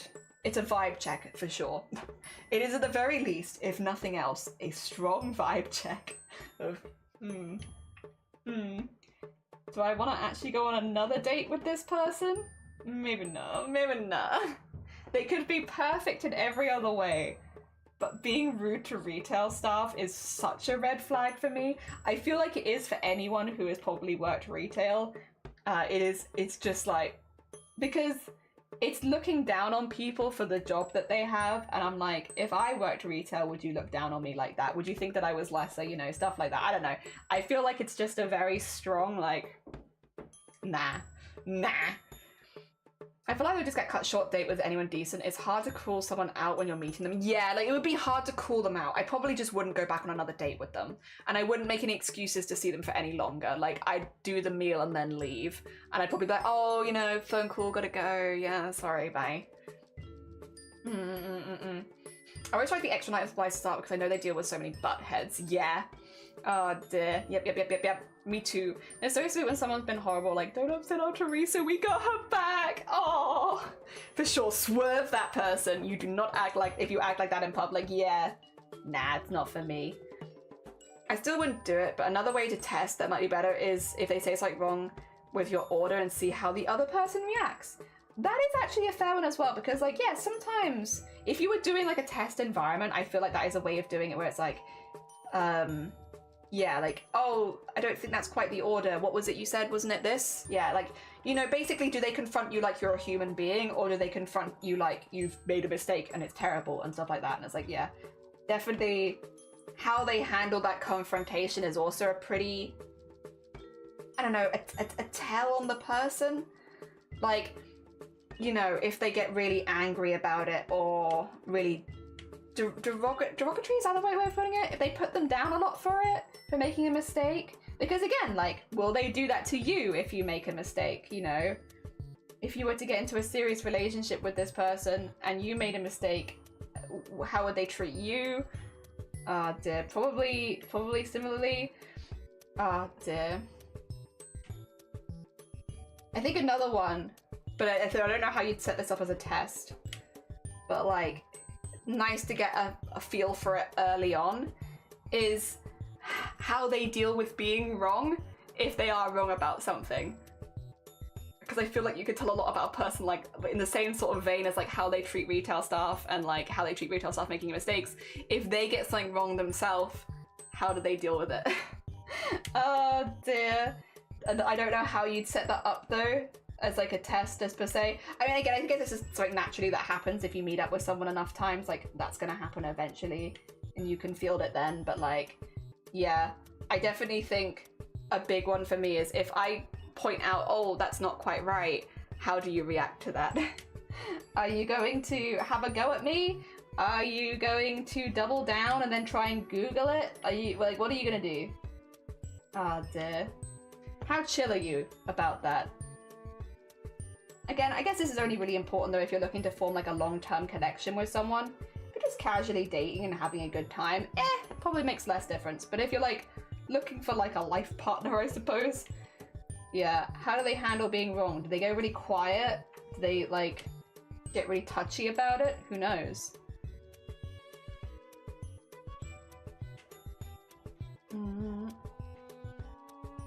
There we go. We go. My last dream was my friend off in hospital. She was allowed to bring her little dog called Dina, but Dina decided to run off. Oh no! Oh, that would be a stressful dream for me. I love dogs, but the idea that they've run off or something, I'd be like, no, come back. Oh dear. Puts the weight stuff in an unprepared position. Yeah, like using them to test things. Yeah. Was in hospital, not a dwarf. I see. Right. Oh dear. Like mystery shopper in. Oh, restaurant making a test complaint to see how it's handled. They give the. Oh, I see. I probably wouldn't do it like that. Again, I wouldn't do it when anyone's job is like, yeah, like Panthera said, like it's not fair on the wait staff. They're already going through enough. But like, if the situation comes up and you can read into it a little bit, then it's useful. When other shops don't have something I'm always looking for, and a staff member will say, it's not your fault. Good reactions from that. Yeah. It's like, nah, you're fine. I appreciate you looking with me. It'd be like that sometimes. Yeah, I think it is just though, like, as long as you still see people that work in retail and like, as humans, then you're probably fine. Like, it's when you stop, like, when people don't see them as humans is when you get, like, the really out there, like, uncomfortable stuff and, like, rude stuff. But as long as you're like, yeah, this is a human being that I'm talking to, as a human talking to another human, I'll treat you like a human, you know? Yeah. I feel like that's the... As long as you're still seeing them as a human, you probably won't say anything wrong. Because it's only really when you stop seeing them as a human, I think that people start saying stuff where it's like, yeah, this is rude. You've forgotten that they're a human. Because logically, I think most people know that humans make mistakes and that it's not anything that's intentionally aimed at them and that they'll probably do their best to, like, work around it and stuff like that. You know, it's just an accident. But yeah, if you don't see them as humans, it can feel much more targeted, and then you get all defensive, and then you be rude, and then you scare people, and it's like, there's no reason for that. It doesn't have to happen like that. A squishy, just a little squishy guy. Oh dear, I love them. Oh dear, are they humans? What? Oh dear, their wait staff was their friend. Who was on it? I think a lot of you are lying. I'm sure a lot think you're lying, just don't want to be asked to check the storeroom.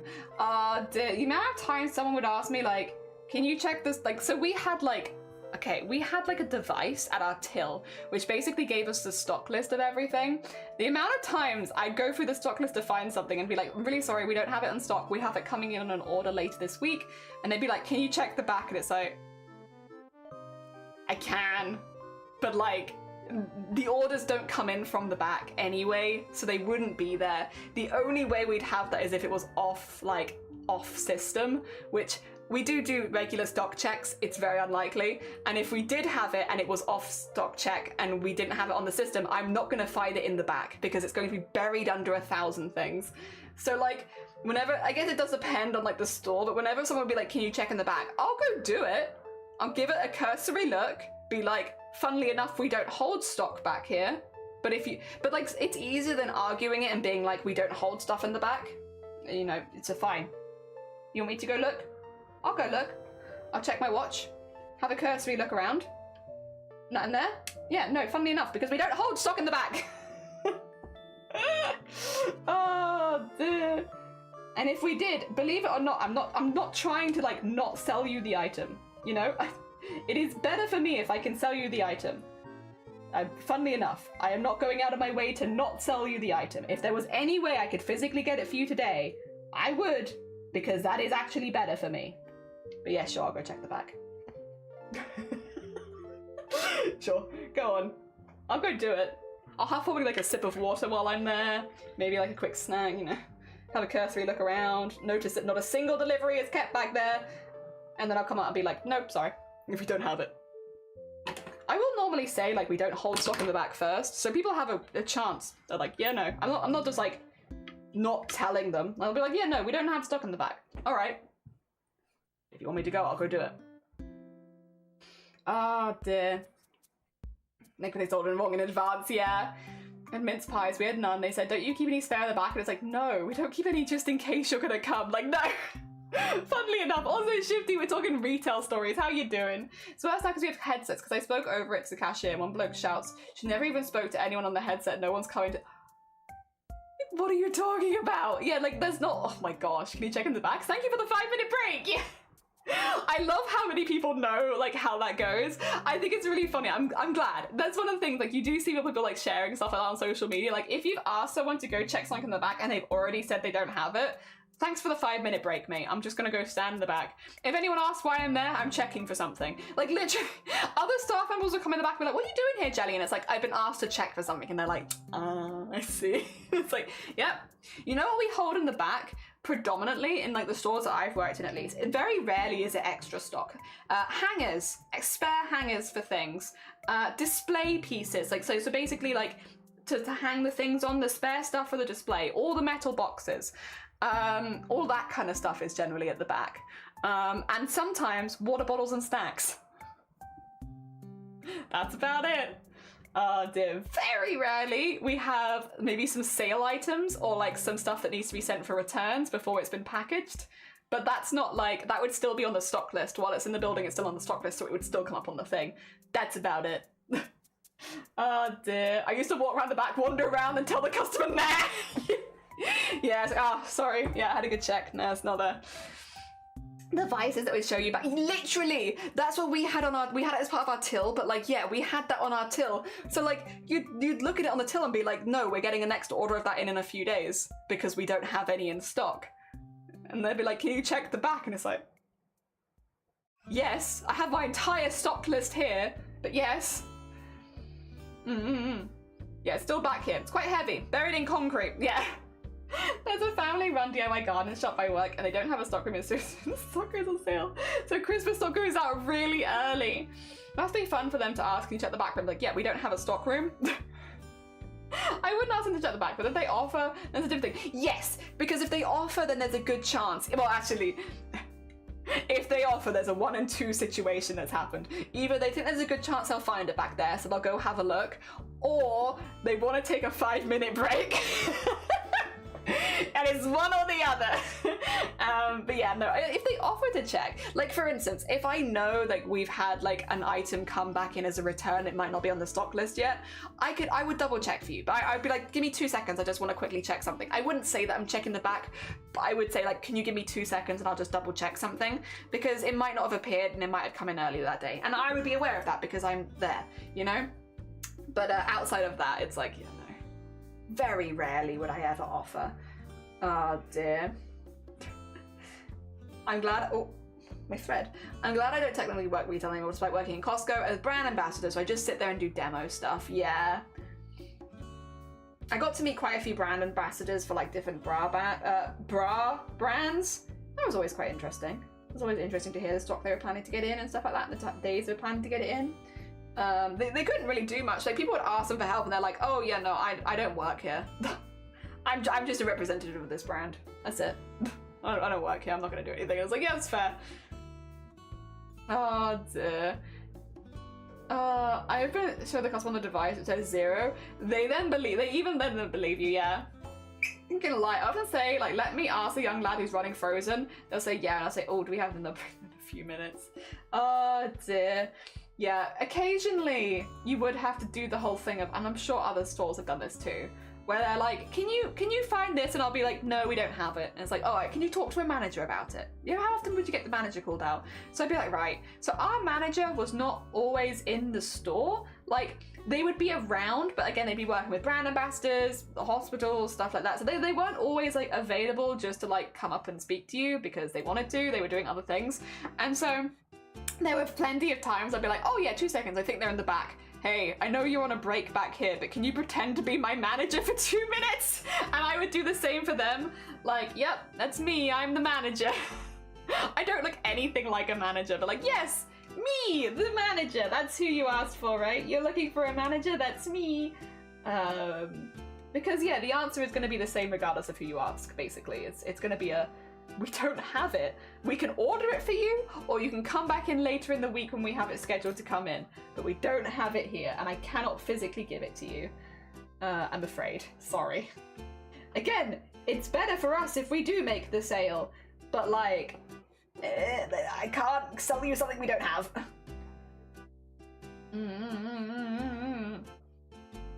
Oh yeah, sometimes yeah, if you can't leave the floor because there's not enough staff. True. My dad keeps wearing the same thing and keeps saying it's not for Crest at Tesco because he thinks he works there. Oh, does he answer the questions, or is he like, nah? Also, Star, good morning. How are you doing? Welcome on in. 1 month till TwitchCon. Very exciting. Very exciting. I've worked retail, but I'm lucky I didn't get horror stories, just a lot of rude customers. I worked retail since I was, actually, yeah, just over 10 years. Actually, like 12 years total, I think. Although I did take a brief dip from retail to go work in a call center instead. But yeah, it was either retail or call center for like 12 years. Because I started working retail when I was 15. And so I started pretty young. And I have had many stories. I think some of the most common ones I've had, so this happened over the phone a lot, where I'd be contacting people and stuff like that, or like they'd be contacting us and I'd answer the phone. I don't look ridiculously young or anything like that, but my voice over the phone, for some reason, people would always assume that I was much younger than I was, and the amount of times I would answer the phone to do the work that I had been given, and they'd be like, maybe can you get someone else on the phone? And it's like, you know, we need someone who's had a bit of experience, we need someone who's done this before, and I'm like, I've been here for 5 years! Stop it! And they just assume, because of my voice, that I can't do the job, and it's oh dear. In the amount of times I have had comments where they're like, they don't trust me because of my voice, because they're like, my voice makes you think you're inexperienced, and it's like, I am not. I am not inexperienced. I know what I'm doing. I can help you. Stop asking for someone else. Especially because like one of the stores specifically had a policy that if somebody asked for a manager 3 times, I would have to pass them over, and I'd be like, please stop asking, please stop asking. Like, there is no reason for you to ask a manager, and it's so embarrassing when you have to like pass them over for like you know,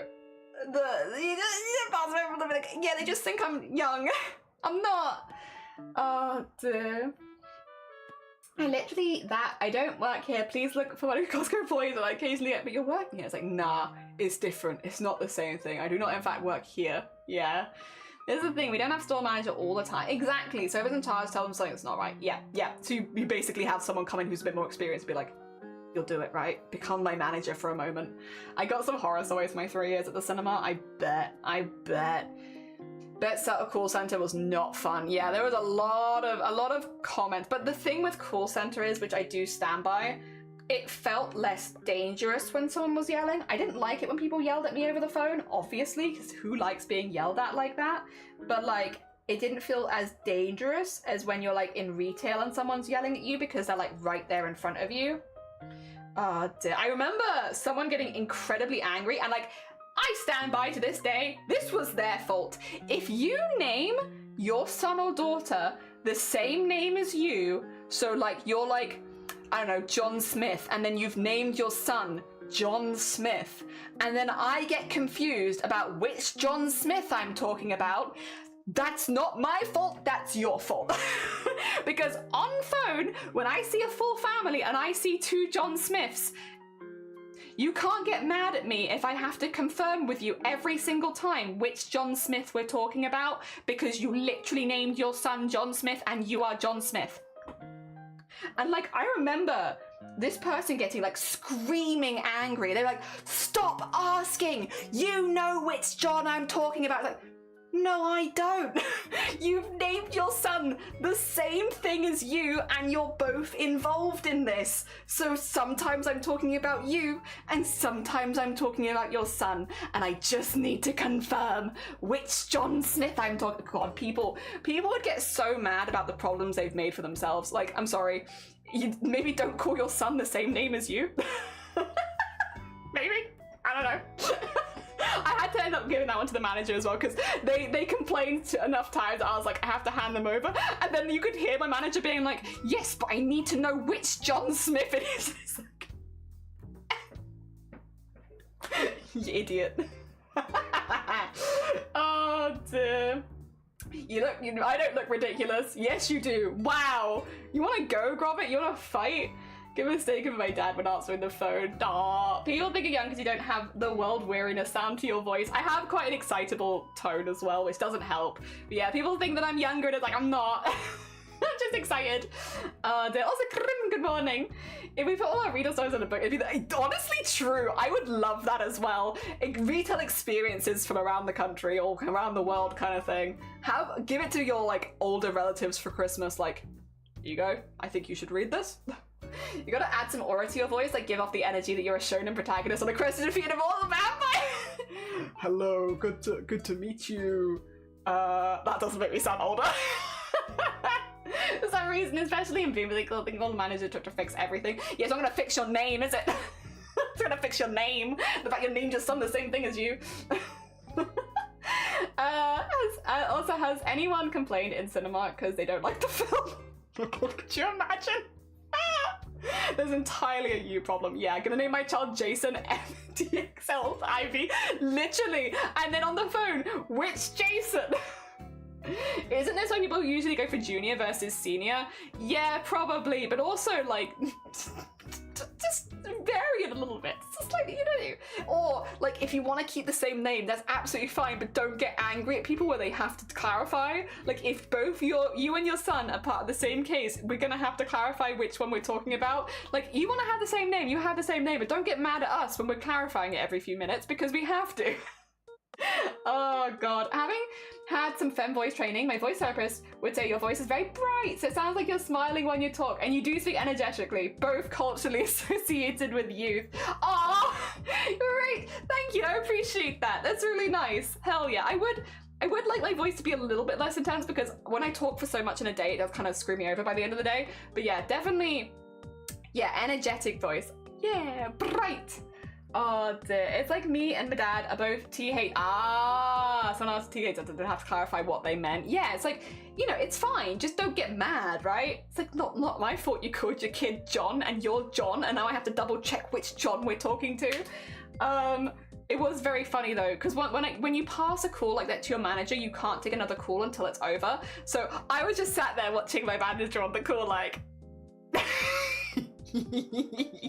I know what hell you're going through, because you could just hear them be like, yes, but I need to know which one it is. Yes, no, but for legal reasons, I need to confirm, is this you or your son? Yes, I know that you've been talking about this, but I still need to legally confirm it. And I just be there like...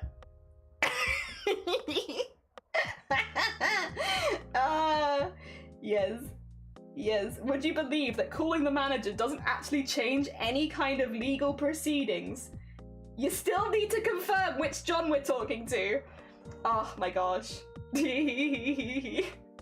Hello, were you in an accent that wasn't your fault? Would you like to be? It is your fault. Singing Jason. If you lose me in a shopping center, iconic video game. Yeah. Sean. Jason.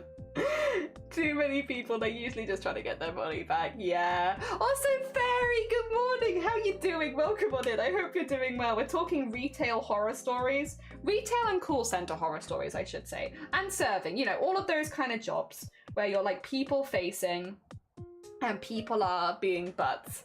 Very specifically, I was talking about an instance where I was pretty early in the job, but like we had an incident where like a whole family was involved in something. I won't say exactly what the job was, but the whole family was involved. But the two main people involved were a father and son, and they were both called like John Smith, effectively. They both had exactly the same name.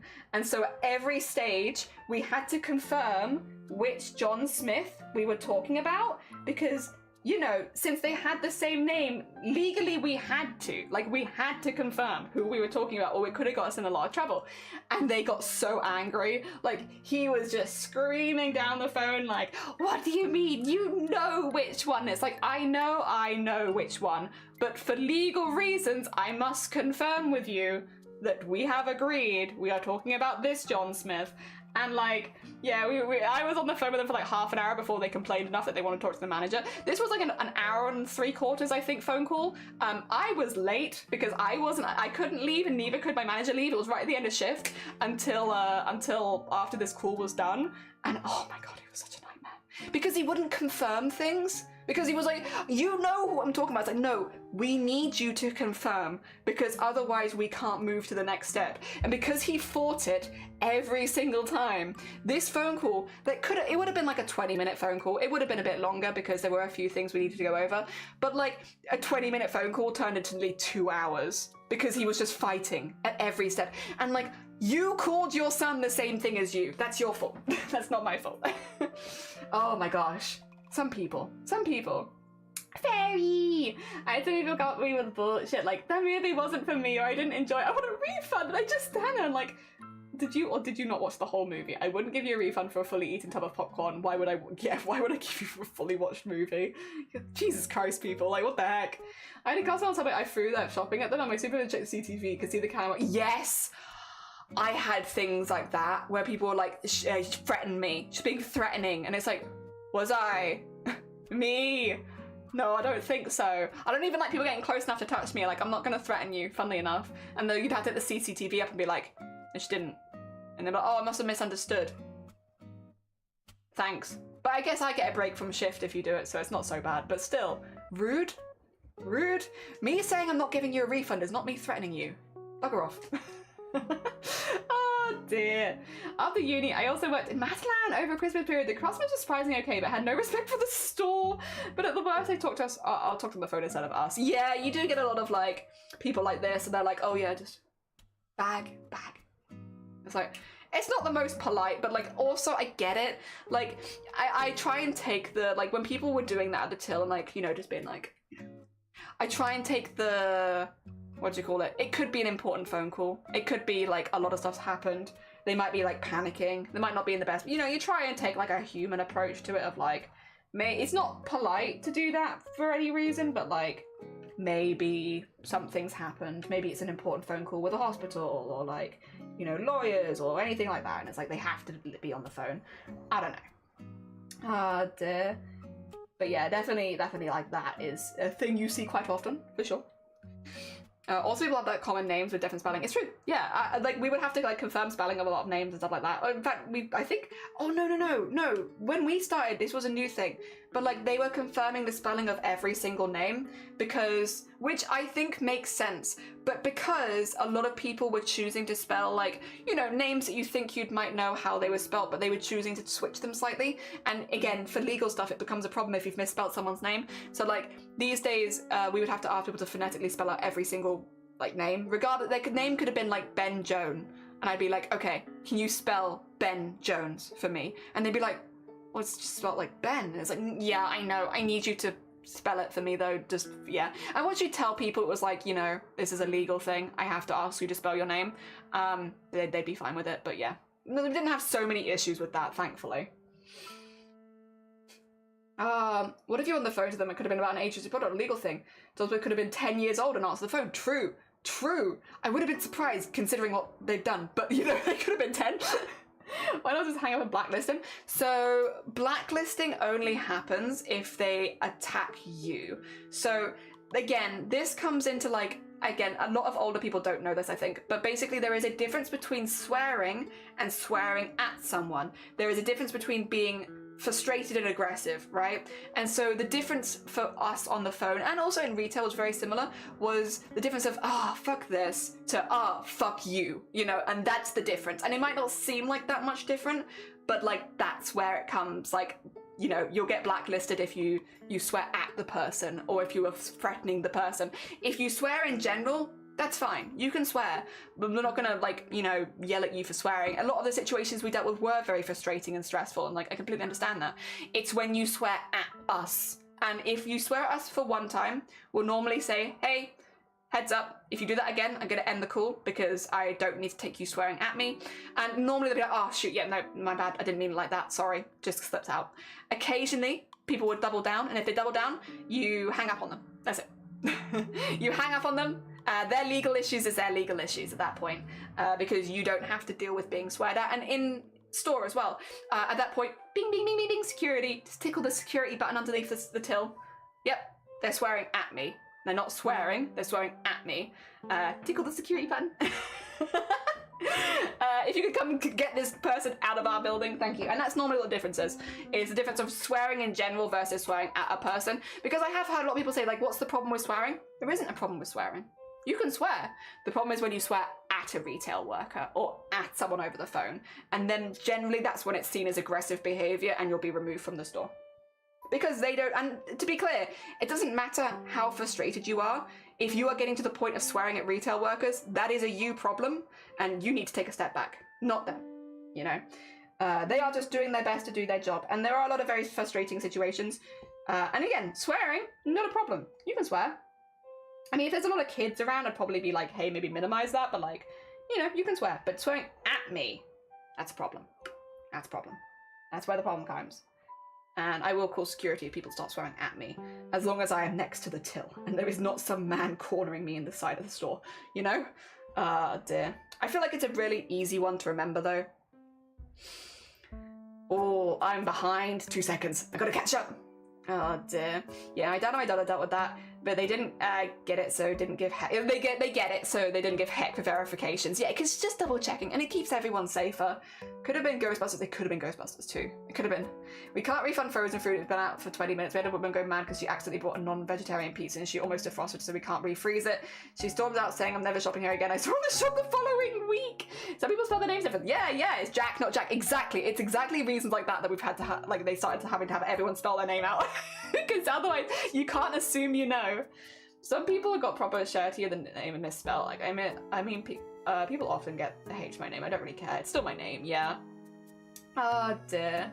I'd much rather people like give it a go and get it wrong. It's fine. Doesn't bother me too much. I often, so for those who don't know, my legal name is Amelia.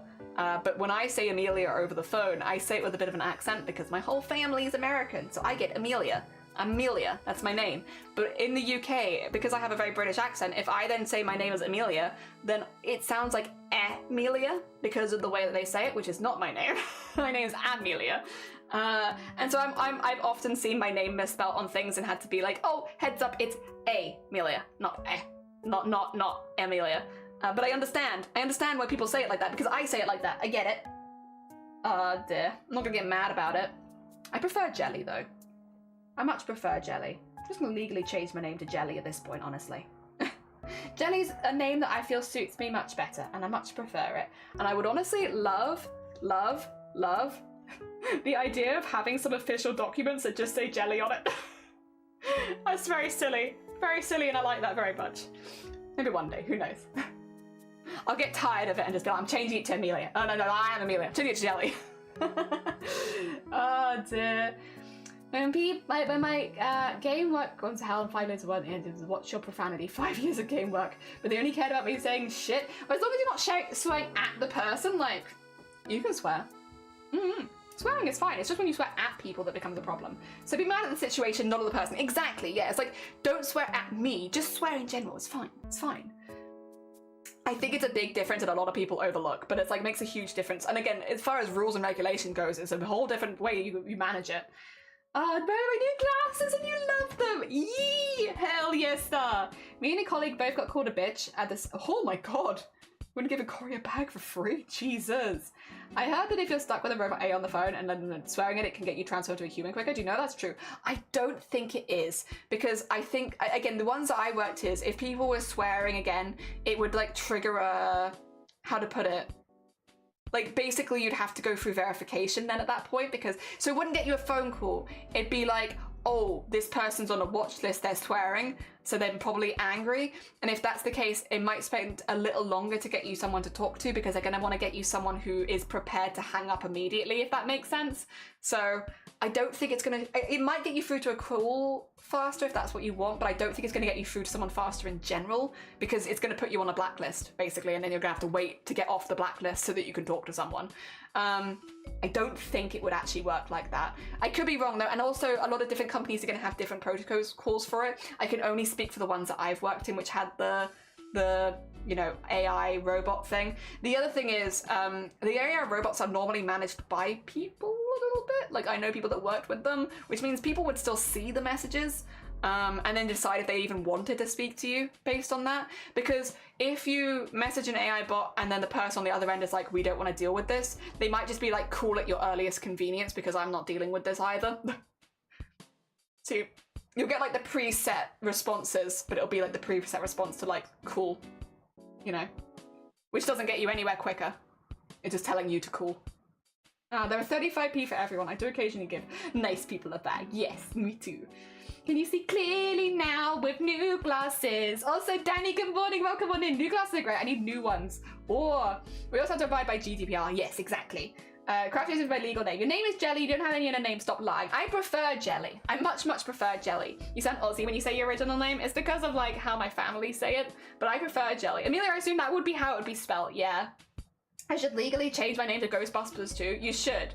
Jelly. Last name Fish. I don't see you as an Amelia. I see you as a Jelly. I much prefer Jelly. I prefer it so much. I had a chat with a charity in DMs the other, no, emails the other day, and they were like, just to check, what do you prefer? Because I will sign emails with like my legal name, like not my full legal name, but like my legal name enough, because I'm like, it's if it's an official email, whoop, murder. I hate it when I do this. Why am I like this? Disgusting. I'm so sorry. I just killed again. I have a horrible reflex for this sort of thing. I need to go wash my hands. 2 seconds, I'll be right back. Remind me what I was talking about when I get back. Oh, for God's sakes.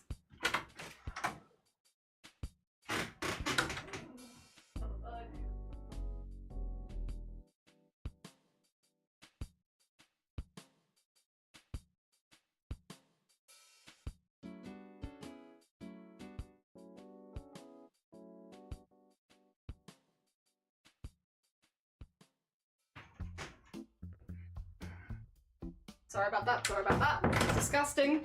Ew. I hate it, I hate it, I hate it, I hate it. Oh dear.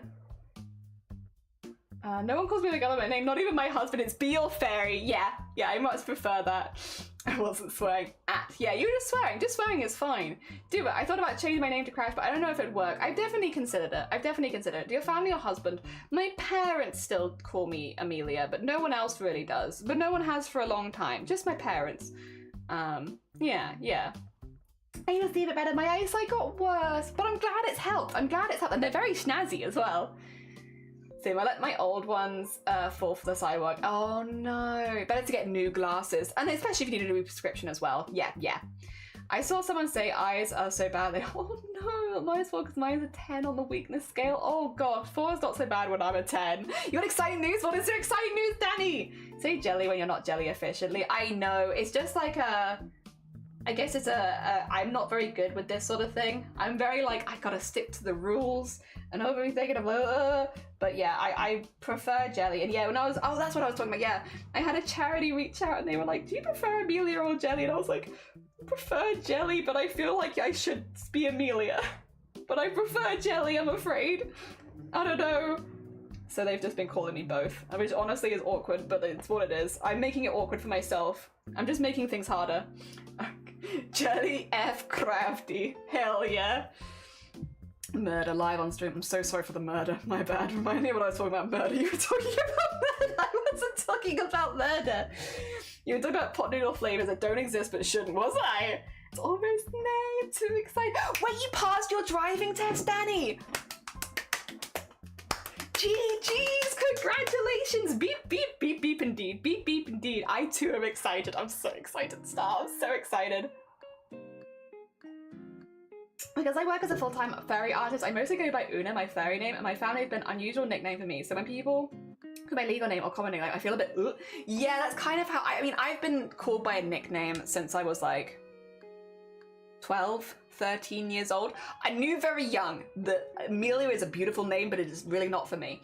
But yeah, no, so I've been going by a nickname for a very long time, which means no one really calls me by my real name. The thing is, though, when I went to Parliament, obviously I had my full legal name, and that was quite important. And so when I do stuff, and because that's for charity, when I do stuff of charity now, I feel like I should give them my full legal name because that is what is then associated with the charity work that I do outside of streaming. I get thrown off. I don't know. I don't know what I should do about it. We'll work it out. Like party. We like party. We like party. We like party. To be year and a half lessons in 25 years, it's so worth it. We like party. G's. Well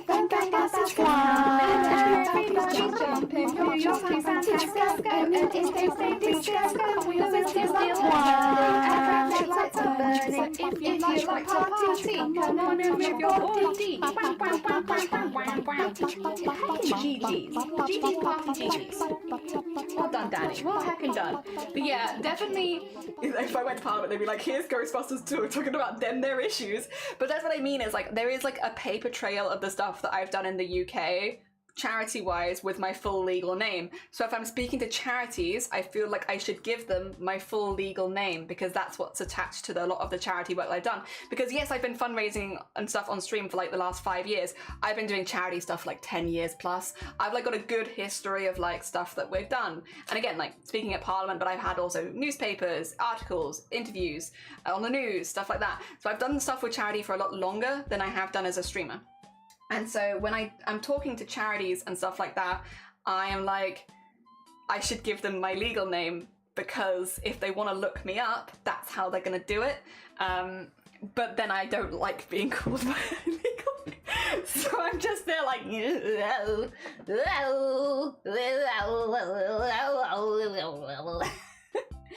but it's also a problem that I have created for myself, so it's fine. Oh dear, we live with the problems we create for ourselves. Oh dear. At some point maybe I will do something about it, but for now I will. I kind of hate that your real name is what government knows you as rather than what you want folks to call you. Yeah, I much prefer Jelly. Jelly's a fun name. I feel like it suits me a lot better. Is your nickname Cutie Patootie Princess Pookie Pie? I don't know, but yes, definitely. That's what details are for, but that's like effort. Yeah, government should give you an option to have a preferred legal name. Yeah, but it's also like, again, this is going to come into it of like, for instance, I love being called Jelly. It's a really fun name, and it's a name that I feel like suits me very well. I wouldn't legally change my name to Jelly, but like it's a name that I feel like suits me very well for the things that I do.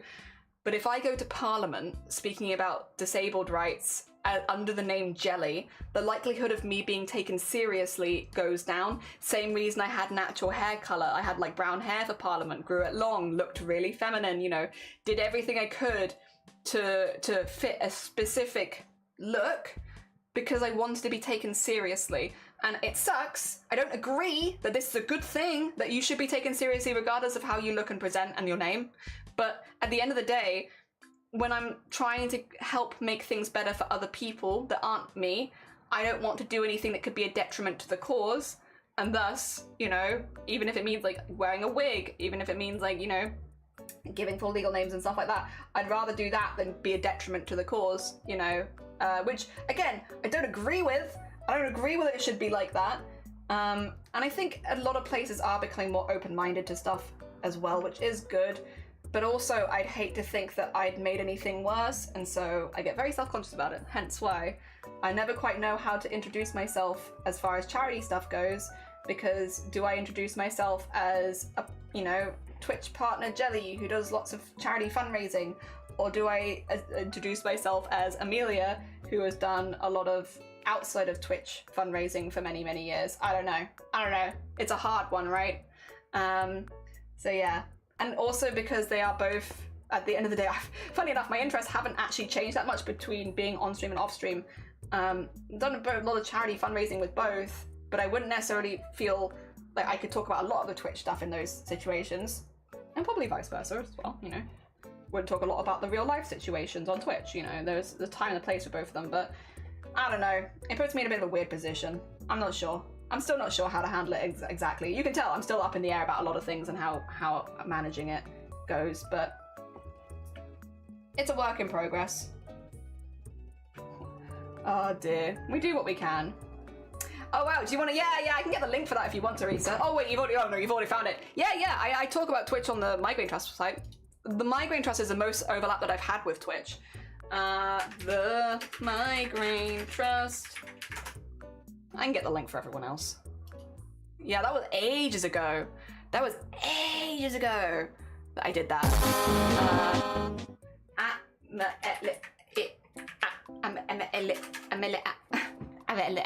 Oh yeah. Yep. Here it is. This was from 2023. 2023.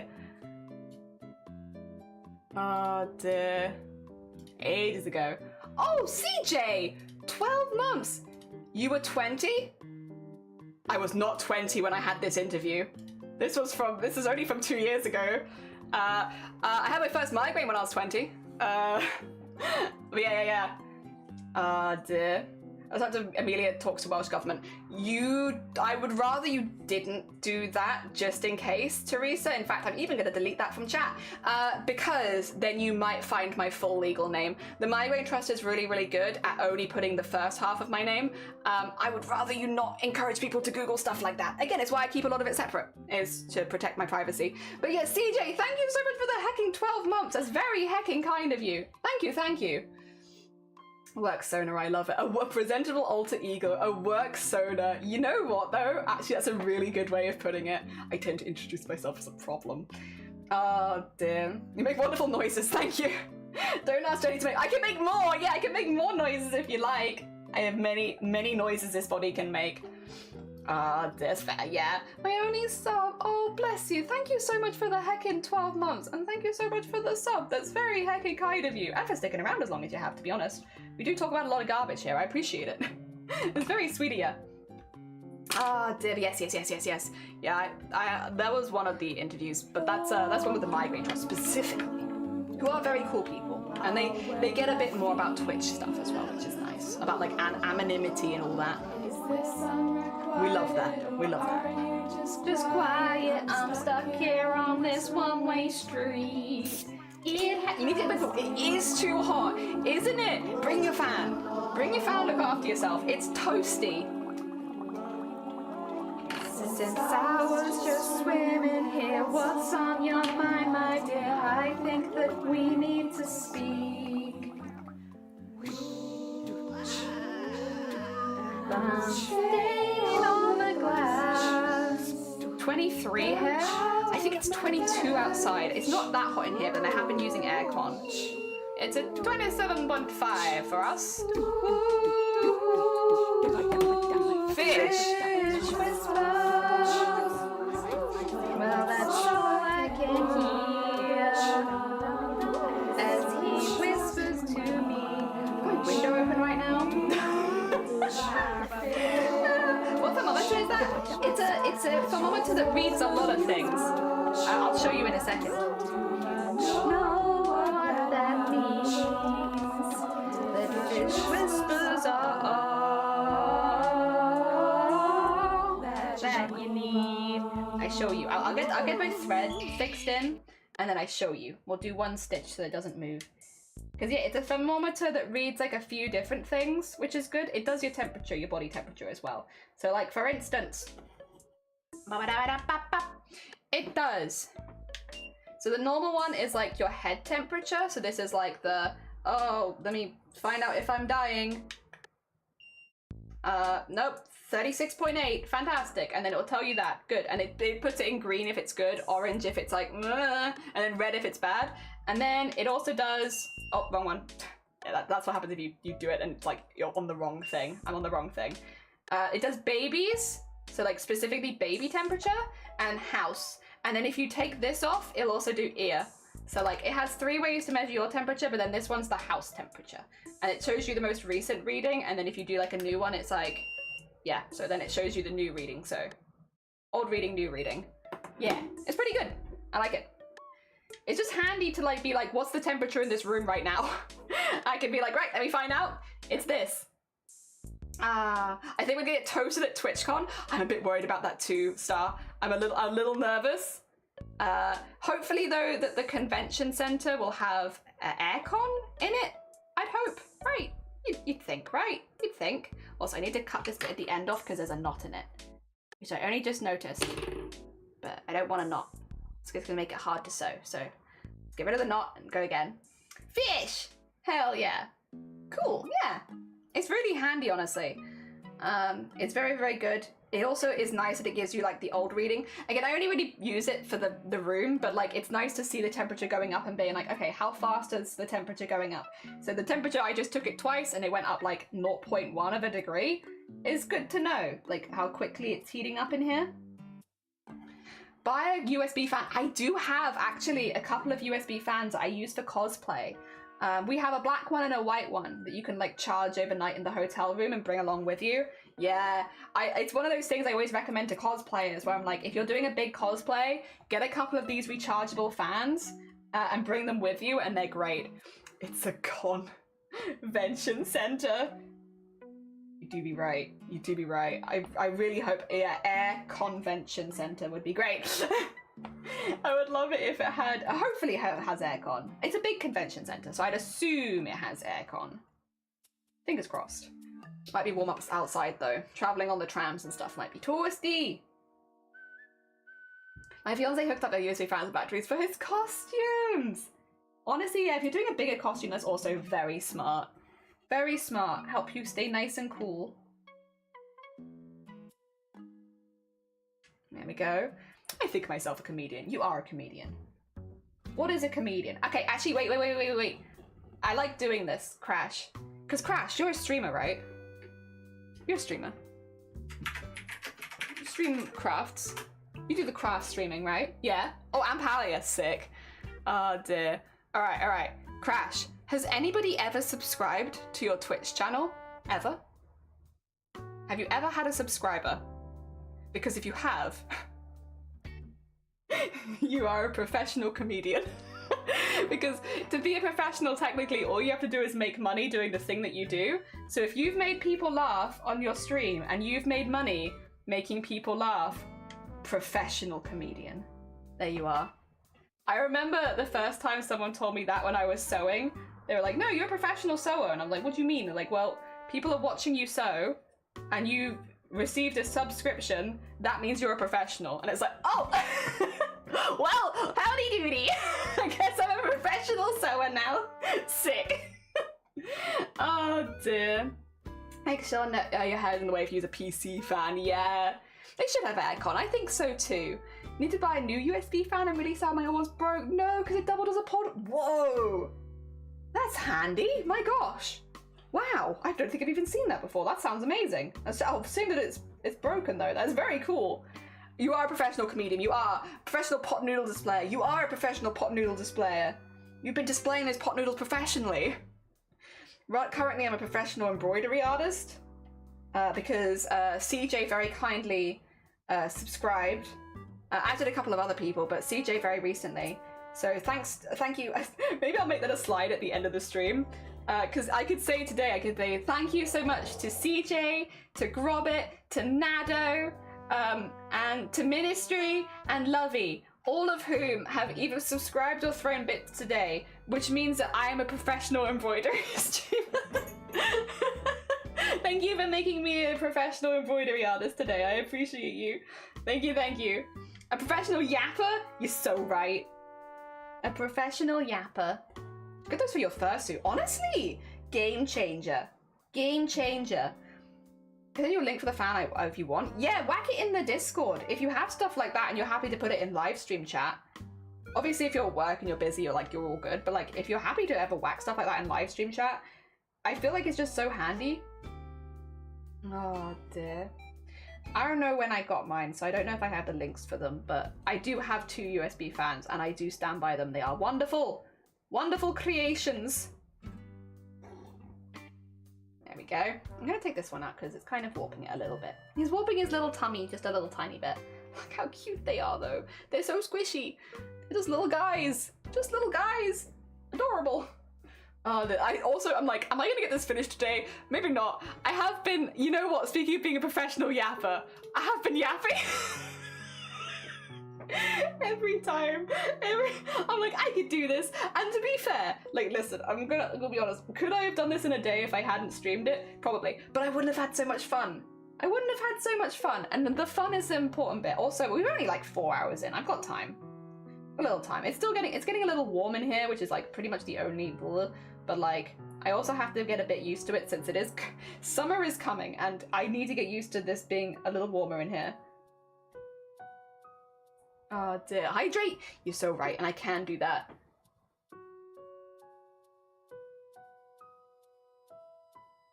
Especially the fursuit head. I want to make it so it doesn't have many holes for airflow, so a fan or two would be nice. Honestly, sounds really sensible. Really sensible. Definitely professional. Yippee! Yippee! Professional yapper. Hell yeah. I do feel like, you know what? I'd be alright with that as a title in general, because I feel like yapping is one of the things I'm pretty good at.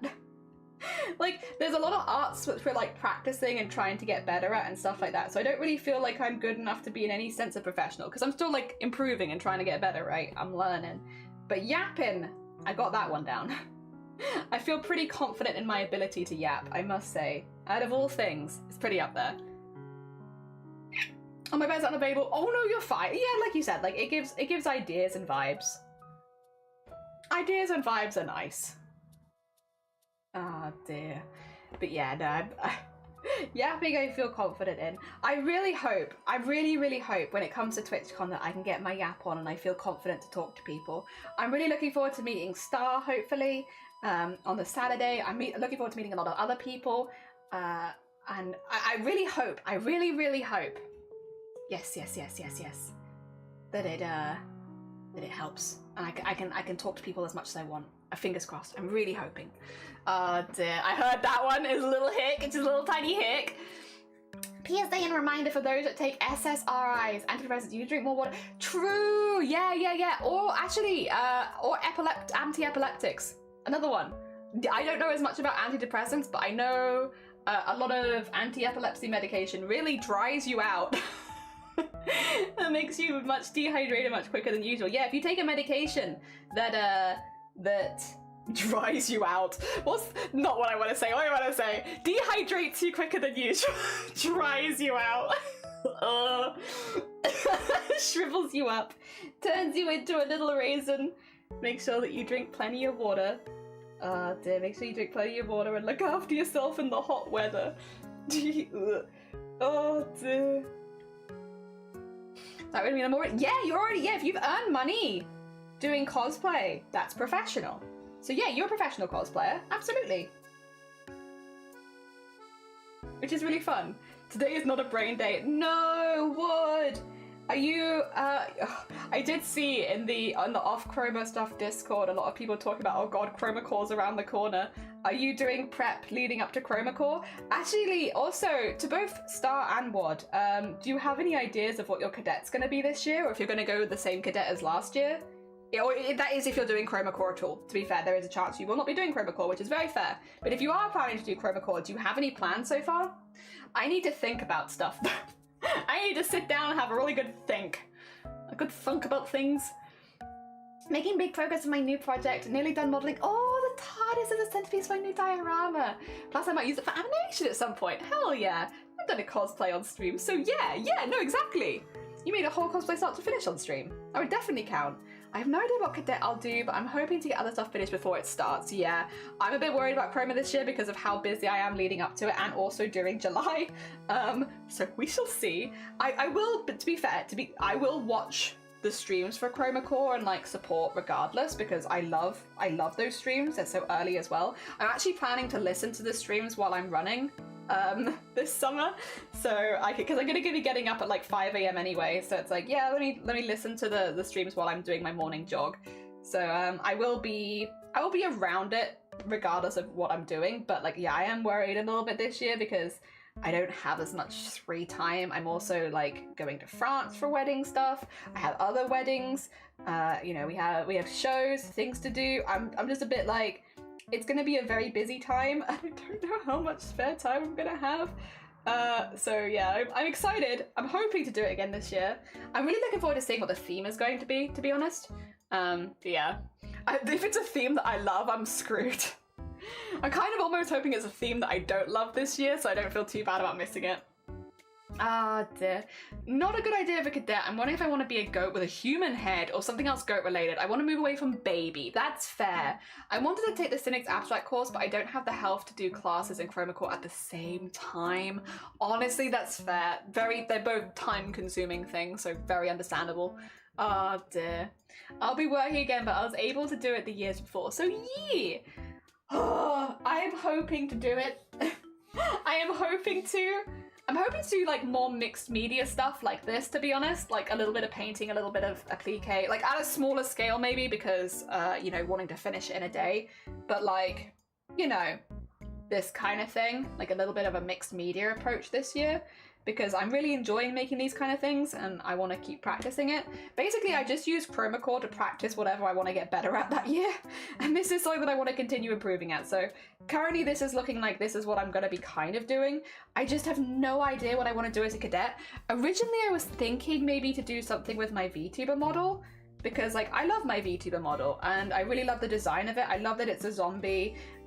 Kind of just a really fun design, but at the same time I'm like, do I want to embroider curly whirly tentacles? I just don't know, because like that's not an easy thing to embroider. It's so many curved objects. I'm just not sure. Or would I like to do like a boxy person who's much easier to embroider? Basically, I'm like fighting myself because I love the design of my VTuber and I really was like, well, that'd be kind of a fun one to make, like remake them as a cadet. But then I'm also like, that would mean a lot of, it is so, like, look, I'll show you real quick if you haven't seen them. I think they're on the other screen, but can I see them here? Oh no, that's for that. 2 seconds. If I go to here, you can see them above my head. There they are. There they are. Just, that's them. I love them very much. Thank you for egg. That's them. But yeah, the problem is, and I love them. I love their design very much. They're very fun. They're just, everything is curved, basically. Which, how's the head today? It's still there. I still feel the migraine from yesterday, but it's feeling a lot better, thank you. Also, I hope you're doing good. Oh dear, hiya. How go it? Oh dear. I also thought Cynics also didn't have the time and health to do class and crib at the same time. What is he thinking?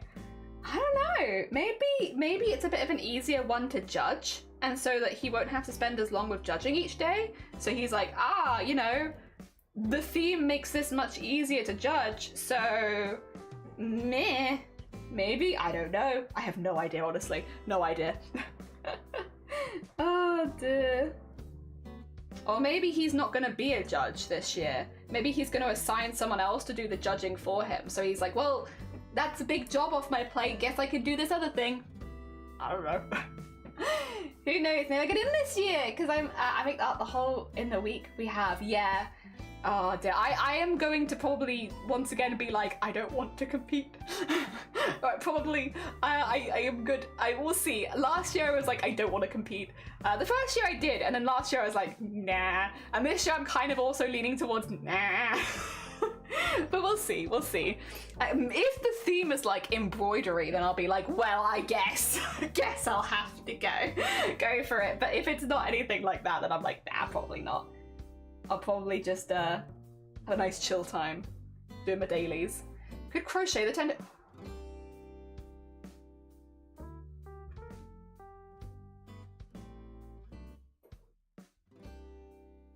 Sleeves. You're a dangerous person. Sleeves. Sleeves, Rin. Oh, yeah, if I'm doing mixed media anyway, because I was already planning to do like, yeah, like plan mixed media. I could do, yeah, I could, damn. Well, oh, I'm glad it was not as bad. Like, yeah, I appreciate it. And even improved this like, hell yeah. Getting the down tree in my yard removed tomorrow. Rippy. Are you a crocheter? Yeah, only for a hobby though. I just do it for funsies. I don't really do like I don't do it on stream very often outside of like events. It's normally like a just for my own time in the evenings kind of thing. But crochet is like my main off-stream hobby. It's a weird one to say, but like I like to have hobbies that I don't post on social media and such. That being said, occasionally, I think I have some of them on my Blue Sky. 2 seconds, I'll Google. Occasionally we'll do crochet projects for like charity.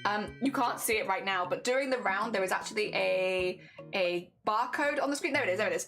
It gets you like the real time. If you'd rather get like a bit quicker, the little scanny thing in the corner helps you with that. Otherwise, well done, Gromit in the lead, followed by Purple and then Mossy. Then we have Nick, myself, Panthera, Goblin, Wad, and Diana. GG's.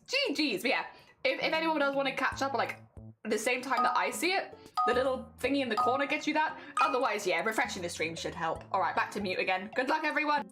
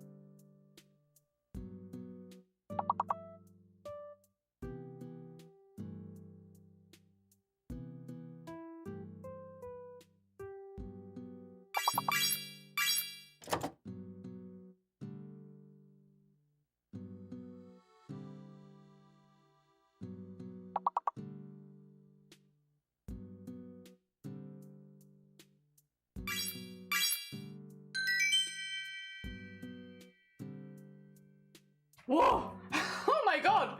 GG's, well done! I bet Forker, I barely know, I know, right? Well done, Gromit, for leading that round. Overall, we have Gromit the lead, followed by Purple, and then myself. Then we have Mossy, Panthera, Nick, Diana, Green, good morning, Goblin, and then Wad. GG's. I'm also just gonna quickly go get my water, because I require some water. It's getting warm in here. Oh god, oh wait, I want to get Alpha, but I think it's someone else is gonna get Alpha. Hold on, water. Did I get it? Oh, it's not even on there! Alpha's not even there! Nice bland, though. Nice bland. Okay, I'm back in a moment. I'm getting some water.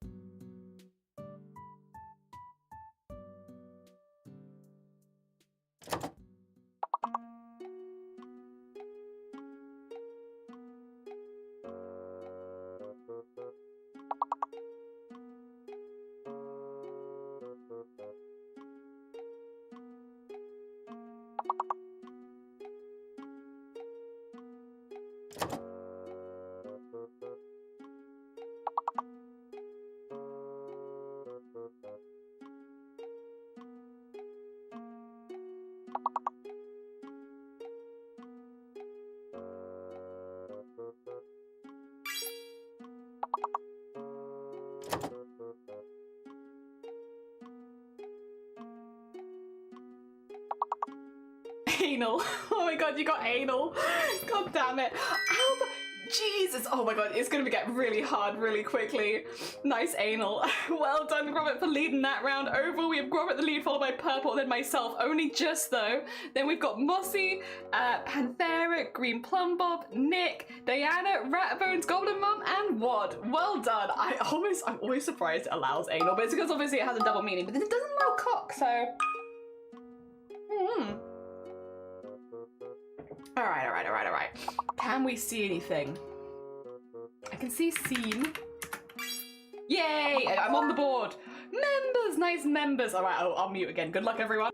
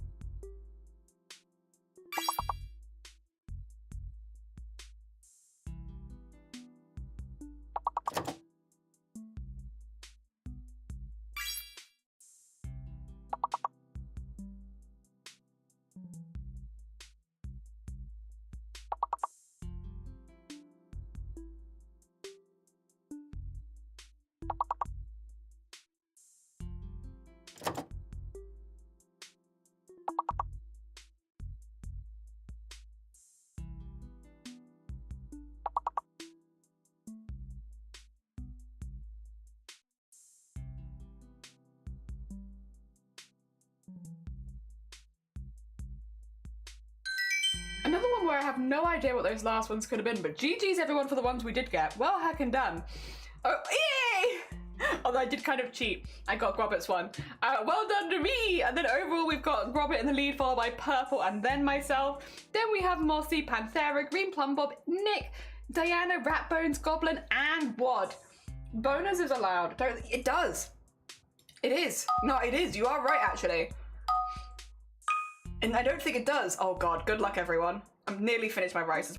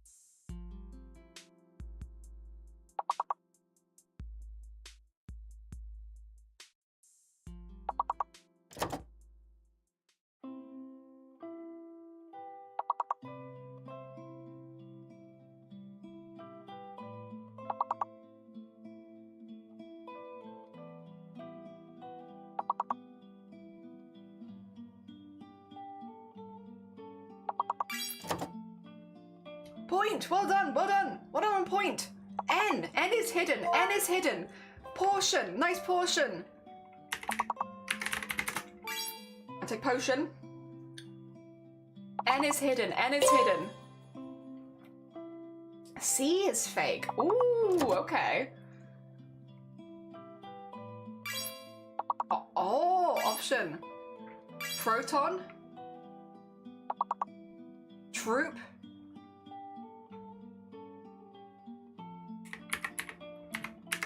I'll try. Yeah, pronto, but there is still not quite enough. Porno!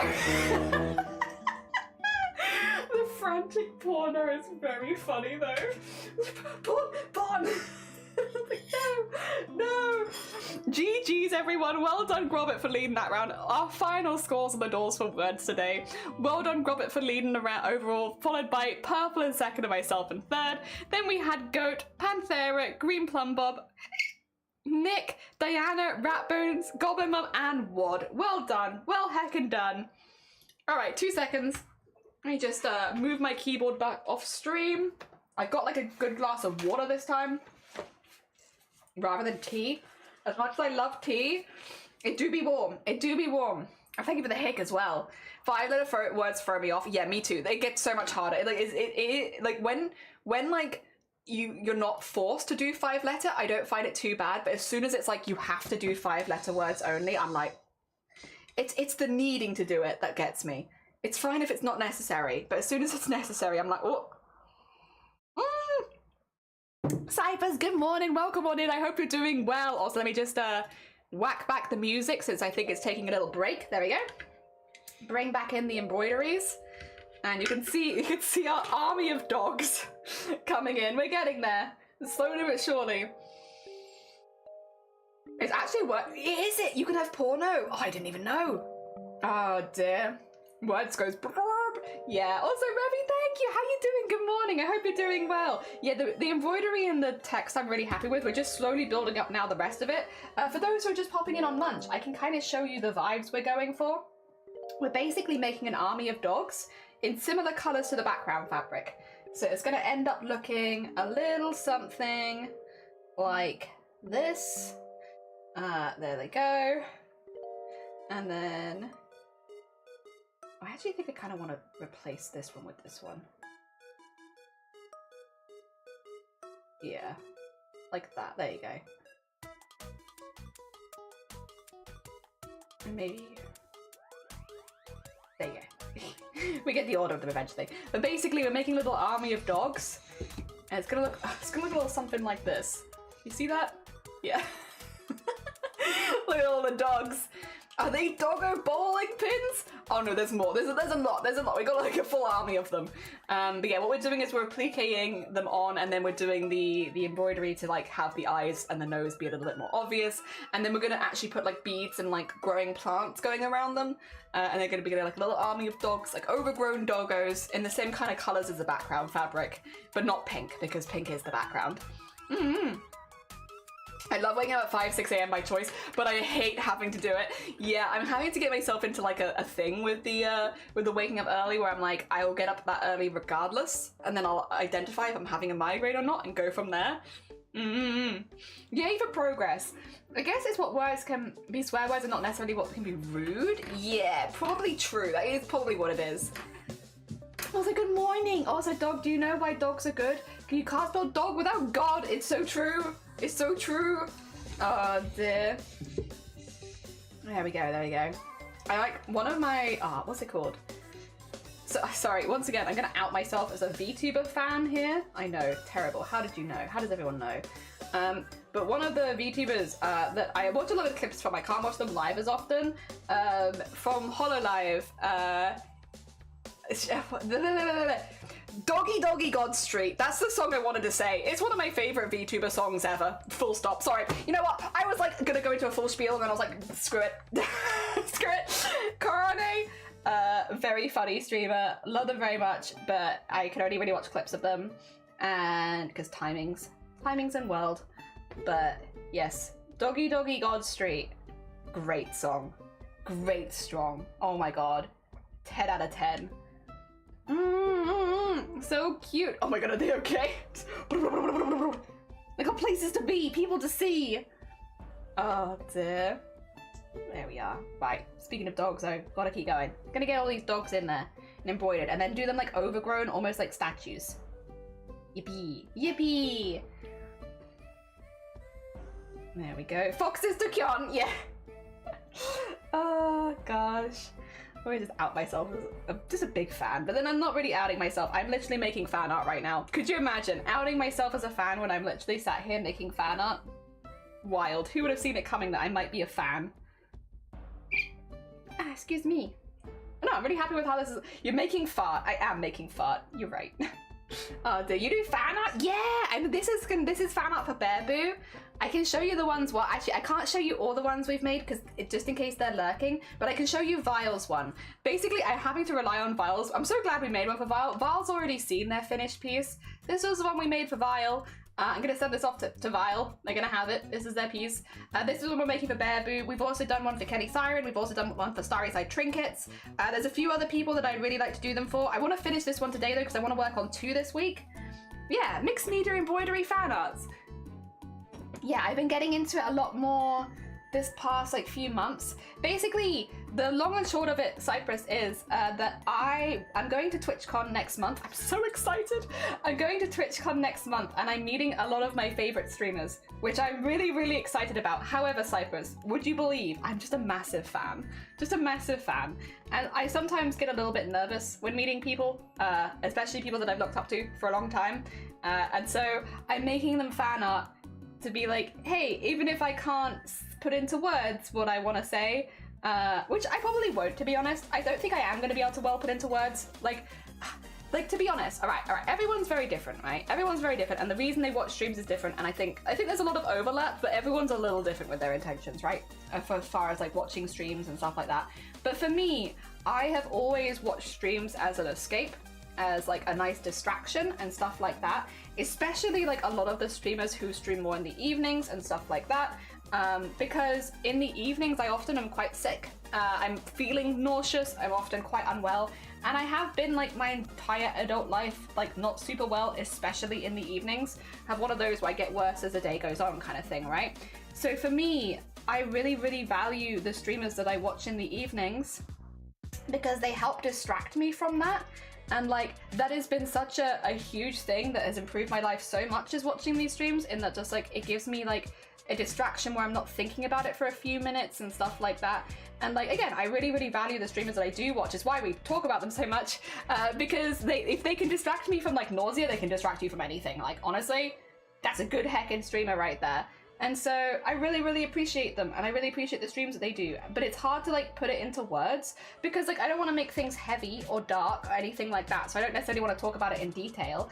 But like, yeah, the long and short of it is I really appreciate these people's streams. Their streams have got me through a lot of really like unpleasant times. And yeah, I really hope that things continue to go really well for them. I want them to do really, really well. I want them to blow up, and like everyone, unless they're a big streamer already, in which case I guess I want them to continue to thrive. But like, yeah, I want them to do really, really well, and I want to see them do well, and I want to, yeah, thank them for all the stuff they've done so far. Because even though I'm predominantly a lurker in most people's streams, they've had some streams out there that have had such a positive impact on me, that have made me laugh on like such hard days and stuff like that, and I really appreciate that. So, but I don't know how easy that is necessarily to put into words when you're in the spot.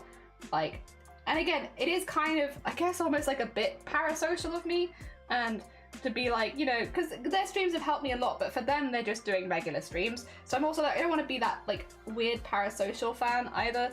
So yeah, I just, making some fan art, I think for me is the easiest way to put into words the feelings that I have, where I could be like, thank you so much for your streams.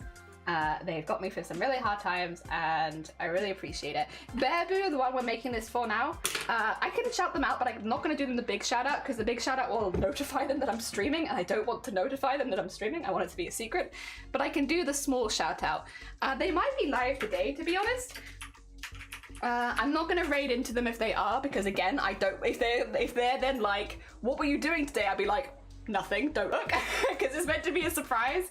Yeah, they are a very, very sweet bean. They do lovely streams. They do like a variety of content, and they are one of the streamers that I've looked up the most to as far as like streamer personalities, I suppose.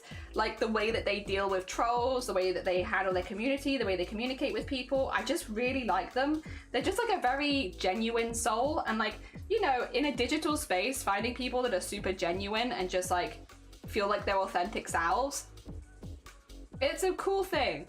And I love the way that they are like authentic and chill, but also like still lay down the law when they need to in their stream. Like they're still in charge, but like in a really, I think, really like good way. I think they handle their stream really, really well, basically. Their community in stream is lovely, and they've built a really good community because of it, and I want to make them fan art because I've looked up to them for a long time, many, many, many years at this point. But don't tell them. It's a secret. I'm gonna put this on.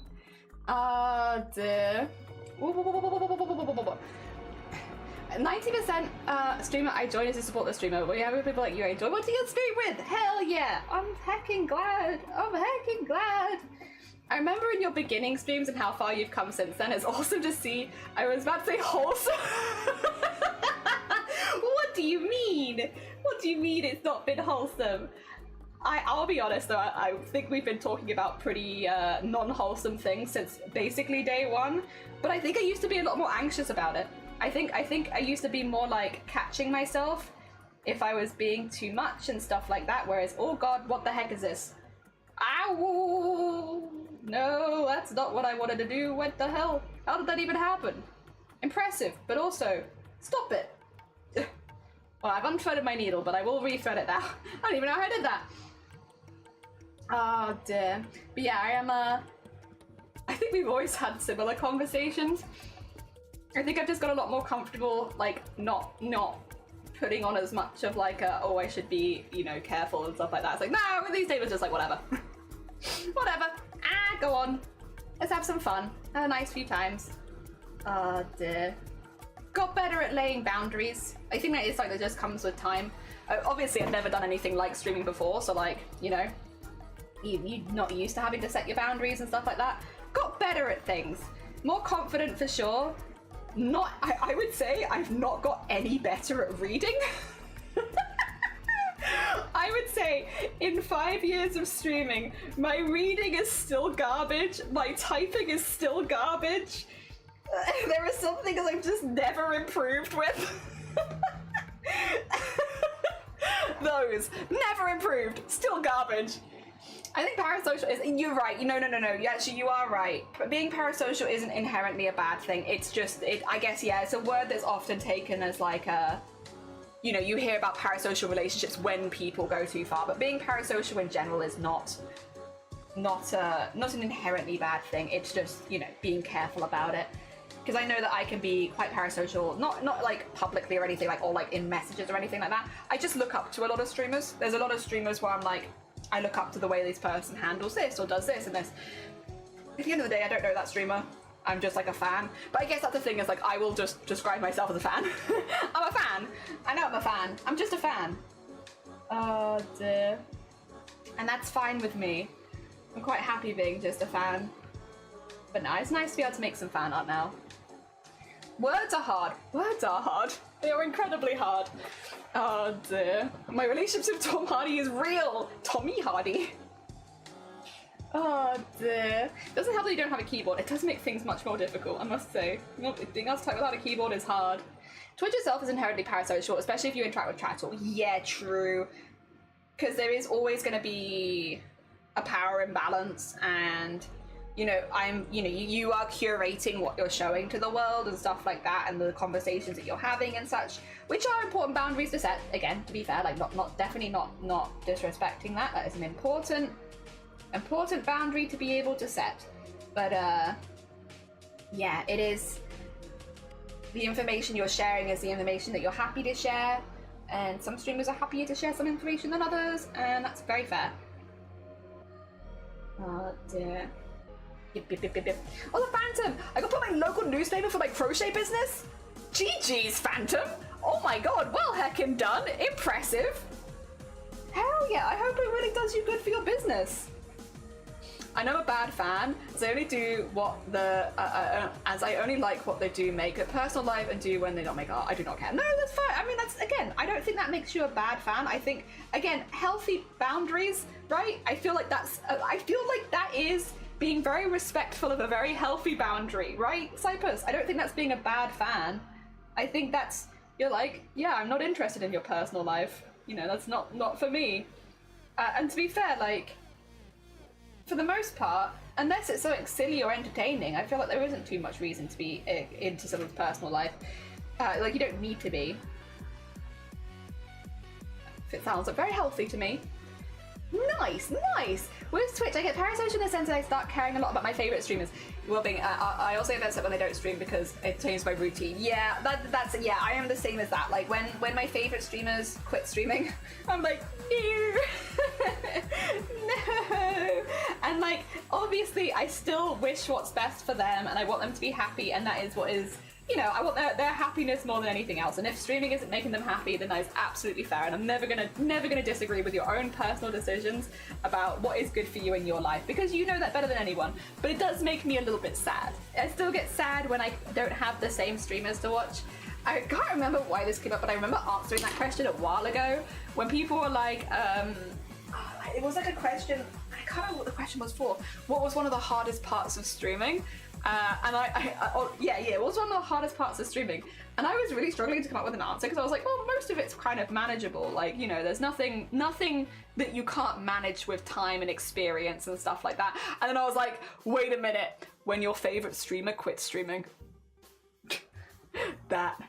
When a streamer that you really, really love and watch every evening and they quit streaming, like you can't be, you support them, and so you're like, if that's what's best for you, that's what's best for you, and I will respect and support your decision, of course. If you decide to quit streaming, that is completely your decision, and you won't hear me disagree with you, but I will be sad.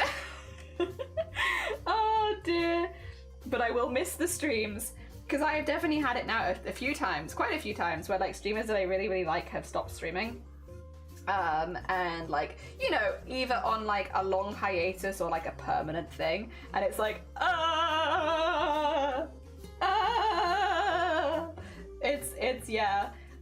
sure a lot of people that watch streams can they know that feeling where it's like, oh dear. Like, I would completely respect the streamer's decision. Like, again, I also don't want to watch someone who's forcing themselves to stream if it's not fun for them anymore, if it's not a thing that they want to do. Complete respect, obviously. Of course. It is their choice, and it should always be their choice. But also, I will still be a little sad when my favourite streamers aren't on anymore. I'll miss them. Oh dear.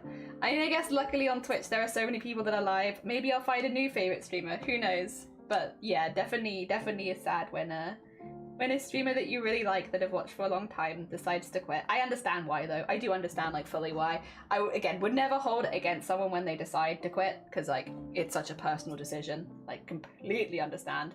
And again, I also wouldn't want to watch someone forcing themselves to stream if they weren't having a good time. Like, that wouldn't be, I think, very fun to watch. So, respected, but also, I just can't put people on a pedestal. What about my happiness? I know so hard to say, like, stop doing because of AI, and it does make me really sad. Yeah, when your inspiration stops streaming, it's like, no. Had that happen too, yeah. A streamer I used to watch hasn't been live since November. We have a Discord server, and someone every other week says they miss the streamer. Yeah. When my regular streamers aren't streaming, I'm like, wow, how am I supposed to get throughout the day without watching Twitch? Like, what am I supposed to do? Yeah. There's such a relatable feeling where, like, you'll be like, wait a minute, why is nobody live? What I have to go somewhere else? I have been trying to use the opportunity to meet new people, though, and like, or to like watch people that I've had recommended a while ago that I haven't had a chance to go watch. I've been trying to be good, but yeah, for sure, when you have like your favorite like streamer, they're just not there anymore, it's like, no. See, I gave that as my answer. That was like the hardest part of streaming, is when your favorite streamer stops streaming and you're fine with it because it's their decision, but also I miss them. Oh dear. Very parasocial, but to be fair though, it's not like a bad parasocial. I'm not gonna, like, again, I will always respect the streamer's decision first and foremost, because when it comes to streaming, it should be something that you want to do. And if you don't want to do it, even if I'm like, I'm gonna miss the streams, that's fine, because I also don't want you to force yourself to stream if you don't want to stream. But I'll still be sad. I left my earbuds at home, so now I have, you're on loudspeaker, but only so I can hear. Well, got the phone to the ear, that's fair. I'll be careful. Having a very weird one-sided conversation about streaming. Oh, dear. When I did my break for the stream, a lot of people ask me when you come back. Yeah. Oh, dear. It's got to be something that you decide to do, though, yeah, for sure. Like, when the time is right, when you have the spare time and the motivation to do so, that's the best time to stream. Oh dear. And like, trying to force yourself if it's not something that you're enjoying is like, yeah, probably not a good thing. It's like finishing a good movie or book. What do I do now? Yeah, finishing a good movie or book. Yeah. Like, what do I do now? I'm not ready. I wasn't prepared. Oh, David, no. I've definitely had some streamers that I really, really enjoy stop streaming over the years. And that's fine. Again, their decision, completely understand. But it's always a sad day. It's always a sad day when you watch a stream and it's hey guys, this is the last stream I'm ever gonna do, and thank you for all your support over the years. I'm just not, getting the same joy out of streaming that I used to, and it's like, no. But also understandable and fair, and it's your decision, I will respect it, but no. Oh dear. Comfy, good morning. How you doing? Welcome on in. We're making an army of dogs. Look at all these dogs. We got 6 more to put on, but we're just getting all the appliques in at the moment. Appliques and the top stuff. And then many more dogs. So many dogs. Oh dear. Rule number 1, life comes first. Rule number 2, always be yourself. Unless you be a fox, and then always be a fox. Also, Ali Cat, good morning. Welcome on in. I haven't streamed, but I've been in a VC with stream and interacted with chat, so kind of... Yeah, you know what? No. But that's still the vibe, because you're still, like, having to abide by the chat rules or streamer rules and stuff like that. So it's, like, not that far off. I'd rather be the reason for them to stop streaming than it come to light that they were not... I'd rather that be the reason for them to stop streaming rather than not being a being. Yeah, I think a fair few of us have probably had that as well, where... it turns out the person you've been supporting is like not a very cool person. That's a experience on social medias, unfortunately, isn't it? Where like someone that you've been following for a long time turns out to like they'll stop streaming because they get found out for being a bad bean. Oh, yeah, I'm sure a few of us have had that happen as well. I mean, if we've been watching Twitch long enough, the likelihood of it having happened is pretty high. Oh, that's not a good feeling. That's not a good feeling at all. No one likes that feeling. There we go. Yeah, I'll always respect when a streamer decides they're just not having fun anymore, and that's the end for them. Fair. Puppies! Yeah, we're making this for Bear Boo. It's a secret, so if you know Bear Boo, nobody tell them. But it's a secret. I'm trying to make them some fan art, and we're making them an army of puppies. Because 1, they love dogs. Well, they love animals in general, but they love dogs. But 2, they run a Twitch club called the Pug Club.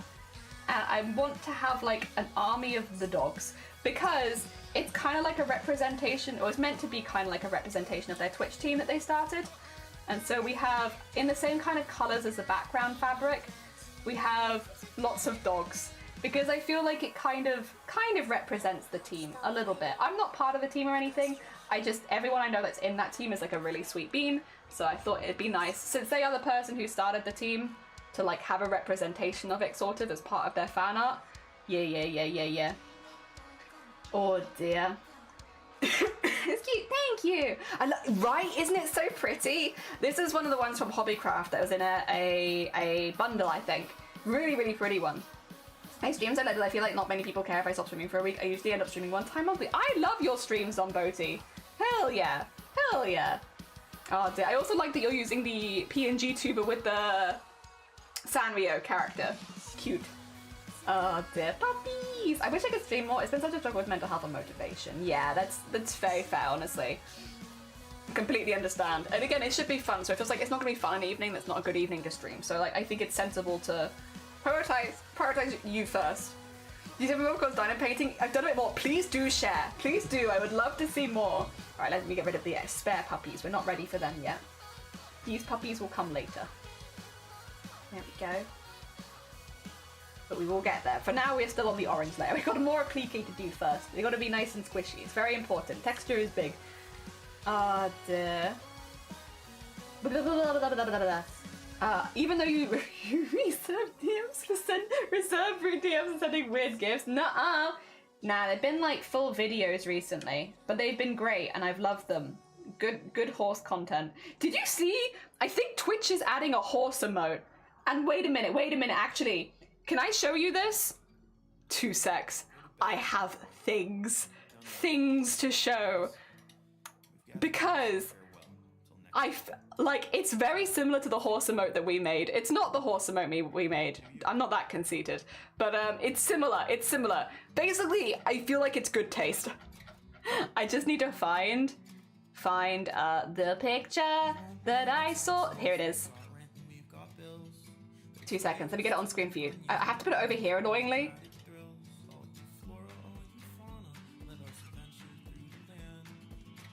Can you see it? See horse lol? Do you see the horse lol?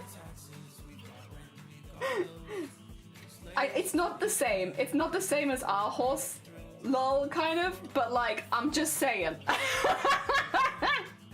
I'm just saying,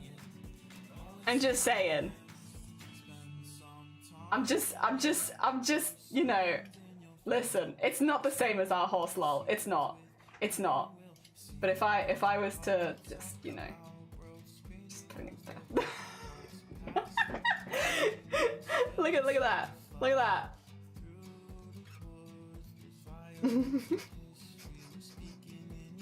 Oh god. I mean, I like streaming, but Mean Brain does tell me that I'm not the most important. And to be fair, for that reason, I've made some events smaller than my other friends. Bless you. Well, if you're ever celebrating, we would love to celebrate you as well, Zomboji. A very heckin' cool bean. I think everyone here would love to celebrate you. The heart is making me uncomfortable. Is it like the glassish kind of ness of it? A little bit? Yeah, I get it. Oh, dear. Oh, horse lol is nicer. I like our horse lol. Twitch seeing you use horse emotes. I was like, it's time. We must make a horse emotes. And then Twitch is like, it's time for horse emotes. It's like, oh, fair enough. No, but like, again, it's obviously different to ours. It's obviously different to ours. I just think it's really funny. I just think it's very funny. It's the timing of like us doing horse lol and then like a month later it's like, horse lol. Good timing though, good timing. Truly the year of the haunts. Oh dear. We love haunts here. Haunts is good. Yeah, I saw that and I was like, taste? Good taste? Is that a good taste? Oh my gosh. Haunts? More haunts? I'm never gonna say no to more haunts. I love haunts. But I thought it was funny. I'm glad other people are recognizing haunts and doing more haunts. That's good. There's good vibes right there. There you go. And then I can probably take this out of the face now. It's not going to move, so we can leave that there. Haunts, fish, and piss. Haunts, fish, and piss. Exactly. Oh my god. I mean, if Twitch wants me to make them haunts emotes, I would. Oh my god. Maybe next time. Next time Twitch is looking for like emote artists, I'll be like, please, take me and I will make you haunts emotes. Or the haunts emotes of your dreams. You want haunts emotes? I can make you so many haunces. Just ask. I would love to make you haunces. Some cursed haunces. Oh dear. I just need to wait for them to be like needing artists for emotes. So I can be like, me. Pick me. Me. Let me make you haunts. I've got goals. Oh dear. I'm still thinking about what I'm gonna do for my birthday month. I think I could do a week-long stream stuff again, but still have some other streams in the month. My friends have bonked me for putting myself down, so consider making it a month long. If you think you have like, because obviously a month is a while, but if you've got the spare time and the endurance for it, hell yeah. Literally, I always, like, birthdays for me, everyone's different with celebrations, and obviously like religion and culture and stuff does play a part in this, but for me, I always see birthdays as the biggest celebrations for people year. I love birthdays. I love celebrating people's birthdays. I love when people celebrate their own birthdays. I think that it's lovely. For me, that is like biggest celebrations of the years are birthdays. I do tend to put my own birthday on the back burner, so I'm also a bit of like a bit of a culprit for that too, but in my defense, my birthday happens during Boobtober, so like I'm busy. But like I love birthdays. You want to celebrate your birthday for a whole heckin' month, as you should. You heckin' do it. I know there's like a lot of like, I guess people talk about this kind of stuff online sometimes, or like, oh, birthday month isn't a thing and stuff like that. It's like, no, you know, birthday is a thing, and like obviously birthday month is a bigger thing for some people, but like I honestly am such a believer of like, the world is hard, and it's nice to have an excuse to celebrate your friends and family, and birthdays are kind of that excuse. Like, give the people in your life a space to say thank you for having you in their life, and to like also take a moment to appreciate the things that you've done as well. Feel proud of yourself for another year. I think that's so important, so important. And so yeah, I'm a really, really big fan of birthdays. I'm really happy with how we celebrated my birthday last year as well, because I, again, normally don't celebrate my birthday on my birthday because of Boobtober and the charity fundraising and stuff. But this last year, we actually did a 12-hour stream playing Lethal Company with a lot of my friends and streamers and stuff like that while fundraising. And honestly, it was perfect. It was everything I could have wanted. That to me was a perfect birthday.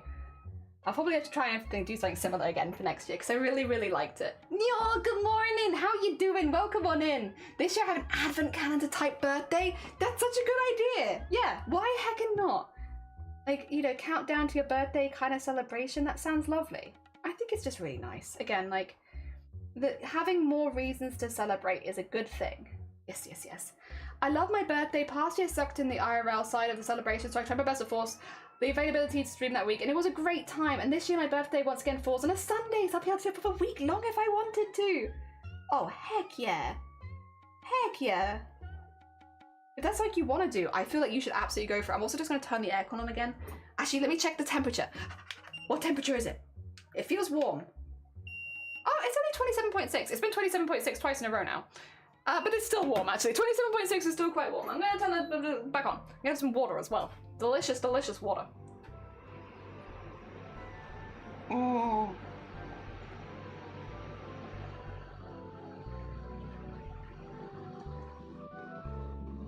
Oh, is my mic picking up my aircon now? Why now? You got louder? Well, whatever. The big swap with school deadline today. Oh gosh, good luck with the deadline, your brain empty. I hope you're well. It's a bit toasty here, but other than that, we're okay. I was a bit peeved because yesterday I accidentally got a migraine.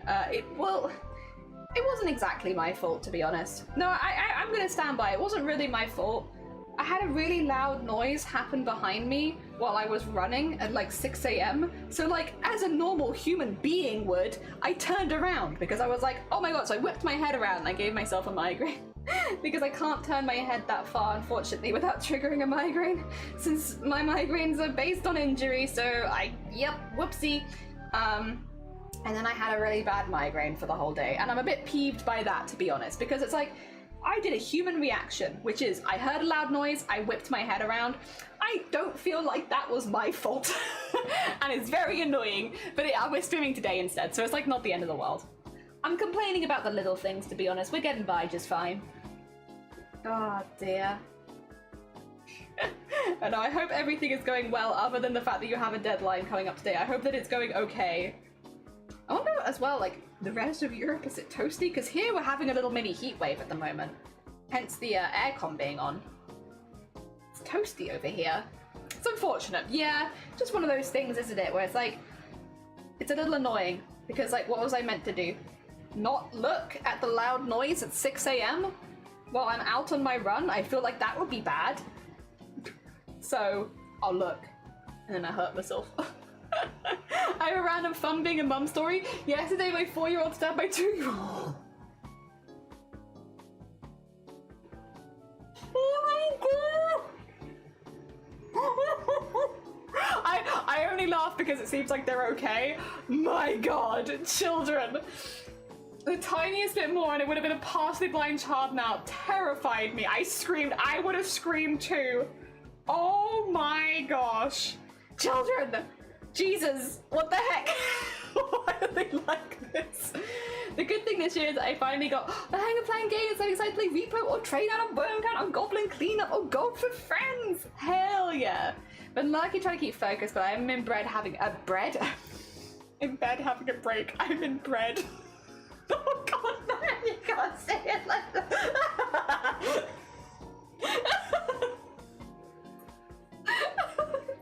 It's only been like 5.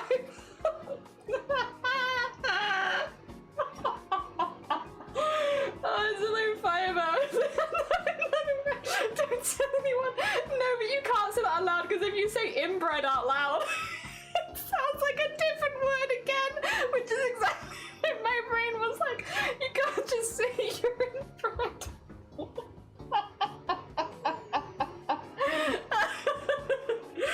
Oh gosh. I'm silly. It's silly. I scream, black eye is silly. Yeah, Jesus. I think it's probably around the age that I had my first black eye. I was like 4 or 5 years old. Because like, we used to have a game called Foxtail. I think it's called Foxtail. Actually, let me just Google that. Is it called Foxtail? No. I want the game. The game called Foxtail is what I want. I think it's called Foxtail. Oh no, Foxtail game? No, what's it called then? Bull? Do people know? Yeah, no, there it is. There it is. It is foxtail. It's a sport. Okay. Right. Actually, that looks exactly like the one we had, basically. It's a game where you have like a ball and it's on a. I can get a picture of this up actually, and then you can see what I mean. Sorry that I just show you the. There's nothing NSFW here, right? I think it's fine. Sorry, I have to double check because you just never know. Google sometimes will just show you things and it's like, There we go. This, foxtail. Yes, this. So we had one like with a proper hard ball on the end. Kind of like this, like a pretty intense one. Basically, the whole idea is you throw it up in the air and you catch it. If you catch it in the red zone, you get like 1 point. If you catch it in the yellow zone, you get like 2 points. And if you catch it in the blue zone, you get 3 points or whatever. So it's just about trying to catch the very tip of the tail is what you're trying to do. And that's the game Foxtail, easy peasy, right? Makes a lot of sense. Except that ball at the end is like a baseball. Like it's really hard because it needs to be, because yeah, like you have to like swing it around your head like this, so it's heavy at the end, and they like throw it up in the air and then you have to catch it, but like it's a heavy ball because it needs that way, otherwise you won't get a good swing on it, right? And when I was like 5, I think I tried to catch it with my face. So instead of putting my hand out to catch it, I just did like this. And they were like, no, Jenny! And boof, straight in my eye socket. I think that was the first black eye I've ever had. And funnily enough, my sibling had got a black eye exactly the same way. Oh dear. Where it's just like you try and catch it with your face. Oh my gosh. Dangerous things, but also very fun. Very fun. They really would go proper high because the balls were very heavy. But then the problem is, they'd also come hurtling at you at fair speed, and then it's kind of dangerous. I had a good time. I enjoyed it. Dear. Inbred? No, actual bread. Like, yeah, I am sitting inside of a loaf. Yes. Then don't grab my tail. But it's a game. It's a game. What if I want to win the game? What then? Huh, Cypress? Also, Dubty, good morning. I hope you're doing well. Welcome on in. Oh, dear. I don't know why that came up. I just, yeah, I'm inbred. I work at a bakery. Hell yeah. I thought you were the whole bakery. I thought that's what it was. It's like, I don't have cake. I got the whole bakery. Was that not what it was? It's a game for you, but it's my fluff. You know what? That's very fair. Very fair. I will stop. I will not. Well, to be fair, I don't have it anyway. But even if I did, I would stop. Hell yeah. Okay, let's get some more thread. Stop the other side. And then that's another row. Applicated. Oh yeah, I do own the bakery. Hell yeah, Shivdy. Oh dear. I feel like it gets quieter after a minute. It like gears up and then it goes quieter. Oh, it's so nice though. Can I get like a temperature reading on like the temperature of the air coming out of the aircon? Feels great. No, it is definitely not 20 degrees. I guess it doesn't really work. It's not pumping out 20 degrees. Actually, I wish I could find out what temperature it is pumping it out of. But I don't know. There's probably a way to find it out. I don't know what it is. Oh dear. Yeah, we're appliquing these dogs. We're getting them on here. We're making a little dog army right now. We actually have 12 dogs that I need to applique, so we're nearly halfway through. We've been a bit distracted, I'll be honest, but I've been enjoying myself. Hopefully everyone else has too. Dear. It's been fun. I enjoy the distraction. How are we doing on time? Oh, we're doing okay. I think we had quite a late lunch today, to be fair. We're doing alright. I did want to go a little longer as well. I wanted to go longer yesterday, so maybe we can just go longer today instead. We're halfway there. Whoa. I like all the other ones, like the lemon and a pear. Okay, you're having a moment. Should we stop you for now? Oh, you got hotter. Ooh. Okay, so for now. You're doing good. Oh dear. How are we on time?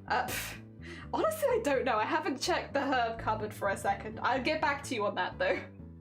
I think we're good. I don't remember needing any more time. I am trying to work out how much time I should stream for though.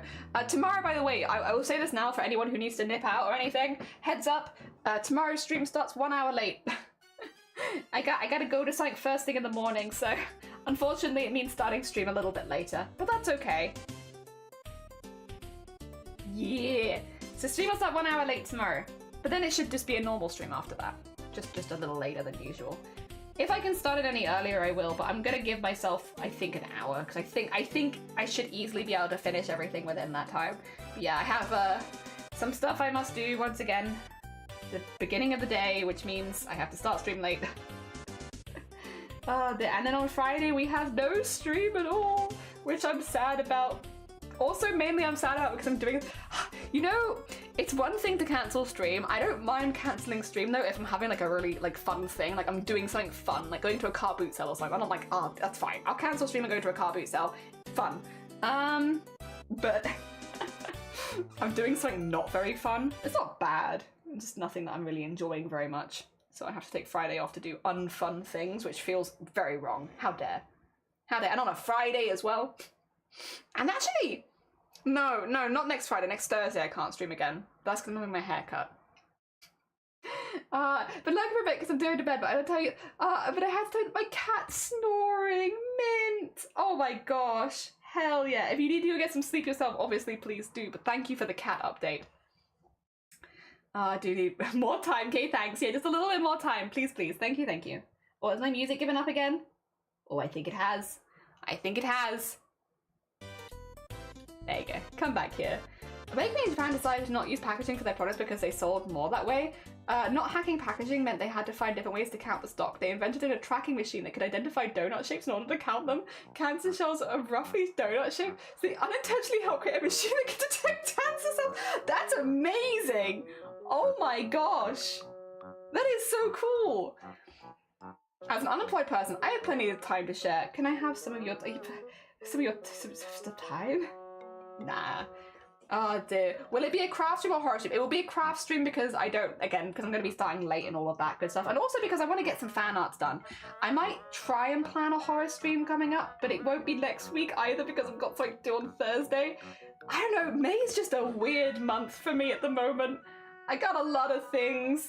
But I'll try and plan one in because I do want to get back to Dredge because I love Dredge. I was having a really fun time, and also we have loads of other horror games to play. I was freaking out trying to figure out why I drew a circular shape in my drawing, going through all the layers. Just behind all the layer that's 87. Oh, I was looking through the layers like a goof. We've all been there, Zomboti. You are not alone. You're in good company. Oh dear. I would love, yeah, a little bit more time would be good. But then I feel like everyone feels like that, you know, or like artists and, you know, stuff. It's like, it'd be nice to have a little more time. And it would be. I wouldn't be against having more time, that's for sure. But I'm also happy enjoying my time that I do have. Also, look how squishy he is. Do you see this? Do you see the squish? He is squishy. He is squishy too. As they layer up, they're only gonna get more squishy. Like, look at these squishes. That's so fun. They're so squishy. I love them. They are squishy. Oh dear. I've been there trying to figure out. That's why I do clear up of all the layers like every hour. I was like, honestly, that's smart. Yeah, boop, boop the snoots, boop them. Oh dear. I'm very pleased with them. I'm very pleased. We also need to pick out an orange and stuff so we can do the over the top bit of these too. Oh dear. And then I need to work out how I'm getting the rest of these in because, to be honest, I'm gonna start running out of hoop space. I don't know. We'll work it out. I need to get the yellow layer in next. I guess the thing with the next layer is it actually only needs to be stitched to like there. Like, it doesn't actually need to be stitched further than that because that's the edge. That could actually help me not do work that doesn't need to be done, to be honest. That could probably help me. I probably want to go like a centimetre longer just for the overlap, but yeah.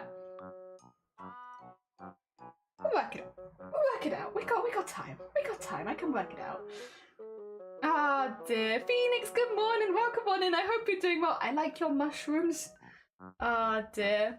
The new art book I bought has a bunch of different prompts in it, so I'm trying that every day. I might try and type out the prompts as unhinged as possible. Honestly, that's a fun challenge. Hell yeah. We're usually organised with my layers. Oh, I am not. I'm terrible. Unless I'm making a VTuber, I'm awful. Doing VTubers, pretty good. Outside of VTubers, awful. This is why the British Army needs you to do. Tell me that they wouldn't make you surrender if they approached you. Wait, me? Like, what have I done? Wait a minute, did I say something unhinged? I feel like I didn't. Wasn't I just talking about, like, dogs? Oh dear, I have such a bad memory that I forgot you. I even did that. Oh, Birdie.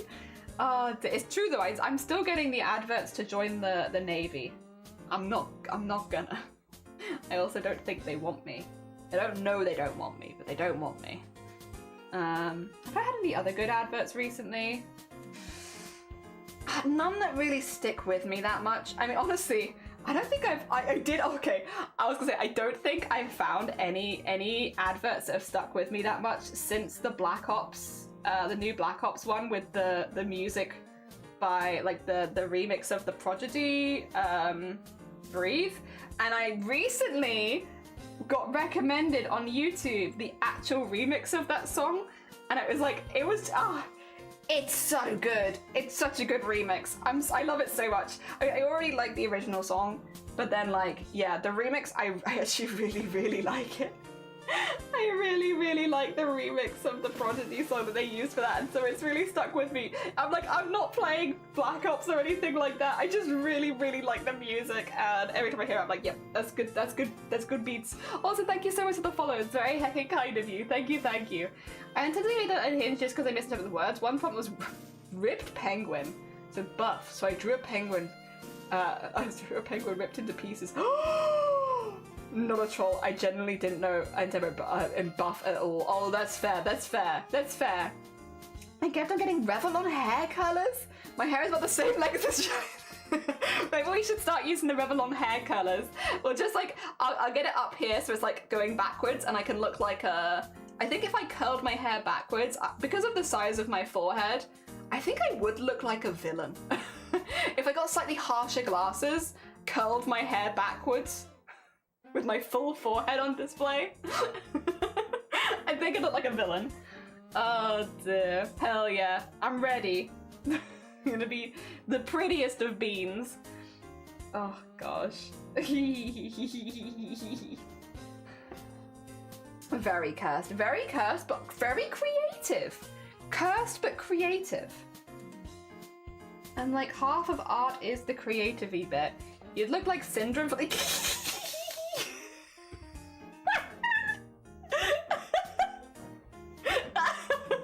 Yeah! True! Next cosplay! Syndrome from The Incredibles. Oh, oh, that would be fantastic. Oh no, true to the creative bit. No, Shifty. No, true. I'm gonna become Syndrome from The Incredibles. No, true to the other bit. Oh dear, I've got the forehead. I'm not naturally blonde though. Is Syndrome blonde or ginger actually? I can't remember. I don't think I have the natural hair color of Syndrome, but I can dye my hair. I mean, I'm literally dyeing it right now. I still really want to be Mud though. That's still a current obsession, sorry. I haven't got over Mud yet actually. So I still want to be Mud. I can put Syndrome on there. Ginger? Oh, okay, I'm sorry, Jelly. Please don't tear up my zodiac. We're getting like bug types here. Although I don't... Wait, no, because Weevil's hair is not mint green, is it? 2 seconds. I must quickly look up Weevil Underwood. I think it's darker green. Underwood. Oh, no. Alright, it's not super dissimilar. It's like a turquoise color. It is darker than mine currently is. But otherwise... I need a coat with a big green, like, collar. Damn it. He kinda got me. Could I just put, like, a picture of Wheel Underwood over my face, and then that could be my face cam, and then under my body on here? Actually, I should get a picture of them up, so that anyone who doesn't know who we're referencing... I am sure there are people here that have not watched Yu-Gi-Oh! Right? There are gonna be people here that have not watched Yu-Gi-Oh! 2 seconds, I got you. Don't worry.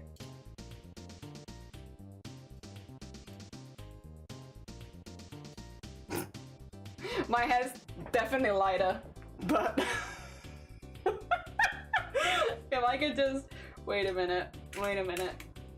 Zhuzh it up a little bit, right? Got him.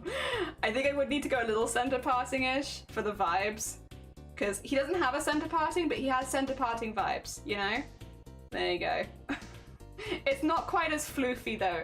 His really sticks out. Mine's like a bit more, you know, subdued. Hi Autumn, how you doing? Today is Wednesday. Remember, every single viewer here is a vital part of the amazing community. Your energy and support feel the fun. Oh, bless you. No, yeah, for sure. We're very heckin' lucky. We've got... We're very lucky with the people we've had. Thank you for the hug as well. How you doing? I hope things are going good for you. Hope work is going well. Everything's chill.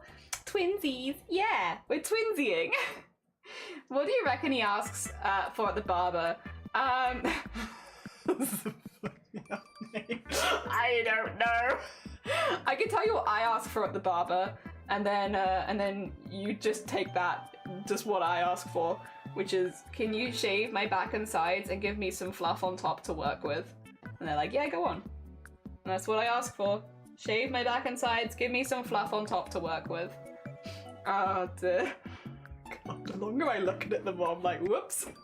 It was worse when it was more turquoisey, to be fair. Also, my hair, I don't think Weevil's head is probably shaved at the sides, probably not, right? Whereas because I only have the hair. If I had more hair at the sides, it would probably also be easier to like get the scruff coming out kind of thing, but because I don't have it there, it's a little tricky to be true Weevil. Oh dear. Good, thank you for always asking. Just waiting for my 2 clients to email me back. I don't hear from them all. Make sure to call them up today, and today is volunteer day. But before that, I have to clean myself up. Honestly fair. Honestly fair. Hell yeah. Bowl cut. Extreme edition. Yeah, give me a fresh bowl cut, but keep the split ends. I'm so tempted. It would be, if I go back to turquoise again and keep this haircut, all I need is a green jacket. That's all I need. I also would love to see a picture from the side of his head, just to see if it is shaved. I don't know. I think he's just got classic bowl. Classic bowl cut. I want to be Weevil Underwood so bad. It's such a silly cosplay, but it would be relatively easy. Do it. Do it. I wanna. But I can't go blue again for a while. Because I need to get the blue out of my hair, not into my hair. As much as I love having blue hair, I'm being a bridesmaid for a few people, and I need my hair to be either blonde or like auburn for one of them. So, which is, by the way, to be clear, I always have to say this, I offered to dye my hair for their wedding. They didn't ask me to. I said, listen, because I know I'm the only one with an unnatural hair color, is there any hair colors you would like me to be? And they were like, blonde or auburn. So, yeah. Don't worry, no one's forcing me to do anything. I asked if they wanted any specific colours, and so yes. But yeah, it means I can't be blue for a while, because blue takes forever to come out of the hair. And I need it to be blonde next, so we're getting there. We're working our way to it. We'll get there eventually. Oh dear. I should probably start working on a cosplay. Weevil underwear. Who else in Yu-Gi-Oh that's got weird hair? Everyone. Wait a minute. Silly question. Who else? Who's in Yu-Gi-Oh? Is there any like Jester characters in Yu-Gi-Oh? Jester, Yu-Gi-Oh. Let's see. What Jester characters are there? Oh wait, there's tons actually. Wait a minute. There's a lot of Jesters in Yu-Gi-Oh. Oh, you have Oppositions. Oppositions. So many Oppositions. Oh my gosh. You could be so many Jesters. Oh dear. Who's the guy that has all the toy box ones? Pegasus. Not really a Jester. Kind of a clown. Kind of a weirdo, honestly. Kind of a weirdo. Oh dear. Wigs are an option. They are. I'd rather not do wigs because they do heat up your head really bad. But like, yeah, no. Worst case scenario, I can get a wig. Head and shoulders or using washing out liquid will help with the colour. It was recommended by hairdresser. Hell yeah. It's mostly out though, to be fair. Like, it is grey. I don't have a whole lot of blue left in it. I just need to switch it from grey to blonde, which is arguably like much easier than blonde to grey. Just have to get some orange in it, basically. I've just been lazy. I am tempted to try and get it to go white because it's so close to white, and white is such a hard colour to do. But I'm also like, I'll never be able to replicate this again. Is there any reason for me to actually go for this? Also, I don't even think it's going to suit me that much. It's just because white is so hard. Well, it's not hard for everyone, but when your natural hair colour is nearly black, white is hard. Yeah. You can tell who has normal hair. Pegasus, my shifty boy! The blue of my hair is at base level. I haven't dyed it in months. Blue just sticks. It's like, once it's in there, it's in there. You have blue in your hair. Done. But yeah, luckily my hair is pretty short, so I probably actually will have all the blue cut out before the first wedding I need it dyed for, so it's not really a huge issue anyway. I'm just working my way around the colour wheel for it. I am very tempted to go for seeing if I could do white hair, but again, there's not really any reason to. It'd just be like a silly thing, really.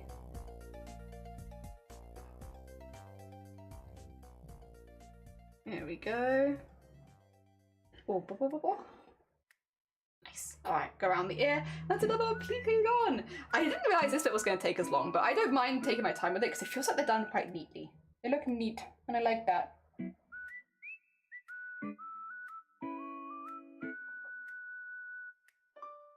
Excuse me, I must have a sip of water, for it is very warm today. Very, very warm. And also I want to stream again tomorrow, so let's preserve the voice a little bit. I'm gonna try and drink more water while I'm live. I'm terrible for it because I just like drinking tea. Water is an option though, and I should be drinking more of it. Especially since I have my like BCRF like water thing now. I could be even drinking from that on stream. That'd be nice. I have a Twitch one as well, but the BCRF one is bigger. And I like it. Oh dear. I took my headphone out for a second. I hear something about clown and jesters. I was just looking for like a Yu-Gi-Oh cosplay that might be a jester. That was it. It was just a silly thing. I'm not suggesting that you have to actually cosplay anything from Yu-Gi-Oh. I was just like, there's gotta be jesters in Yu-Gi-Oh. There's gotta be. And there are loads of jesters in Yu-Gi-Oh. It turns out. I forget. Clowns and jesters. Many, many. Excuse me.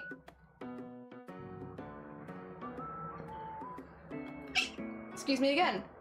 All right. That's all in. Yay! That's another row. Another row of dogs has been added. Oh God, please stop. No more. No more hiccups. All right. I see. I see. I was just being a silly little guy. Please excuse me. Please excuse the silliness. It speweth forth. Right. What I need to do now is find a slightly darker version of this orange for the features again. Typically I have to take my headphones out whenever someone talks about me. That's fair. Honestly. Honestly fair. Oh dear. There have been a few times now. I just feel like a stalker, I will be honest. I'm not. I watch a lot of streams, but I promise I'm not always there. But like, there's been a few times now where I've been like lurking in the evening streaming again, because I don't talk a whole lot on streams. I'm normally like pretty silent. I've been lurking a stream and they're like, oh yeah, I saw like another streamer, Crafty Jellyfish was doing something earlier, and I just wanted to like show you this thing because it was bloody weird. And I'd be like, oi. Oi. Oi, oi, oi, oi, oi, oi. Hoopster. Hoomst, heard that you were talking shit. Get out. What do you mean? What do you mean? I'm right here. Oh dear. That's happened a few times now. Where, yeah, I'm just like minding my own business. Lurking a stream, and then suddenly I'm like getting called out a lurk because I've done something weird apparently. And that's a bit too dark. And that's a bit too bright. Maybe like this one then? It is darker, but it's not as dark. That's probably a good middle ground. Takes headphones out. Shifty, if you're here, yeah. Yeah, I try not to do that with people. Like, I'll talk about people, but I'll normally not talk to people unless they're like actively replying like that second. Because yeah, I'm the same of like, I will sometimes be like very in and out. And I always feel bad if people are like, Jelly, if you're still there. It's like, I am still probably lurking, but I'm not maybe like, I can't hear you. I would never slander Jelly. It's always really funny when it happens. I'm just like, I feel like a stalker because I'm like just popping out of the woodwork, but also heard that you were talking shit. Oi oi. Oi oi oi oi oi. It's normally very funny things, to be clear. Like it's not anyone actually being rude. Just silly things. Oh dear. That's been quite funny. Oh dear. There we are. I've also had it where I've popped into streams and then I'm like lurking afterwards, but I'm still there, I'm just lurking. And then someone will come in later and be like, oh, you missed Jelly, and it's like, no you didn't, I'm still here. You haven't missed me actually, I'm still here. I'm just busy. Oh dear. That's happened even a few times recently. I'm just a big lurker. Just a big lurker. Just lurking around. Yeah, that's a good colour. I want it to be really similar to the felt, but like not exactly the same, and I think this is a good one. Again, try not to take too much attention away from the embroidery at the top. Give an impression of an army without it being too detailed. There we go. There you go. Incorrigible jester is a vibe. True. Just a silly lurker. Yeah, I'm just a silly lurker. I miss you, but my aim is getting better.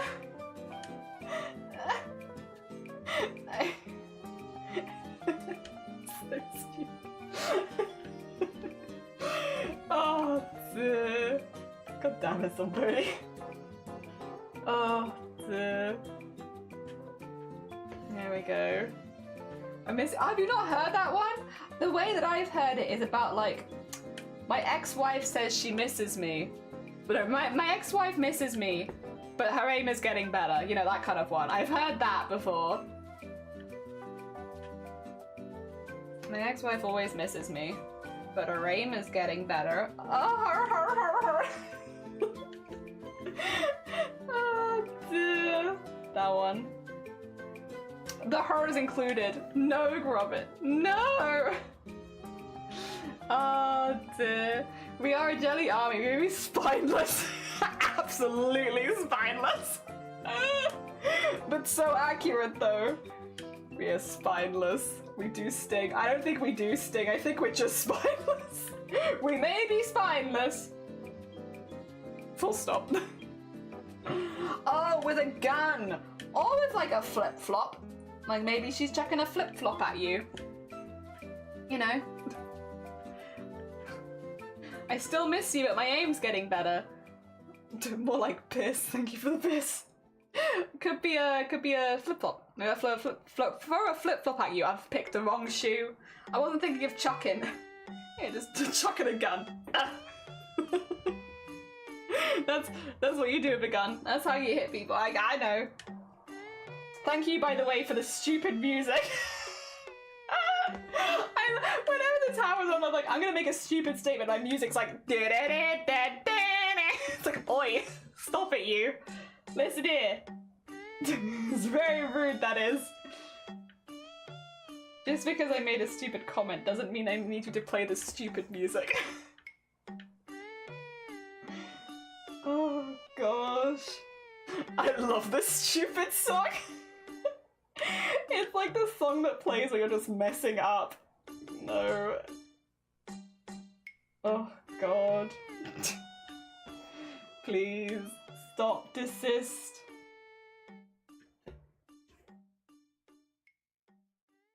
There we go. This is a little bit quicker, to be fair, because we've kind of already done the legwork when it comes to actually getting it on. So this bit goes a little quicker. Although I don't feel like you really see so much difference on your end. Maybe you can see there's a little squishy. Actually, yeah, because you can see that like they're getting a little squishy, right? Yeah, I guess you see a little difference then. Yeah, some things I feel like just show up more in real life, and it's always a shame when you do like one of those skills where it's like, this shows up tons in real life, and then on camera it's like nothing. But yeah, you can kind of see that it's squishy. Definitely you can feel that it's squishy. Music always calling you out. I know! How rude is that? Oh, speaking of being called out, Shifty, I can't say this on stream. I've been called out. I've been called out behind the scenes. it's really a nice thing, to be clear. It's a nice thing, a fun thing. It's lovely, and I'm very happy. But I'm gonna have to put it in a DM to you later or something. I got called out for something. Again, it's like sweet. It was a nice thing, but also, oh dear. I feel like that's half the call outs on this channel though. Getting called out for a thing and it being correct, but like, you, how dare you say it, sort of thing. There we go. I'll try and remember. I feel like I have like 10 DMs I need to send people and I just don't remember. My brain just forgets every single time. It's like, oh, do I have things to be doing? Yeah, probably. So you're calling me out. Oh, no, I have nothing to call you out on. You're fine. Sorry, my bad. Unintentional. Are you actually Jay's alt account? Yeah, for sure. Definitely. It's honestly impressive how we can both be, you know, remember when me and Shifty, my alt account, were playing a game together?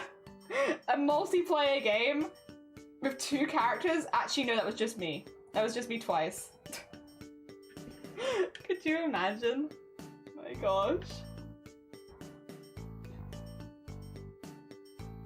Okay, and then let's get the iron.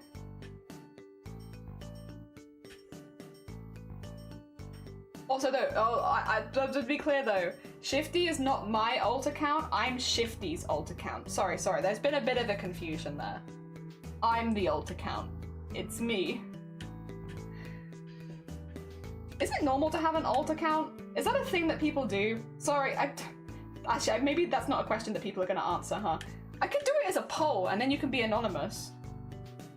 I don't think I've ever had an alt account on anything except for YouTube, but that wasn't on purpose. I have like 5 alt accounts on YouTube because I accidentally made channels and forgot the passwords and then couldn't get into them. So I do technically have alt accounts on YouTube, but it's not on purpose. It's an accident. I can't use them either. Yeah, I guess I could do a poll for it. I would be curious if that's a thing that people actually do. Do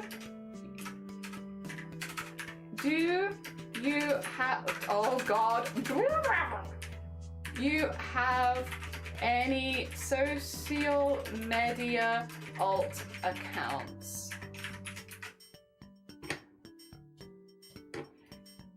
Yes? Oh, I'll put no as the first answer actually. No. Yes, but yes, I put like 1 or 2. Yes, lots. There you go. I will put a 5-minute poll. You have 3 options. I can actually respond to this one. I'm gonna say no, because the ones on YouTube are not really alt accounts, they were oopsies. So I will put my vote in for no, but I would be curious. And again, I understand people want to remain anonymous for this because like, I get it. If you are okay with not being anonymous, I would be curious as to why and like what alt accounts can do that main accounts can't.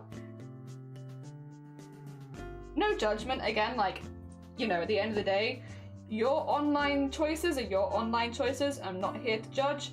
I'm just curious because I've definitely heard like the words for like alt account thrown around a lot for like, oh, so-and-so posted this from their alt account or did this from their alt account. Like I've definitely heard it thrown around. I've never understood what the purpose of an alternate account is, especially if it's an alt account that people don't know about. Like what's the reason? I'm curious. I managed to stream and get partner on 2. Yeah, true. We're actually 3 streamers in a trench coat. It is us. Are you think it'd be more common due to Twitch limitations that are no more? I have 70 alt accounts. Impressive. Who's the 3rd? I wouldn't want to dox them. Yeah, no, me neither. I have unintentionally as well. That's why I log in with email, log in with Facebook, etc. I keep forgetting which one I used. Yeah, I have 2 accounts for Honkai Star Rail by accident because I logged in, like I made my own login and then I logged in with Google. So again, I don't count that though because I don't use the second one. It was a complete accident. Oh dear. No, and I definitely didn't vote. Oh, I should have had that. That would have been a good one. I have a business and personal in a couple places. Does that count? I don't know. No. I would just say that's a... would that count as an alt account? I'm actually not sure. I don't know. 2 YouTubes, one with my ARL name, one with my online name, which is also very fair. Oh dear. Work and business. Huh. I tried creating some alt accounts on top of Instagram for photography only, but it felt too much work to maintain, so I gave up on it very quickly. That's fair. I think many people use alt to view content. Oh, like content. Yeah, maybe if it's stuff that you want to keep secret on like a family computer or something, that would make sense. That would make sense, because if it's your own PC, like, will anyone ever find out? But like, yeah, if you share a PC with someone, yeah, I could see that actually, honestly. That's very fair. Understandable. I have a few mostly because I want to separate any NSFW art from my usual art, but then again, I never posted that much there because I ended up scaring myself out of using it. Oh no! So dirty! I have my OG account, my professional account, and my Mighty Skrill account for things I don't want to. Yes! Very sensible. Oh dear.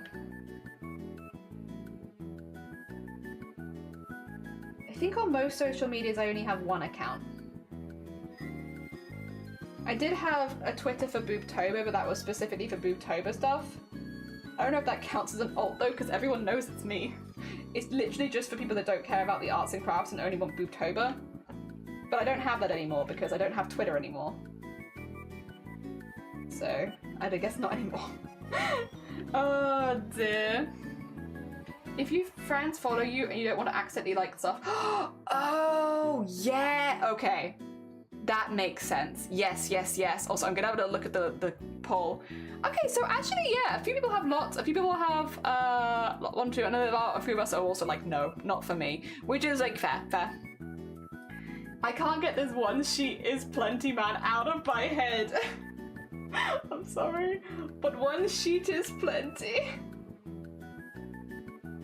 Oh god. Yes, no, it's a very fair point. I don't think they do that on Twitter anymore. Because I don't know that likes are publicly viewable, but I think they are still on other social medias publicly viewable. I guess if you were like liking a lot of like NSFW stuff and your parents followed your main account, you might make an alt account. You know what? That actually makes so much sense actually as to why you would have an alt account. That's all I needed actually. That's explained it in full. Yeah, if you Yeah, like if you have your parents follow you on your main account or like family follow you on your main account and then you're wanting to like things that are NSFW kind of stuff and you just don't want that, like honestly fair, like you don't want that to be shared, making an alt account, that makes sense. Yeah, all this time I've like heard it so many times that like people have like alt accounts and stuff and I'm like, what for though? Like they don't understand. Like it's enough like keeping track of one main account, let alone alt accounts. But no, that logically actually makes a hell of a lot of sense. Oh dear. They can see who you follow though. True. Okay, yes or no? Yes, 1 or 2 is like the most common as well. I'm responding to that kind of content too. I kind of post the same stuff on my OG account and my professional account, so I'm probably gonna get rid of one, but the scroll account is cozy for the stuff I post for fun, which is also very, very fair. I think as well it's very, very fair vibes to not want your silly stuff and your work to overlap too much. Like, it is nice to have a space where you can just feel like a silly little guy and not have to worry about work or personal stuff or anything like that. And having a separate account for like work and personal versus your silly little guy account, that's nice, honestly. It means you can just be yourself and not have to worry about it being reconnected with the rest of you and stuff. I think that's, yeah, very, very fair. Very, very fair. That also makes a lot of sense. By the way, thank you everyone who voted, and also for all of the insight. Actually, this is making a hell of a lot more sense to me now. Yeah, I just never really understood why, but actually, yeah. All of these are very fair and valid points as to why an alt account might make a lot of sense for somebody. I appreciate it. Thank you for being patient with me and explaining. Because yeah, that does make a lot of sense. I have alt accounts for work when I needed to. Alt accounts are also for doxing reasons, as if family follow on the main, they can track you down who you are-ish. Yeah, that is also very, very fair. I have a friend who has alt accounts for online feuding. Feuding?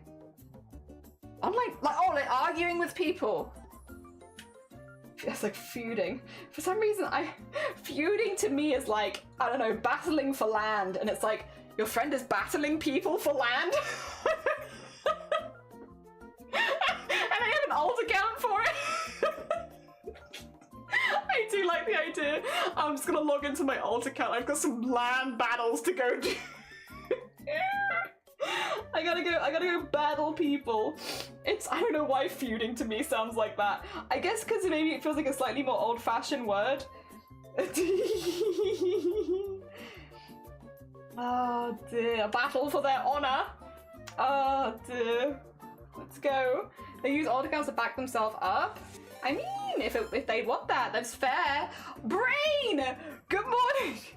Welcome on in, I hope you had a lovely stream. Welcome, welcome. We're chatting a little bit about, oh my god, the speediness of Shifty. Fastest shoutout in the West. I think they're gonna beat me on this one as well then. We'll see. Oh no, I got there. Haha, whee! No, thank you by the way, Shifty. How was your crosswords today, Brain? We've been discussing if people have alternate accounts on social medias and the various reasons that somebody might have an alt account. To be quite honest, I came into this conversation very ignorant, where I was just like, I don't really understand why people have alt accounts because it seems like a lot of extra work and effort, but people have been making a list of like reasons they may or may not have them, and honestly, they make a hell of a lot of sense now. It's taken some education, but I'm starting to get it. Oh dear. So yeah, we've just been having a conversation about old accounts, about whether people have them or not, the reasons people have them and stuff like that.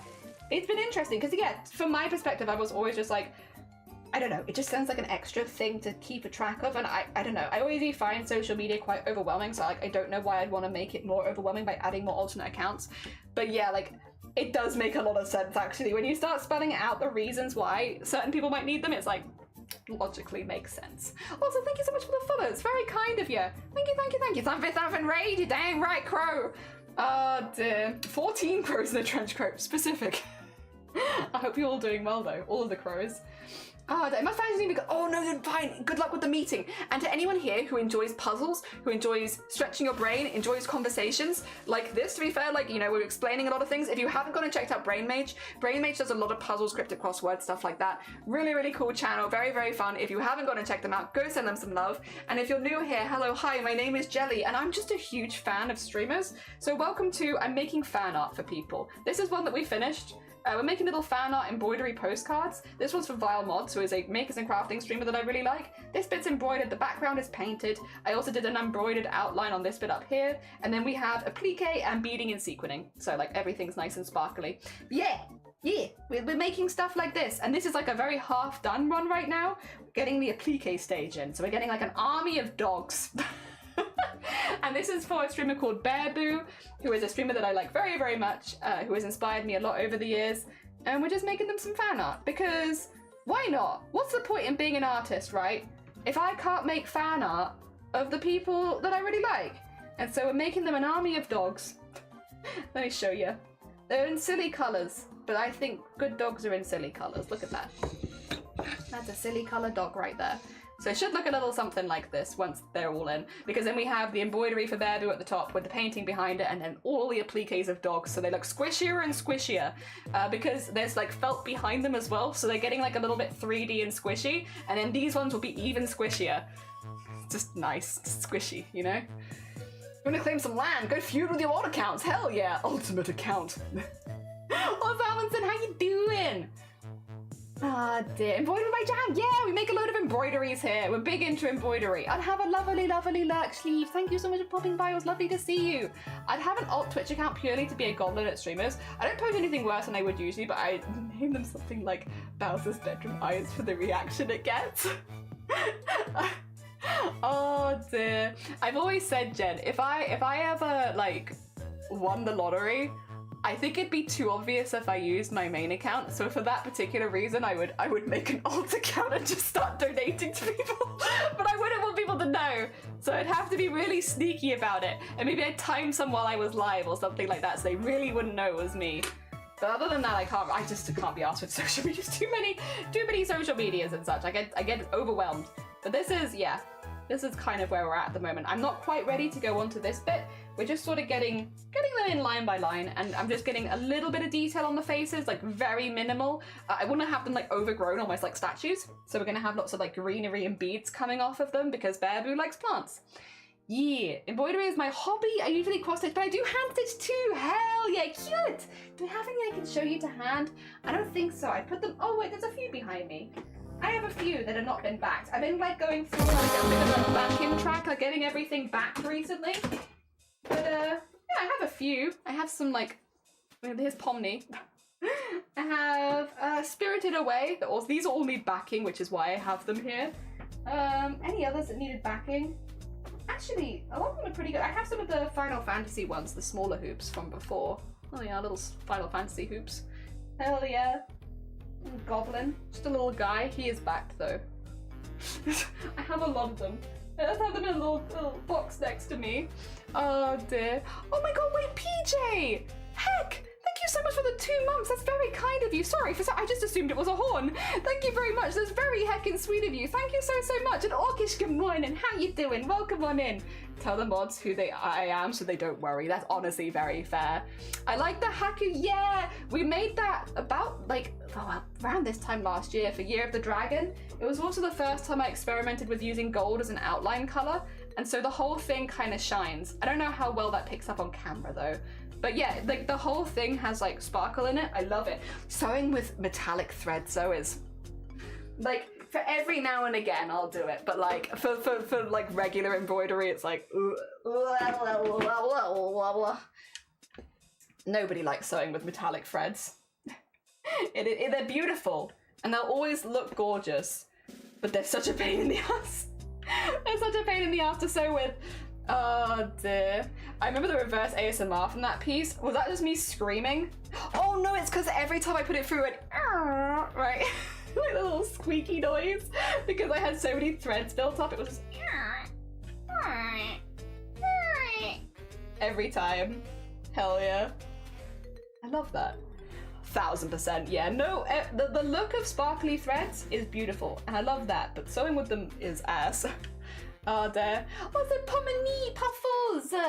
Good morning. Yeah, we did a Pomini. I really want to do something from now, because now the Gaslight District is out. I want to make something from the Gaslight District, but I don't know when I'm going to be able to do that, because I have so many projects, but I really want to. I just want to make a cosplay of Mud so badly. Soon. I'm making a 50th anniversary card, and there's so much gold. Oh. Like, again, metallic threads, stunning. Like, it will look stunning. Like, when it's done, it's gonna look beautiful, I'm sure.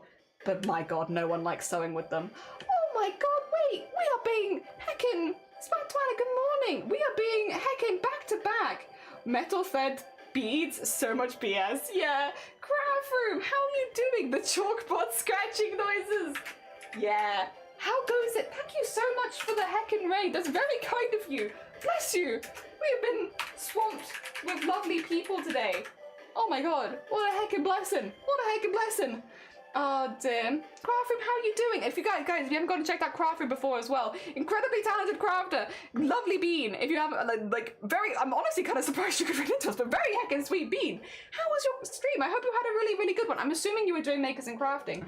We have just done a little bit of a plique. We've got more plique to do. We're making an army of dogs. But we want them to look quite simplified, so we're sort of just doing some very simple like faces on them, and they're kind of squishy, so you can see like their noses kind of like squish out a little bit and such. And we're doing like them in layers. I have 2 more layers of colors after this to do as well, and yeah, just little layers of colors because we're making fan art. Excuse me. Also, I should say as well to Craft Room, if you need to go eat, sleep, drink, self-care, anything like that, please do. Obviously, you're super, super welcome here, and a massive thank you for the raid. But if you do need to go look after yourself, completely understand. Do not worry. Do not worry. We get it. Remember, kids, do not use metallic threads in your sewing machine. It will download the internals of the machine. I work in a sewing machine craft shop. Oh my god, Ian, you and me, I've also worked as a sewing machine repairer before. To be fair, it wasn't so much metallic threads. I'm sure it's the same for you. Like 99% of the time, someone bringing in a sewing machine to be repaired, and it's like, what did you use it for? And then you hear the most ridiculous thing, and it's like, well, yeah, that's why your machine's broken, innit? You bought like a dinky little Asda machine to run through like your waterproof outdoor furniture, and then you're like, I just don't understand why it keeps breaking my needles. Couldn't tell you. Definitely the machine's broken. Thank you. Yeah, no, I'll definitely fix it. Oh dear. You've got the wrong machine, I think, for what you want to do. Oh, I mean, you could put a thicker needle on it and such, but like, so silly, so silly. Oh dear. Hi, welcome back. What? Doing well, thanks. That's freestyling some crochet today. I'm aiming for ivy vine, but it ends up looking exactly like those little ferns that fold up. Oh, I love those though. I haven't seen those for years. Yeah, the ones that little like curl around a little bit when you touch them. Oh, that's really cool though. Arguably, almost cooler than ivy is the little curly up ferns. I have an idea. Ooh, exciting. Oh dear, those things break my heart. Oh dear. Actually, as well, can I ask a question, Ian? If you need to go look after yourself, go look after yourself. We took returns as well because we also sold sewing machines. What was the most returned sewing machine for you? If you have one that was above the rest, I'd be curious.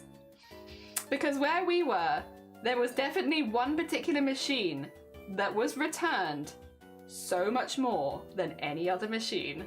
And it's not a bad machine. It's not a bad machine at all. It's a good machine. But it's not a bad machine, it's a good machine. But it's whatchamacallit. People would often get the wrong machine and pick this one. I'd be curious. Yeah, it is the Singer Heavy Duty. For me, at least, it was the Singer Heavy Duty. It's a good machine. The Singer Heavy Duty is an excellent machine, but it is a machine where a lot of people would think it was the only machine that could do heavy duty fabrics, and so they'd spend the extra money on it and be like, wait a second, it says these other cheaper machines can do heavyweight fabrics. It's like, yes, the Singer Heavy Duty is a fantastic machine if you're going through fast. You want to go speedy and you want to get through a lot of thick, yeah, like it's great, it's fantastic. But because it's got the name Heavy Duty, I think a lot of people assumed it was the only sewing machine model we were selling that could do like heavier fabrics, and it is like a couple of $100 more expensive than the other ones. And they'd be like, wait a minute, I don't need this machine. It's like, nope, you don't, I do. Honestly, with the cosplay stuff that I do, I probably would go for it, but for you, maybe not. You and your baby clothes, maybe not. Oh dear, hell yeah. Shy Pants, little Shy Pants, howdy Hayes, how you doing? Good morning. Jelly, what if you hosted a contest, a fan art for furries? I feel like I wouldn't be a good judge. Like, as much as like, I very much appreciate furry artists and people that can make fursuits and stuff like that. It, like, always, like, again, incredibly impressive, incredible grasp of anatomy and such. But like, I just don't think I'd be a good judge for it as someone who's not massively in the furry fandom. Like, if we had like a guest judge of someone who knew more about it, but then why have me at all, I guess? I'm just useless. I'm useless. I don't know enough about furries. Oh dear. I'm not actually mad about it. It wasn't what I wanted, but that's super interesting. Hell yeah. Plants even, yeah, when I have lots of little plants around here. Also, Chucky, good morning, how you doing? I hope you're doing good. Fan art. Yo. Have I missed something? Oh, wait, I've missed something. I was gonna say, like, I wondered why you were asking me about fairies. I was like, listen, mad respect to the fairy community. As a cosplayer, you always look up to what they're doing. I just don't think I'm a good judge. Funsies, not fairies. I was asking, I was like wondering, like, why do you want me to do a furry competition? Like, again, power to him. I mean nothing. I just don't think I'm gonna be the best judge. Like, oh, that explains it. I mean, I'm not against it, but I would want to have like some proper prizes and stuff like that. And right now, just with everything that's happened in the last couple of months, I am a little bit financially not able to offer a lot of prizes. Like, I already need to like budget a lot for the charity events we have coming up, so as much as I'd that'd be really fun, I wouldn't want to ever host an art competition if I couldn't give some sort of prize, you know, or compensation to the people that entered, and I don't have the spare money at the moment. But again, I'm not against it, but probably at this stage I'm like, yeah, I'm not actually mad about it. Yeah! Oh, it is. For me, it's the Singer Heavy Duty. Banina, we didn't see very many Baninas, but maybe it's a regional thing. I knew of them, but we didn't see them all that often. I wouldn't overlock us so much. Some little brother machines, such as, yeah, HD 37 and S. I'm gonna have to Google which one this one is. I don't know that we did. We had a lot more singers. If memory serves. Oh. I think I've seen this one online. I've not seen it in person. Then again, I don't think we stocked this one. Oh dear. Is this an older model? Am I wild? I kind of like it, to be honest. The checkers is cute. Checkers is cute. Oh dear. Beauty, how are you doing? How are you feeling as well? I hope you're feeling a little better than yesterday. How goes it? Oh dear. How go? Like fun, sorry, I completely misread you. I want an overlocker, me too, leggings. You can recommend any machine that can use a lot of faux fur. I use my mum's 40-year-old machine at the moment, but it's great, but I worry about it dying. That's honestly fair. I don't know, because I never really recommend, sorry, I'm gonna be an asshole here, Uno, and I don't mean it, but like, I never really recommend a sewing machine for sewing fur, just because it obviously gets all of the fur stuck in the seams, and then you end up with a very obvious seam. Otherwise, any heavy-duty machine, like, or any machine that can do a heavyweight fabric should be fine. Like, I wouldn't go for, you know, if you don't need any extra patterns and extra stuff, then you don't need to get a more expensive machine. As long as it can do like a heavyweight fabric, you should be fine. But again, like, I am not someone who tends to recommend sewing fur with a machine. You can absolutely, but then again, I'm a hand stitcher, of course. I'm biased. You know, I'm a biased bean. It was a lovely day and I've been vibing. How are you? I'm good. 1 month till TwitchCon. Excitement. 1 month till TwitchCon excitement. Hell yeah. Oh dear, I love that. Choo choo. Oh dear, I'm gonna have a luck now. No, it was lovely to have you here. Thank you so much again for the heckin' raid. And a massive thank you. If anyone hasn't gone and checked out Craft Room, please go send some love towards Craft Room. A really, really sweet bean. There's a lot of heckin' love. And even if shipping is expensive, even to make something, yeah. You wanna do ever do something like that and help us up, I think it'd be really fun. That's very kind of you. If I ever do something that means that I earn any extra money, I will definitely consider it, for sure, because it would be really fun. But yeah, as of right now, we had a very expensive month last month, and with TwitchCon coming up and other bits, well, I'm like, I already need to save for like the charity things, because I normally need at least a couple of $100 aside for charity stuff. Because of postage and also the time and all of the stuff we do on the streams, any materials. I normally keep money aside for them, specifically Boobtober is the big one. But yeah, I'll get back to you. I'll get back to you on that. Ah, dear.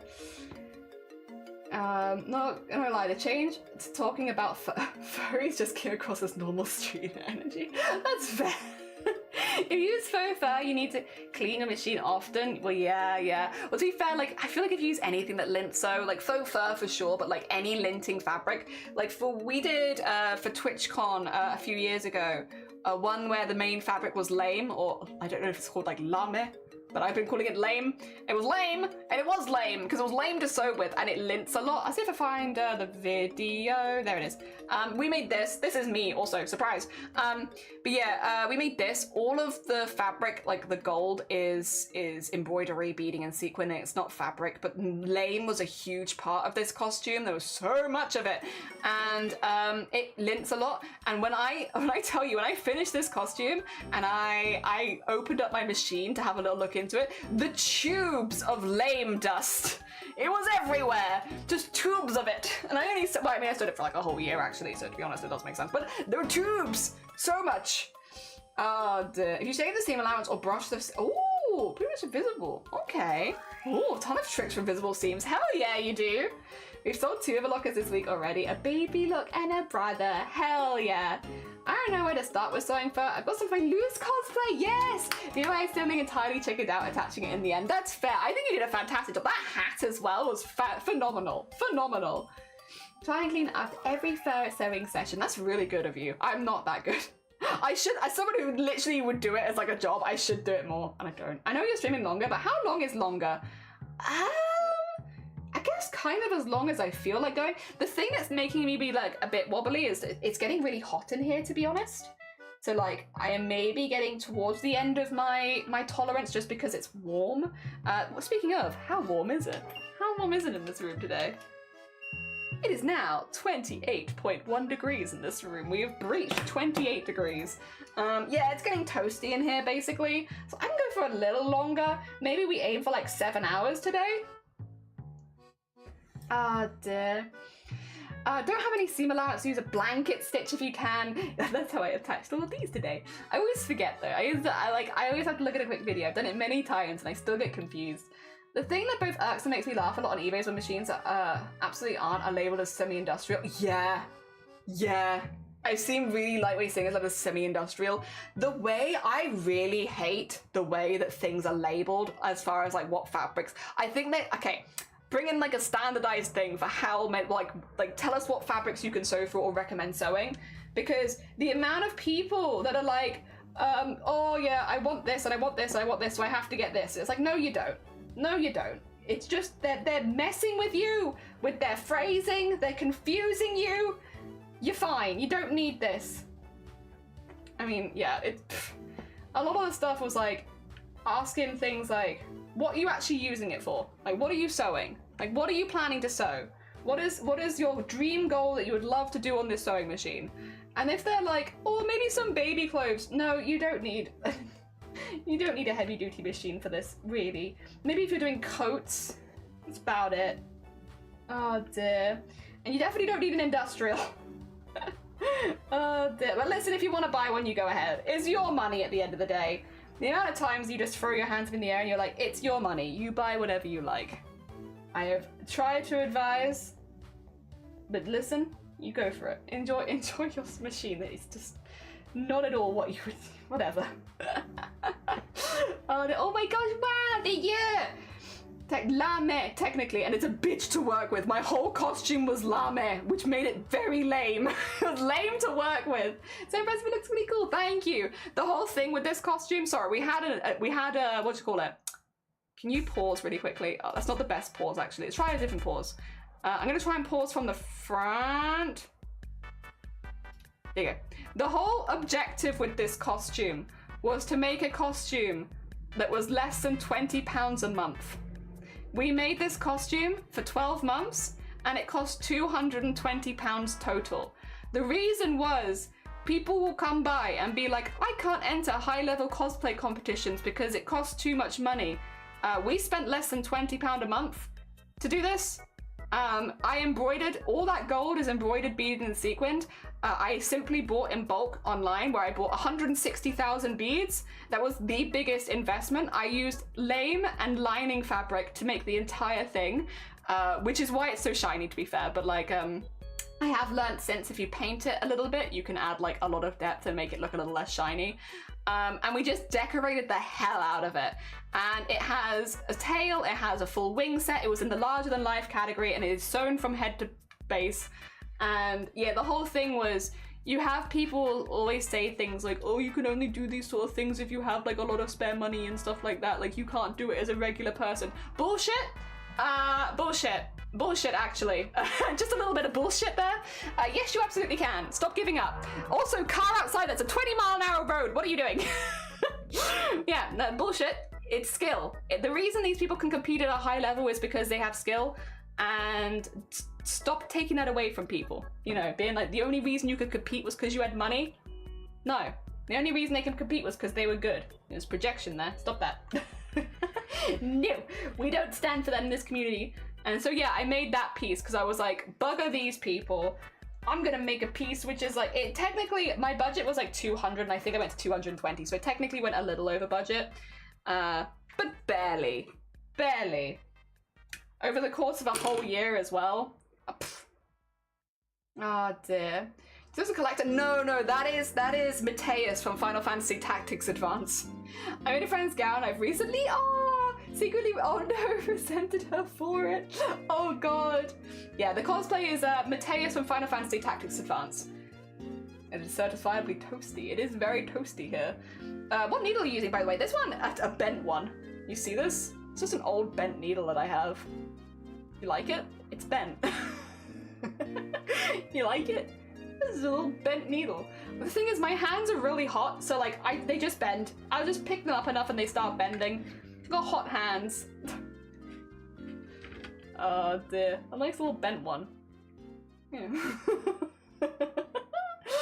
Oh dear. Thing is, I'm a foods that make a group chat. A lot of makers complain about the heavy duties. It seems to be very hit or miss about whether they're good or not. They're very fast, but they don't do a whole lot. But so if you want fast, they're good. But otherwise, if you're looking for like precision, they're all right. They're all right. They're not a bad machine. They're just for specific people, and for some reason everyone thinks that's them, and it's not always them. So sometimes it's other people. I changed my mantra to I can't enter high level cosplay because I need to get good. You could always enter high level cosplay competitions, and I always recommend if you have, you know, the confidence to do so, go for it, because you're going to get so much good feedback from high level cosplay competitions because you're going to be judged by some of the best in the world. So if you can enter them and you have the confidence to go do so, why not? Why not? Go. Doesn't matter if you think you're going to win or not. Go have a good time, and also you get to meet a lot of cosplayers. It's very fun. We've had people come in from a long way, and the machine isn't working. The only thing wrong was the needles in back to front. Needles in back to front. Or they've dropped the feed on they've dropped the feed and they don't realize they've dropped the feed. Yeah, my fabric isn't taking. It's like, you've dropped the feed. You turn it on again. There you go. Oh dear. Yeah. Yeah. I mean, I don't mind those. It's like, it's easy. I solve the problem for them and it doesn't cost them anything, so it's not bad. Oh dear. I'm guessing that's just spending on materials. Yes. Yeah, just materials. But if I was to sell it, it took around 2,000 hours of work because everything is embroidered, beaded, and sequined. So around 2,000 hours of work, most of which was done by hand again. Some of it was stitched together on a machine, but the majority of it was done by hand. And yeah, around 2,000. That being said, pales in comparison to our current cosplay that has around 900 hours on just the shoulders, and they're still not finished. We always just have a stupid project going on in the background that we switch to sometimes, where they're like, oh, how long have you been working on this jelly? 900 hours! Is anything finished? No! I finished nothing! Oh dear. I think it's pure money suggests they generally buy their costumes. Yeah. Also, Cthulhu, good afternoon. Welcome back. We're still here. We are probably going to go soon because it's like 28 degrees in here, and I have been putting the aircon on, but it's still getting hotter and hotter. It's bent in at least 2 ways. It's just a little bent needle. I have gold-plated needles because I corrode normal ones too fast. It's just a little guy. He's just a little bent. I love him though. Look at him. He's spinny. He's spinny around. See that? He's like a little helicopter. Oh dear. And I was my best friend went to the musical con last year. It was the Wizard of Oz. Oh, a Glinda Alpha Bear and the costumes were amazing, ranging for budget to stupidly expensive. That sounds amazing. I just love seeing people in costumes. I'll be honest, I don't care if your costume took you 2 minutes or 10,000 hours. Like, seeing people have fun dressing up gives me so much joy. I just love it. I just love it. Good heckin' vibes. I'm gonna sneak away, Nick. Have a lovely sneak away. Enjoy the rest of your heckin' Wednesday. I hope it goes good. Oh dear. Spinning. I love that I said hi and then my driver's update. Hi again. Oh god. I was gonna say, I hope you're feeling better, Beauty. How are you doing today? Her mum is our wardrobe mistress for Amdram group we're in, and we've got to definitely inherited her skills. Aww, hell yeah. It's lovely to have people like that in your life. It is, it is. I'm going to a gaming themed drag show in June, and now I want to dress up as Slutty Professor Layton. Hell yes. Oh my god. Hell, that is inspired, honestly. Inspired. 10 out of 10. Yes. Do the thing. Sounds amazing. Oh dear. Yes, yes, yes, yes, yes. I'm doing better. I'm like 80% back. Once this cough and congestion goes, I'll be good. Bless you. It's so mean. You take a break and then you come back and you're just sick. It's like, what the hell, universe? How dare. Very heckin' rude. Maybe we could get shout out. There we go. Very heckin' talented body paint artist. And also just crafter in general. Oh dear. I love that. Oh, this little spinny needle. He's just a little guy. It's very rude and hurtful. It is! Like, having a break and then being ill? Like, what the heck, universe? That's so rude. That's so rude. Gotta work out what Professor Slayton looks like. Professor Slayton. And like, okay. Professor Layton is like big coat, top hat, right? He's got a very rectangle face. Professor Layton. Why is it the first one that comes up is Professor Layton? It's kind of wild. Hey, he's just a guy. Just a guy and he's great at puzzles. Hell yeah. Oh wait, it's not like, okay, it's not the coat that I thought. For some reason I thought he had a brown coat. I thought he had a brown coat and hat, but apparently maybe not.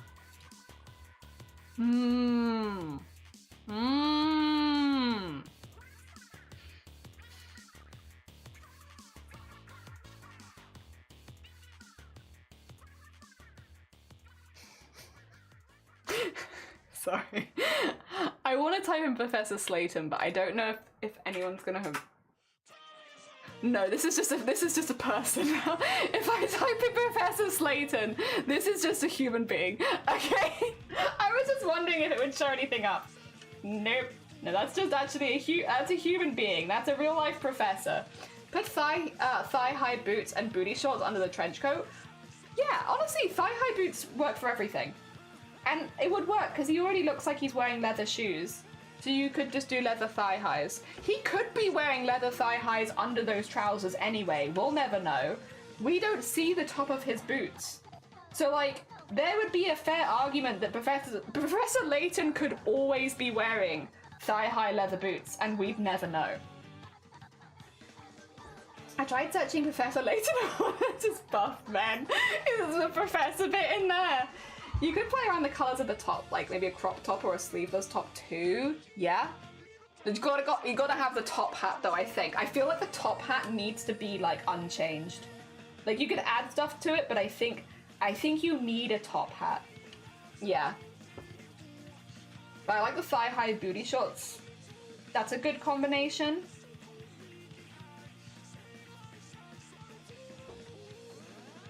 And alternatively to crop top, you could go for like a very flowy, kind of like floaty sort of shirt. Or like a, oh, what are they called? Like see-through blouse. You know what I mean? Blouse that you'd put like a shirt underneath, because you could tuck that in. Is blouse the right word? Blouse does never sound like a word to me. I don't know, it's one of those words to me that whenever I hear blouse, it's like, I know blouse is a word. Blouse doesn't sound like a word to me. It never has. It just sounds like I've merged words to get blouse. Doesn't sound right. Yeah, piratey fluffy blouse top with glittery cravat. Gotta work out how to make it an appropriately tall top, long top hat. Very true. One of those big paper sheets used in school presentations, maybe? Yeah. Oh gosh. Or you could use have you looked at packaging? You know, if you go to like the post office to send posters, you can get like tubes and you can get different widths of tubes. Alternatively, rabbit tube? Wait a minute. Rabbit tube?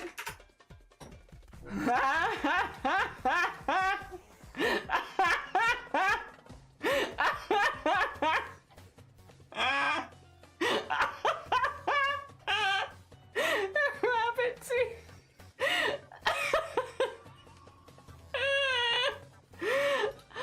Oh my god, rabbit tube. Oh, how do you rabbit, I need rabbit tunnel. Like the rabbit chew tubes are really tall. Yeah, but they're kind of like top hat shaped. And they've got like a good amount of structure in them. If you go to a pet store, you can see those. Oh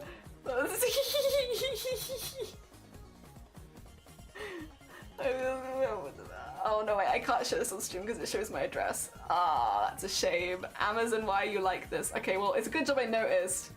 Alright, I won't show you that. Rabbit tube. On my way to Bets at Home for rabbit tube. I love pirate blouses too. Gotta find a dye or yeah. Like just that. Yeah. Because you can always tuck that in. That always will look good. Tuck that into some like beauty shorts and then. Or you did actually. You could even not tuck it in. You could not tuck it in, have it go long, have booty shorts underneath, but then it would almost be like a skirt. That'd be pretty cool. Might be worth searching on a website called eFoam and grab a balls of cushion. They're just long tubes of foam, so they should be pretty lightweight and easy to cover in fabric. We're so on board for Professor Slayton. I mean, why wouldn't we be? Why wouldn't we be? I'm not surprised. Oh, the rabbit tube. Oh gosh. What? There we go. This is very cute, by the way. Yes. The other thing is, like, how thick did you want to actually go for the jacket? Because when did you say it was for? July? Wouldn't July be kind of warm? No, June, okay. Yeah, like June's kind of, it probably is still gonna be kind of warm. Also, Chucky, have you worked out what you're gonna be wearing at TwitchCon yet? Is this something that you think about? Just me? Trying to work out what I'm wearing at TwitchCon? Oh dear. I mean, TwitchCon is not a fashion parade, I suppose, but also, have you worked out what you're wearing? Oh dear. I'm still working it out. I got one thing. Well, I need it to come in the post though. I've got one thing if it comes in the post in time, because I have my jellyfish shirt, which is like 10 out of 10 and I love it. But other than that, I'm still working it out. Sweetie, everything is a fashion parade. Yeah, but I like wear pajamas like 99% of the time. Like, this is the thing. I don't dress up for stream. 2 seconds. Ugh. I need to make sure that my shorts aren't up my ass. But like, quite literally, I come live on the stream like fashion. Fashion. So fashion. People don't come here for fashion. I just wear cardigans and pajamas 99% of the time. So I'm woefully unprepared for going outside and being around fashionable people. I did though. Wait, Skrill, let me show you the shirt that I ordered. It's good. I ordered a shirt. I just need to find the link to the shirt. Although it is gonna be warned, it's gonna open your eyes to a website that you didn't know you needed. And oh, here it is. Get ready. Get ready. Be prepared. I got this one for the Saturday, if it comes in time, which I hope that it does. Oh dear. Because it's jellyfish, and it's literally the colours of my channel. Oh dear. The jacket seems like a kind of tricky part. Yeah, because that's going to be warm. Honestly, TwitchCon, I'll be wearing my super colourful merch hoodie and a variety of gay dungarees. Honestly nice. Honestly nice. That is stunning. Look at the whole website. They've got so much good stuff on there. That one's perfect for me, but like there's so much good on that website. So much good. So much good. Oh, I'm in my PJs all day, every day too, so I'm working on making sophisticated clothes out of the PJ fabric. Honestly, a vibe. A vibe and a goal right there. And they're buying the morph pack. Oh, you did? Hell yeah, I hope they really like them. Hell yeah.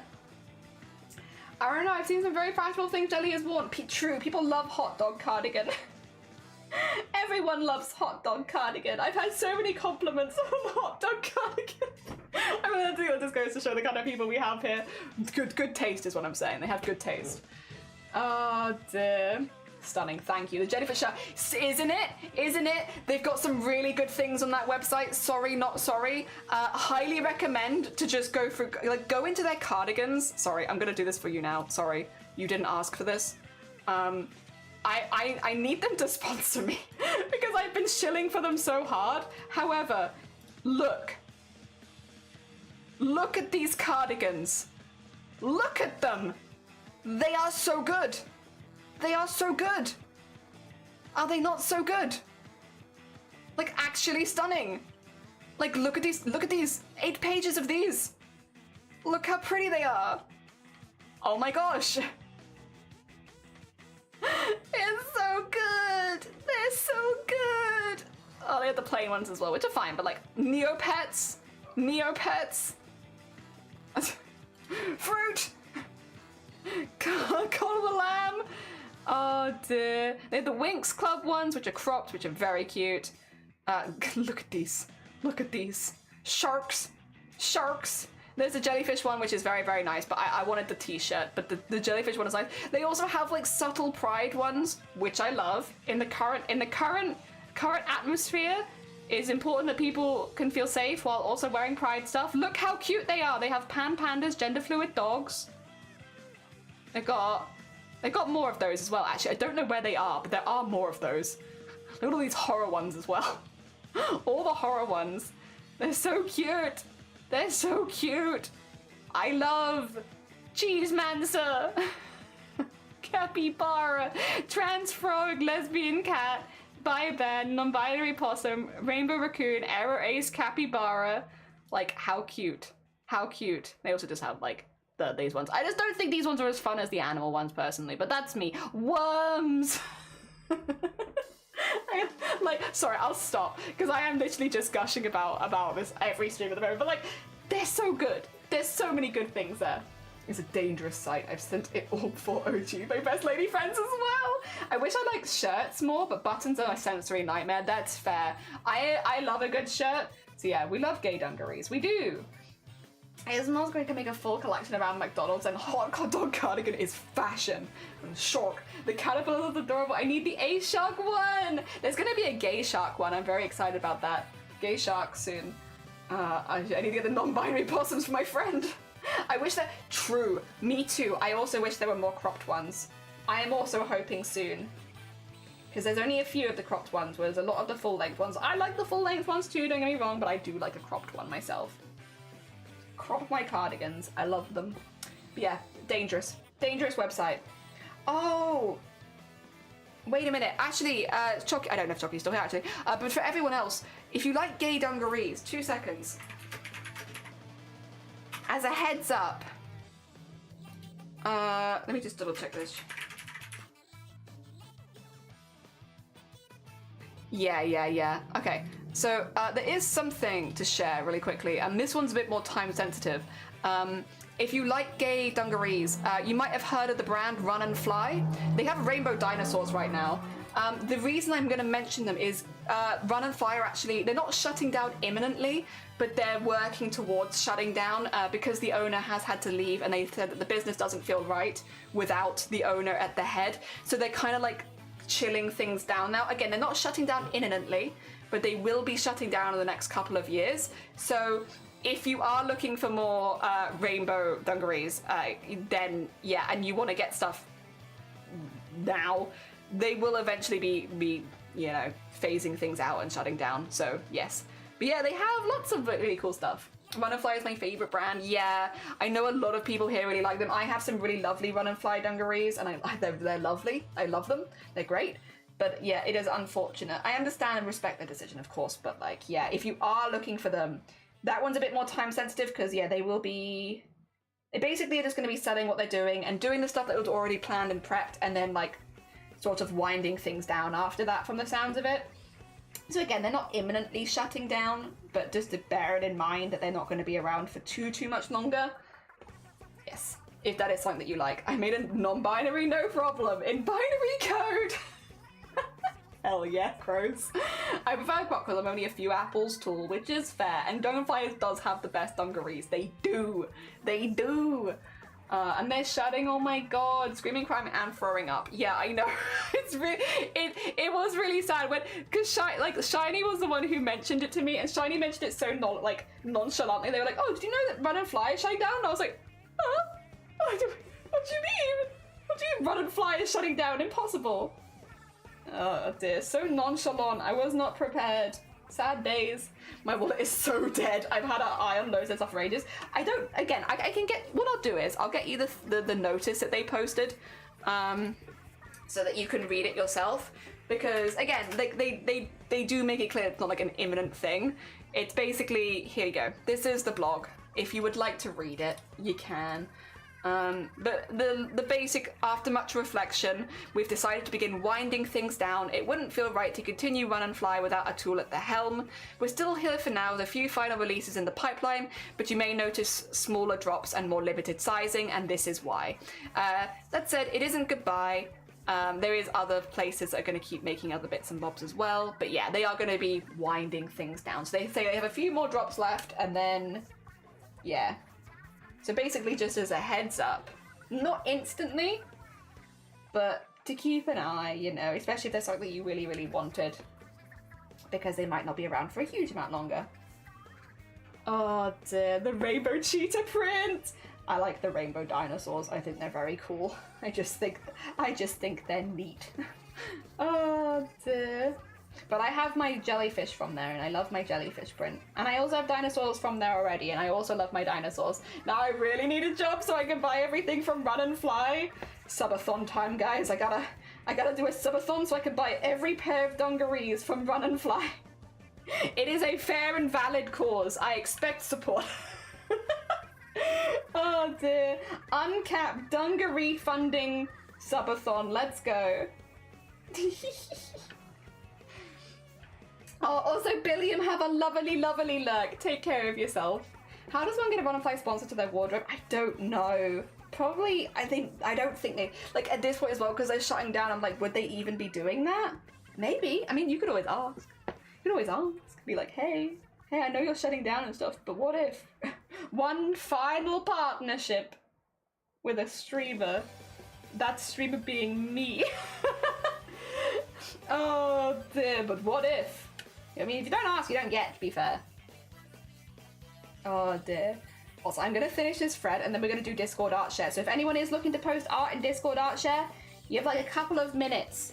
Get your art posts in if you would like to be in Discord art share. If not, don't worry about it. For anyone who's new here, Discord art share is like we do at the end of streams, where we have a little look through the community that have been making art alongside us and kind of just like cheer everyone on, see all the cool stuff people are making. Because yeah, a lot of people do use these as like co-working streams for making art, so a lot of people are crafting along at the same time, and it's just really nice to see all of the amazing things that people are making. So yeah, if you want to get in on that. Also, thank you so much for the follow. That's very heckin' kind of you. Thank you. Oh dear. Remember them saying they don't do sponsorship because they're a small brand and they want to stay that way. Oh, that's fair. Honestly, that's very fair. Fair and understandable. You've got to have your own vibes with those sort of things. I've hacked this. 2 seconds. I have like bigger needles. I'm like just gonna use a bigger needle. This is a very large needle, actually. This might be too large. I just wanted to thread this back in. Oh, well, that's fine. I can use this.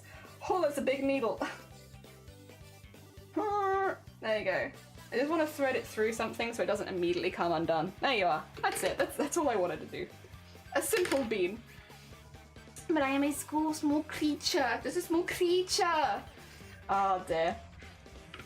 You know when I was like, we'll finish this today? I got very distracted, guys. I got very distracted. It's alright. I'm not mad about it, but I got very distracted. Alright. Should we scoot across? This is how far we've got today. We've still got a couple of lines of dogs to get in.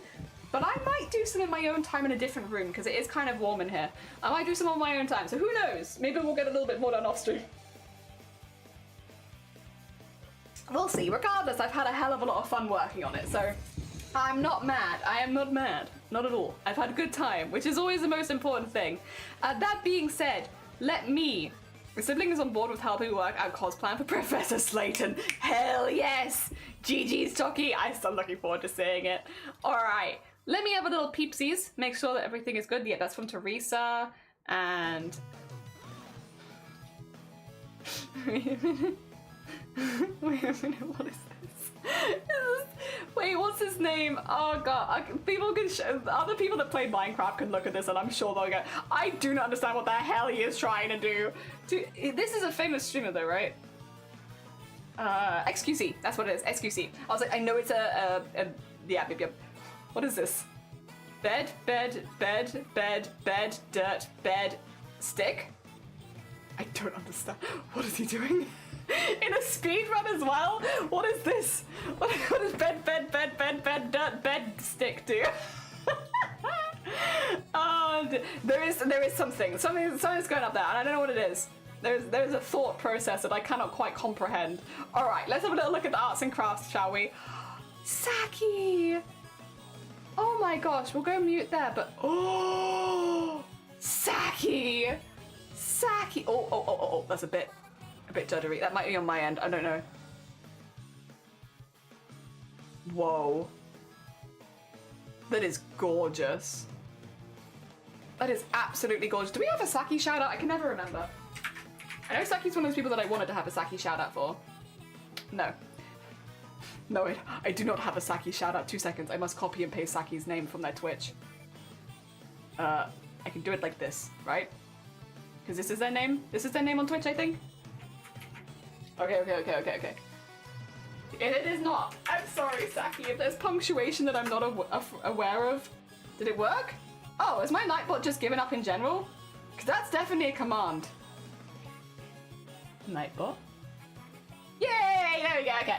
It worked it out. That's gorgeous, Saki. Like, actually gorgeous. It took a bit. Yeah, I was thinking about it proper hard there for a moment. Wow, that is so... That is so detailed. It's so pretty. The shine on it looks so pretty as well. Oh my gosh. GG, Saki. GG's. So impressive. Hell yeah. That's really nice. Again, Saki does do a lot of art on their own channel, which means you can go check them out on their own channel by going send them a follow and stuff like that. With what has been done, that's diamond painting. That is a diamond painting, which is when you basically take lots of little gems that are in different colors and just... So it's like a mosaic, a very, very, very detailed mosaic. Can you kind of see it? That's why it looks a little bit pixelated, is because it's like a super detailed mosaic. Yeah, what? Everyone's response when they see diamond painting for the first time is like, what? The most detailed of mosaics. Tiny colored plastics, yeah. Teeny tiny colored plastics. Also, Una, wait, you finished the bodysuit? I just need to add a tail hole and maybe some, okay, taking the arms a little bit and put 4 on the feet, of course. Oh my gosh. Oh my gosh. Una. That's so good. Oh, that's not how you spell Una. Would you believe that I can't spell Una? Would you believe? There you go, Una. There you are. That is gorgeous. That is so well done. Wowee. Wowee. Jesus. Oh, and they look so neat as well. All like the little strips of fur as well, the different colors. The longer fur to the shorter fur. That's so good. That's so good. That is incredibly impressive. Like, the amount of work and effort that goes into that. The headpiece as well is absolutely fantastic. Like, that is so good. Oh my god, GG's. GG's. You said to take in the arms a little bit? I kind of like them. Am I wild? I think they kind of fit. I mean, you could take them. I guess if they're not comfortable, you should take them in. I kind of feel like they fit, like, the size of the rest of the, like, next to the legs and stuff. But, yeah, looks really, really good. They feel too baggy, that's fair. Yeah, if it's feeling uncomfortable, only you can tell, really, for sure. Very fair. Very well done. That's incredibly impressive. Yeah! Also, Squirrel, finally showing off the trousers I made 2 weeks ago. The best part about making your own clothes, you can make the pockets as big as you want. Hell yeah. Hell yeah. Ooh. Ooh, very nice. Buttonholes. I see it. I see it. Hell, massive pocket. Oh my gosh, Squirrel! Hell yeah, GG's! This looks really, really good. Really, really good. Oh my god, Nightbot's being really slow, but it could be because my PC's warm. It could be on my end. Don't worry about it too much. It's fine. It's doing its best. It'll do it in a second, I'm sure. Oh my gosh. Well done. GG's on the buttonholes as well. Big pockets. Huge. Massive. Hell yeah. We love a big pocket. We love a big pocket. Well heckin' done. I want to fit an entire Powerade 1 liter bottle in my pockets too. Me too. That's the goals. Let me have like full liter water bottles in my pockets. Hell yeah, gotta compensate on missing pockets with some massive ones. It's true. You do. You do. All right. Oh, Goblin. Oh my god. Oh my god. Goblin.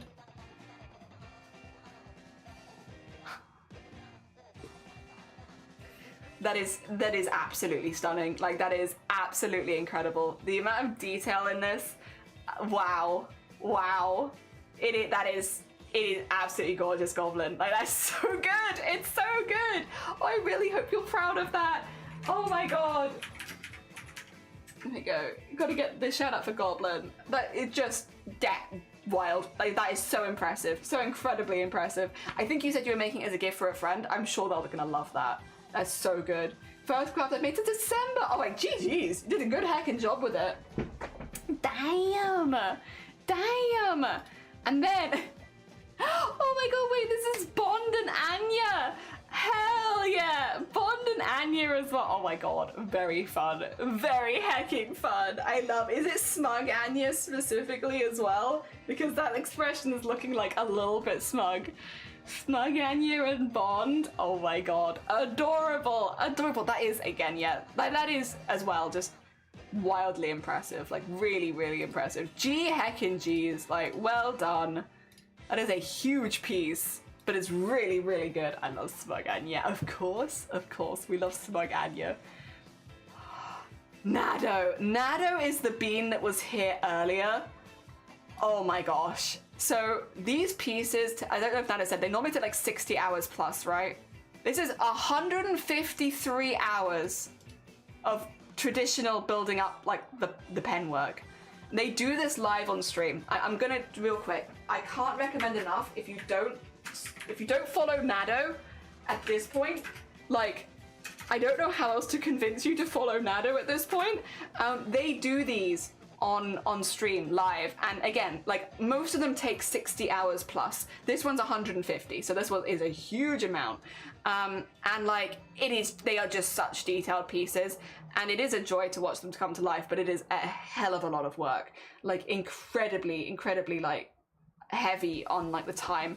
But again, if you have an interest in artists and you haven't checked out Nado, they are such a uniquely talented artist. They're making such really, really cool pieces. And I do think sometimes, unfortunately, like social algorithms definitely reward people that can produce art much quicker. So it's really nice to see people still doing these kind of like traditional art techniques where they take a lot longer with it, and see them hopefully doing really well. I'd love to see Nado honestly do really well, because it's just so cool. Like, this is very, very impressive. Hopefully I don't have to say just how impressive this is, but this is incredibly impressive. Like, incredibly time consuming, and like always, and like they've shared quite a few pieces with us before, and they are always just absolutely stunning pieces. I can't imagine what this whole sketchbook must look like to go through. It must be an absolute joy to like flip through and such. If we nip down, oh, I started doing some art for a friend and gonna animate in live 2D later. Hell yeah, Zomboti. Hell yeah. Oh my gosh, is it like I'm assuming if you're saying animating, it's not like a full VTuber model this time, just like a smaller one. Because yeah, it does look like a live 2D model. Hell yeah. Oh my gosh, I love their eyes. I love the jewelry that you're going to be putting on the ears as well. I love all their hair layers. I love how sparkly their earrings look. They're very pretty, very pretty. And the pink in the eyelashes, also very pretty. Oh my god. I also can see the outline of like a butterfly wing on both sides. Just gonna do the eye movement, maybe a bit of wind in the hair. Yeah, so like a toned down version. That's very fair, like not the full VTuber treatment. Very cool. Gonna head off, but thank you. No, it was lovely to see you, Beauty. Thank you so much for popping by. It was lovely, lovely. And I really hope you continue to feel better and become less congested. Become less congested? Not quite the right way of putting it. Become less congested soon. Feel better soon. Hell yeah. Oh, incredibly impressive. I love that. I love that so. It's really pretty. It's really pretty. Hell yeah. Goat. Wait, I need the...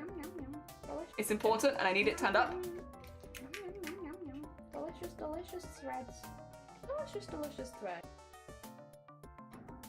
Wait a minute! Wait a minute! Wait a minute! Delicious, delicious threads. Delicious, delicious thread.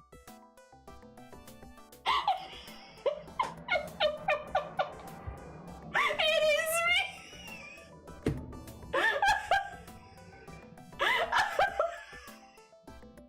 Oh my god!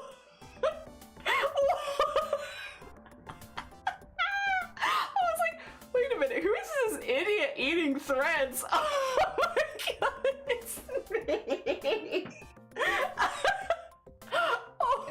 Yum, yum. Delicious, delicious threads. Delicious, delicious thread. Oh my god, they're just like me, for real, for real. Thank you so much. I am crying. And like, I don't know if you saw the penny drop like midway through. I was like, Hoomst is eating this thread. It's me. I have to show that to my husband. He's gonna like that. He's like, you're an idiot. I was like, yeah. Thank you so much, Wad. My gosh, I don't know how long that must have taken you, but thank you so much. That's very hecking sweet of you. Jesus Christ. Oh my gosh. Big clap. Big hecking clap. I got the clip on. I know. I know. I do eat threads. Iconic. Delicious, delicious threads. I made. Jesus Christ, Wad. Chroma Core 2025 is not ready for a Wad who can make animations in one day. Do the other people in Chroma know you're doing that? Do they know? Are they aware? Have you made them aware? Actually, maybe it's to your advantage to not make them aware. Don't tell them. Oh my gosh. But then I guess you get feedback if you do tell them. So, oh my god. Wait, I have to save it because I need to send it to my husband. Yes, please, download. Thank you. Thank you. Why did it disappear on the screen? Oh, there it is. Okay, it's back. I was planning on sculpting. Oh, Jesus. I mean, that's also very cool. I don't know if I've seen anyone do sculpture for the whole thing. I've seen people do a sculpture, but for the whole thing, no. Oh, wait, is this where it's got to? God, that's so pretty. The wings and everything. Oh, that's really pretty, Zomboti. Oh, I need to do water shout out. I got stun locked. 2 seconds. My gosh. Apologies. Please excuse me for being stun locked. I was not prepared. Oh dear. Ow. Oh dear. This is absolutely stunning. Those wings look so pretty. Sculpture takes so much longer than animation. Yeah, well it's a lot. Depending on how you make it as well. Like if you're using clay, I guess it's building up. But if you're doing like sculpture, like chipping away, that's slow. That's really slow. I don't know if I could do sculpt for the whole thing. I see if I have time. Yeah, definitely time consuming. It would be cool, but it would be intense. And I'm sure for some prompts would be very difficult. Do it with clay. Okay, so building it up rather than chipping it. I do think that's smart because, yeah, chipping away, one mistake and your whole piece is down the drain for the day, which is not ideal for a daily art thing. Oh dear, this is absolutely gorgeous. My gosh. All the wings look so pretty. I also really like the way that the wings are almost like imitating the ears a little bit, like they're doing not the same line, but like similar. It's very satisfying. Very satisfying to see them going at a similar angle. Looks really, really nice. Geez, oh my gosh. I cannot wait. No, do not show me. I do not wish to do Minecraft. I cannot wait to see that moving around.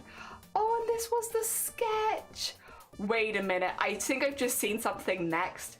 That's a beautiful sketch as well. Oh my gosh. Oh my gosh. Stunning. However,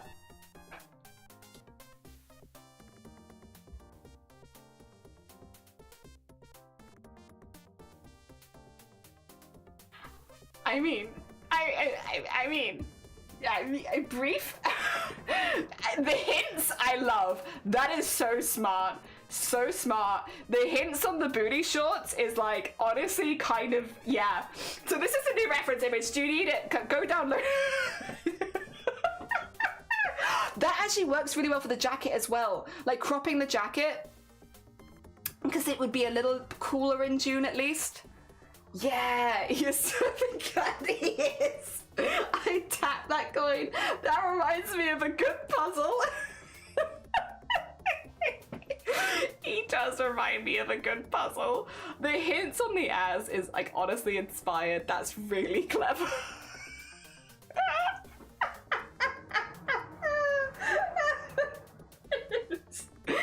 Oh my gosh. Hell yeah, Phil. Oh, I love this. Yes, there he is, Professor Slater. I was gonna say, I saw this, but then at the bottom I was like, wait a minute. Take a hint, but I don't know, hints kind of hits harder. I think hints hits harder. I think it's, yeah, I might need a hint as. You might. I think it's really clever. I see what you mean by Professor Slater. This is also, yeah, you know, I didn't know what I was imagining, but now that I've seen this, it was this. Yeah, because you could always say it while wearing it. You know, you could just subtly turn around and be like, take a hint, and then you've got it there. It's right there. The hint is there. The hint is your ass. I love that. That's so clever, Zomboti. Thank you. Oh, okay. Lovey did say that they got some really, really nice yarn. This is, while they were away, I think this is the yarn from Lovey. Who again does a lot of their crafts on stream. I think this one was the socks, right? So excited for these socks. I bought everything in Japan and the stitch markers too. Oh my gosh. It does look like it'd be really nice fabric for, yarn for some socks. I love the colors of this one though. Like, don't get me wrong, the texture of this one looks like it'd be lovely, but like, that's so pretty. That's a really pretty colorway. And then, look at it. Look at them together. Oh my gosh. It's so pretty. That's gonna be so pretty, Lovey. Oh my god, that's already so neat as well. Like really, really nice. The tension looks really, really good. Like GG's, beautiful tension, beautiful colors. This is looking really, really nice. Hell yeah. GG's, Lovey. Oh, also thank you for putting the sock design. I always love it when people do that. When people leave the sock like design if other people also want to give it a go. Always very kind of you. Thank you very much. It's really sweet of you. Dagon!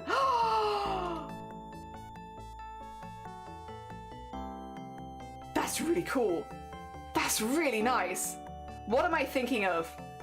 There is a flag that matches this colorway a little bit. That's beautiful, Dagon. I cannot think of which one it is because my memory is simply a sieve. Simply the sieviest of brains.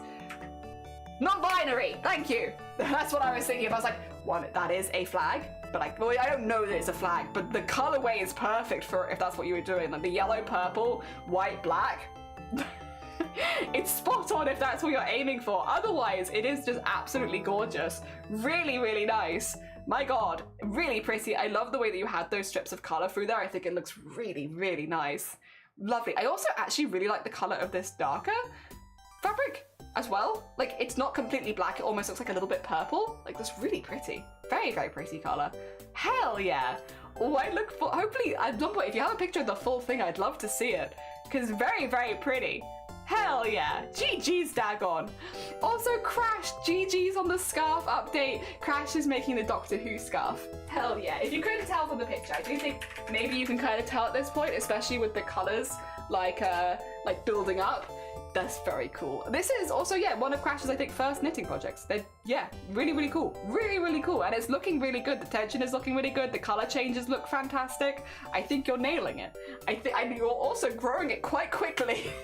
It do be growing. Every time we see this, it's got a few more color strips in it, and it looks really, really nice. Really, really nice. Yeah, GG's, Crash. GG's, and honestly, just really neat, nice scarf. Hell yeah. Looks lovely. Very, very nice. I do think people, I probably should stop saying that it's the Doctor Who scarf, because I do think people would actually start to recognize it without me saying that. I think, maybe. All right, if we nip down now into 3D modeling. Oh, this is what Vortex was talking about. I'm making a work in progress, a diorama I'm working on. Gonna have the windows and the top light all lit up and surrounded by growing fog in London ruins or something. Hell yeah! Oh, wait, it's International Jazz Day? Sick. I didn't know that. Sorry, I just had a pop up. If you couldn't tell, you're just like going about your own business and then your PC's like, did you know it's International Jazz Day? I didn't. Thank you.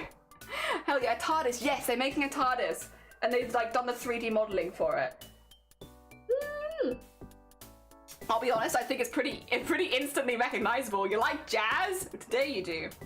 On the 30th, you absolutely love jazz. I do like jazz though, I do. But then I like the Bee movie too, so. I don't know, I just think it's really funny that a woman fell in love with a bee. I don't know. I like it. I would watch it unironically because it makes me laugh. It's stupid and I like it. Oh, true! Literally, going from your Doctor Who scarf into the Doctor Who TARDIS. Wavelength, there's a wavelength there. Oh my gosh. Also, we nipped down to photography. Oh yeah, Hin did say that they had styled their hair up to the nines. This is Hin, styled up to the nines. Honestly, goals. Honestly goals. Like, look at this. Look at that majestic beard and hair. Oh my gosh. Hin, teach us your ways. Teach ways. Stunning. Yeah, really cool. Hell yeah. I think the mustache, the beard, the hair, everything is going so well together. I can see what you mean by done up to the nines, but like, yeah, Jesus, that's really cool. Hell yeah, but that's not all. Because they've also shared some of their favorite pictures, I think, that they took from, I think, was this in Japan or was this maybe a different cosplay meet? I think it was in Japan. That's very heckin' cool. That's a very cool piece, actually. That's a cool headpiece. I like that very much. Oh, Ghoul, Fallout Ghoul, right? Something like that. That's a good cosplay. My gosh, Jesus. Hin Mei, by the way, does photography. That's why there's a lot of different cosplayers in these, because they do cosplay photography. Wow, that's awesome. Wait, there must be like a set here, because that's so cool. Oh my gosh. Oh, it's Spice and Wolf. I love Spice and Wolf. Oh, that's a really cool set piece as well. Hell yeah. That looks really nice. My gosh. Very heckin' cool. I love lights with this. The curls, the moustache, the beard, just round of applause. All of the round of applauses. Oh. I love them. Also, yes, that's a really tall stump. Hell yeah. Oh, they're very cute. I like those ones very much. Oh, no, I'm not finished yet. Oh, just some family photo kind of stuff. Fair. That's, Raftalia. I'm not always the best. I do cosplay, but I don't watch nearly as much as I used to, so I mainly this day know costumes, I think, from, and I'm not even 100% sure, but I think I know them from other cosplayers. I think that's Raftalia. That's very cool Raftalia as well. Hell yeah. Oh, is that, Oh, wait, it literally says it in there. A Jinx, right? From Arcane. Hell yeah, that's very cool. Is there actually light in there? Because that would be a really cool prop if there was. That's very cool. Hell yeah. Ooh, that's so cool. Wait, that's such a cool prop. Oh my god, the light on that looks so good. I love lighting on props. Lighting on props is so fun. I want to get better at doing like LEDs and stuff like that because like, oh my gosh. Like when you do it well, it looks so good. Like it's such a, like, it's eye-catching. It's so eye-catching. So cool. Really lovely photo as well. Hell yeah. Thank you so much, Hin. Hell yeah. Very heckin' cool. Also, Star won some cute dinosaur earrings and a bookmark. Oh my gosh. The unicorns and the wait, that's so up Star's alley though. That is so up Star's alley. Oh, and books are uniquely portable magic. I like that very much. That's very heckin' cool. Obviously, Star didn't make these, but Star is a very talented craftsman. Deserves shout-outs whenever we can give them to him. Because, yeah, he does some really cool stuff over there. The Ahsoka costume is fire. Yeah, like, all those cosplays were, like, kind of wild. Like, really good. The photos around them were also fantastic as well, of course. But, yeah. Hell yeah. Oh wait, no, put that, no, stop. Sorry, my hand is going backwards of what I want it to do. That being said, when we can, we like to finish our Discord art share with pets and animals, for which we start with Almanson. Which Ambrose eeping position is your favorite? I love all of them. Look at this bendy bean. Oh my gosh. Okay. Which is my favorite? I think I like 3. I also like 9. 3 or 9, that is a noodle. I like 5 on the number pad. Oh dear. I think I like 3 and 9. 5 is also very good, very strong. I just like that they're like an L. And this one I just love how like diagonal they are. Yes. Sausage Cat is in fact Sausage Cat. They are so cute though. Thank you for sharing. Oh, people have voted. I'm gonna put 3. Oh, there you go. 3, but also I like 9. 3 and 9. Those are my votes. Those are my votes. Everyone's voting for different ones, but I like 3 and 9. If we go down to Squirrel now, Kiara is discovering the joys of Bluey and sleeping on a bed instead of a pile of paper. Look at this little bean. Oh my god. Oh, the little paw on the mouse pad. Oh my god. Oh my god. Small bean. They're so small. Oh my god. Oh my god. The little, little hand scrolling. So cute. So cute. Oh my gosh. They're so small. Wait, another one? She's a fluffy little diesel engine. Please.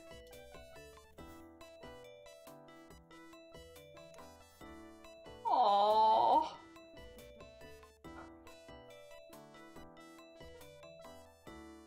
The little ears popping out as well. Oh my gosh. Oh my gosh. The fluffy. Oh. Oh, escape. Escape. Oh, but not too far. Just a little bit. Just a little bit. Wait for a month. Yeah. Oh my god. Toothless. Toothless. Oh, she's so cute. My god. Oh, so small. So small. Oh my god, such a sweet baby. Oh, thank you so much for sharing your animals with me. I love it. I don't have any pets. I just live vicariously for all of you and your animals. Oh my gosh, that does wrap us up for the day. Though, to be fair, we went for 7 hours. So I can't say that today was a short stream. So yeah, we did 7 hours. I had a good time. We'll probably keep doing more embroidery tomorrow. Just as a heads up though, again, for anyone who is just popping by and wasn't here earlier, as a heads up, tomorrow's stream is starting 1 hour later than usual. So if you don't see me live at normal time, don't worry about it. It's fine. It's absolutely fine. Very normal. I'm going to be streaming an hour later. Just got a couple things going on. 2 seconds, I just need to find a raid target. So I just saw something very funny on the front page. I just want to double check. If no one else is live, I might just see like, oh, you know, what's going on over here then? It can be raid into sort of thing. But yeah, I'll see who else is live first. Before, okay, sorry. Oh, I've been watching a lot of cooking channels recently and I really like them. I do like a lot of food stuff. But I'll just double check. Oh, we could raid into it. Do you want to raid into another bean who is braving the heat in the UK right now, but also who has a really, really cool VTuber setup and makes really cool art? We want to do that. We want to go into another cool bean who is doing art and also has like really cool VTuber setup. Very heckin' cutesy, very heckin' cool, very demure, very mindful. We're gonna raid into Illustrated because they're really cool. And I haven't raided them for a while, to be honest, because normally I think they finish stream. Wait, come on, Nightbot, please. Nightbot's really trying, but it's tired. It's tired. Like, look at it. It's doing its best. It still hasn't got the sub raid one in. Do you want to get the sub raid, Nightbot? You want to give it a go? You want to get that in there? Thank you for stream. No, thank you. Thank you so much, everyone who popped by. I really appreciate it. Thank you to Squirrel and JH and Chucky and Billiam. Thank you so much. It was lovely to see everyone. Thank you, thank you. There we go. My Nightbot is doing its best, but it's having a little bit of a struggle. Oh, very nice. 69. Hell yeah. I will say, I do love it when we can raid with 69 because it's always really funny. Hell yeah. Oh, it's doing it twice now. Thanks, Nightbot. I appreciate you. Yeah, I'm going to send you all over to Illustrated. They're very, very talented artists. I think you'll really like the stuff that they're making over there if you've not met them before. They're very heckin' cool. Definitely send them a follow if you're looking for more Sweet Bean artists on Twitch because they're sick. They're sick in a good way. Good sick. Alright, I'm going to see you tomorrow then. Again, I will be starting just a little bit later because of just sorting a couple things. But then, yeah, normal stream probably. Lots of crafts. Take care, everyone. Have a lovely, lovely rest of your time over in Illustrated. Also,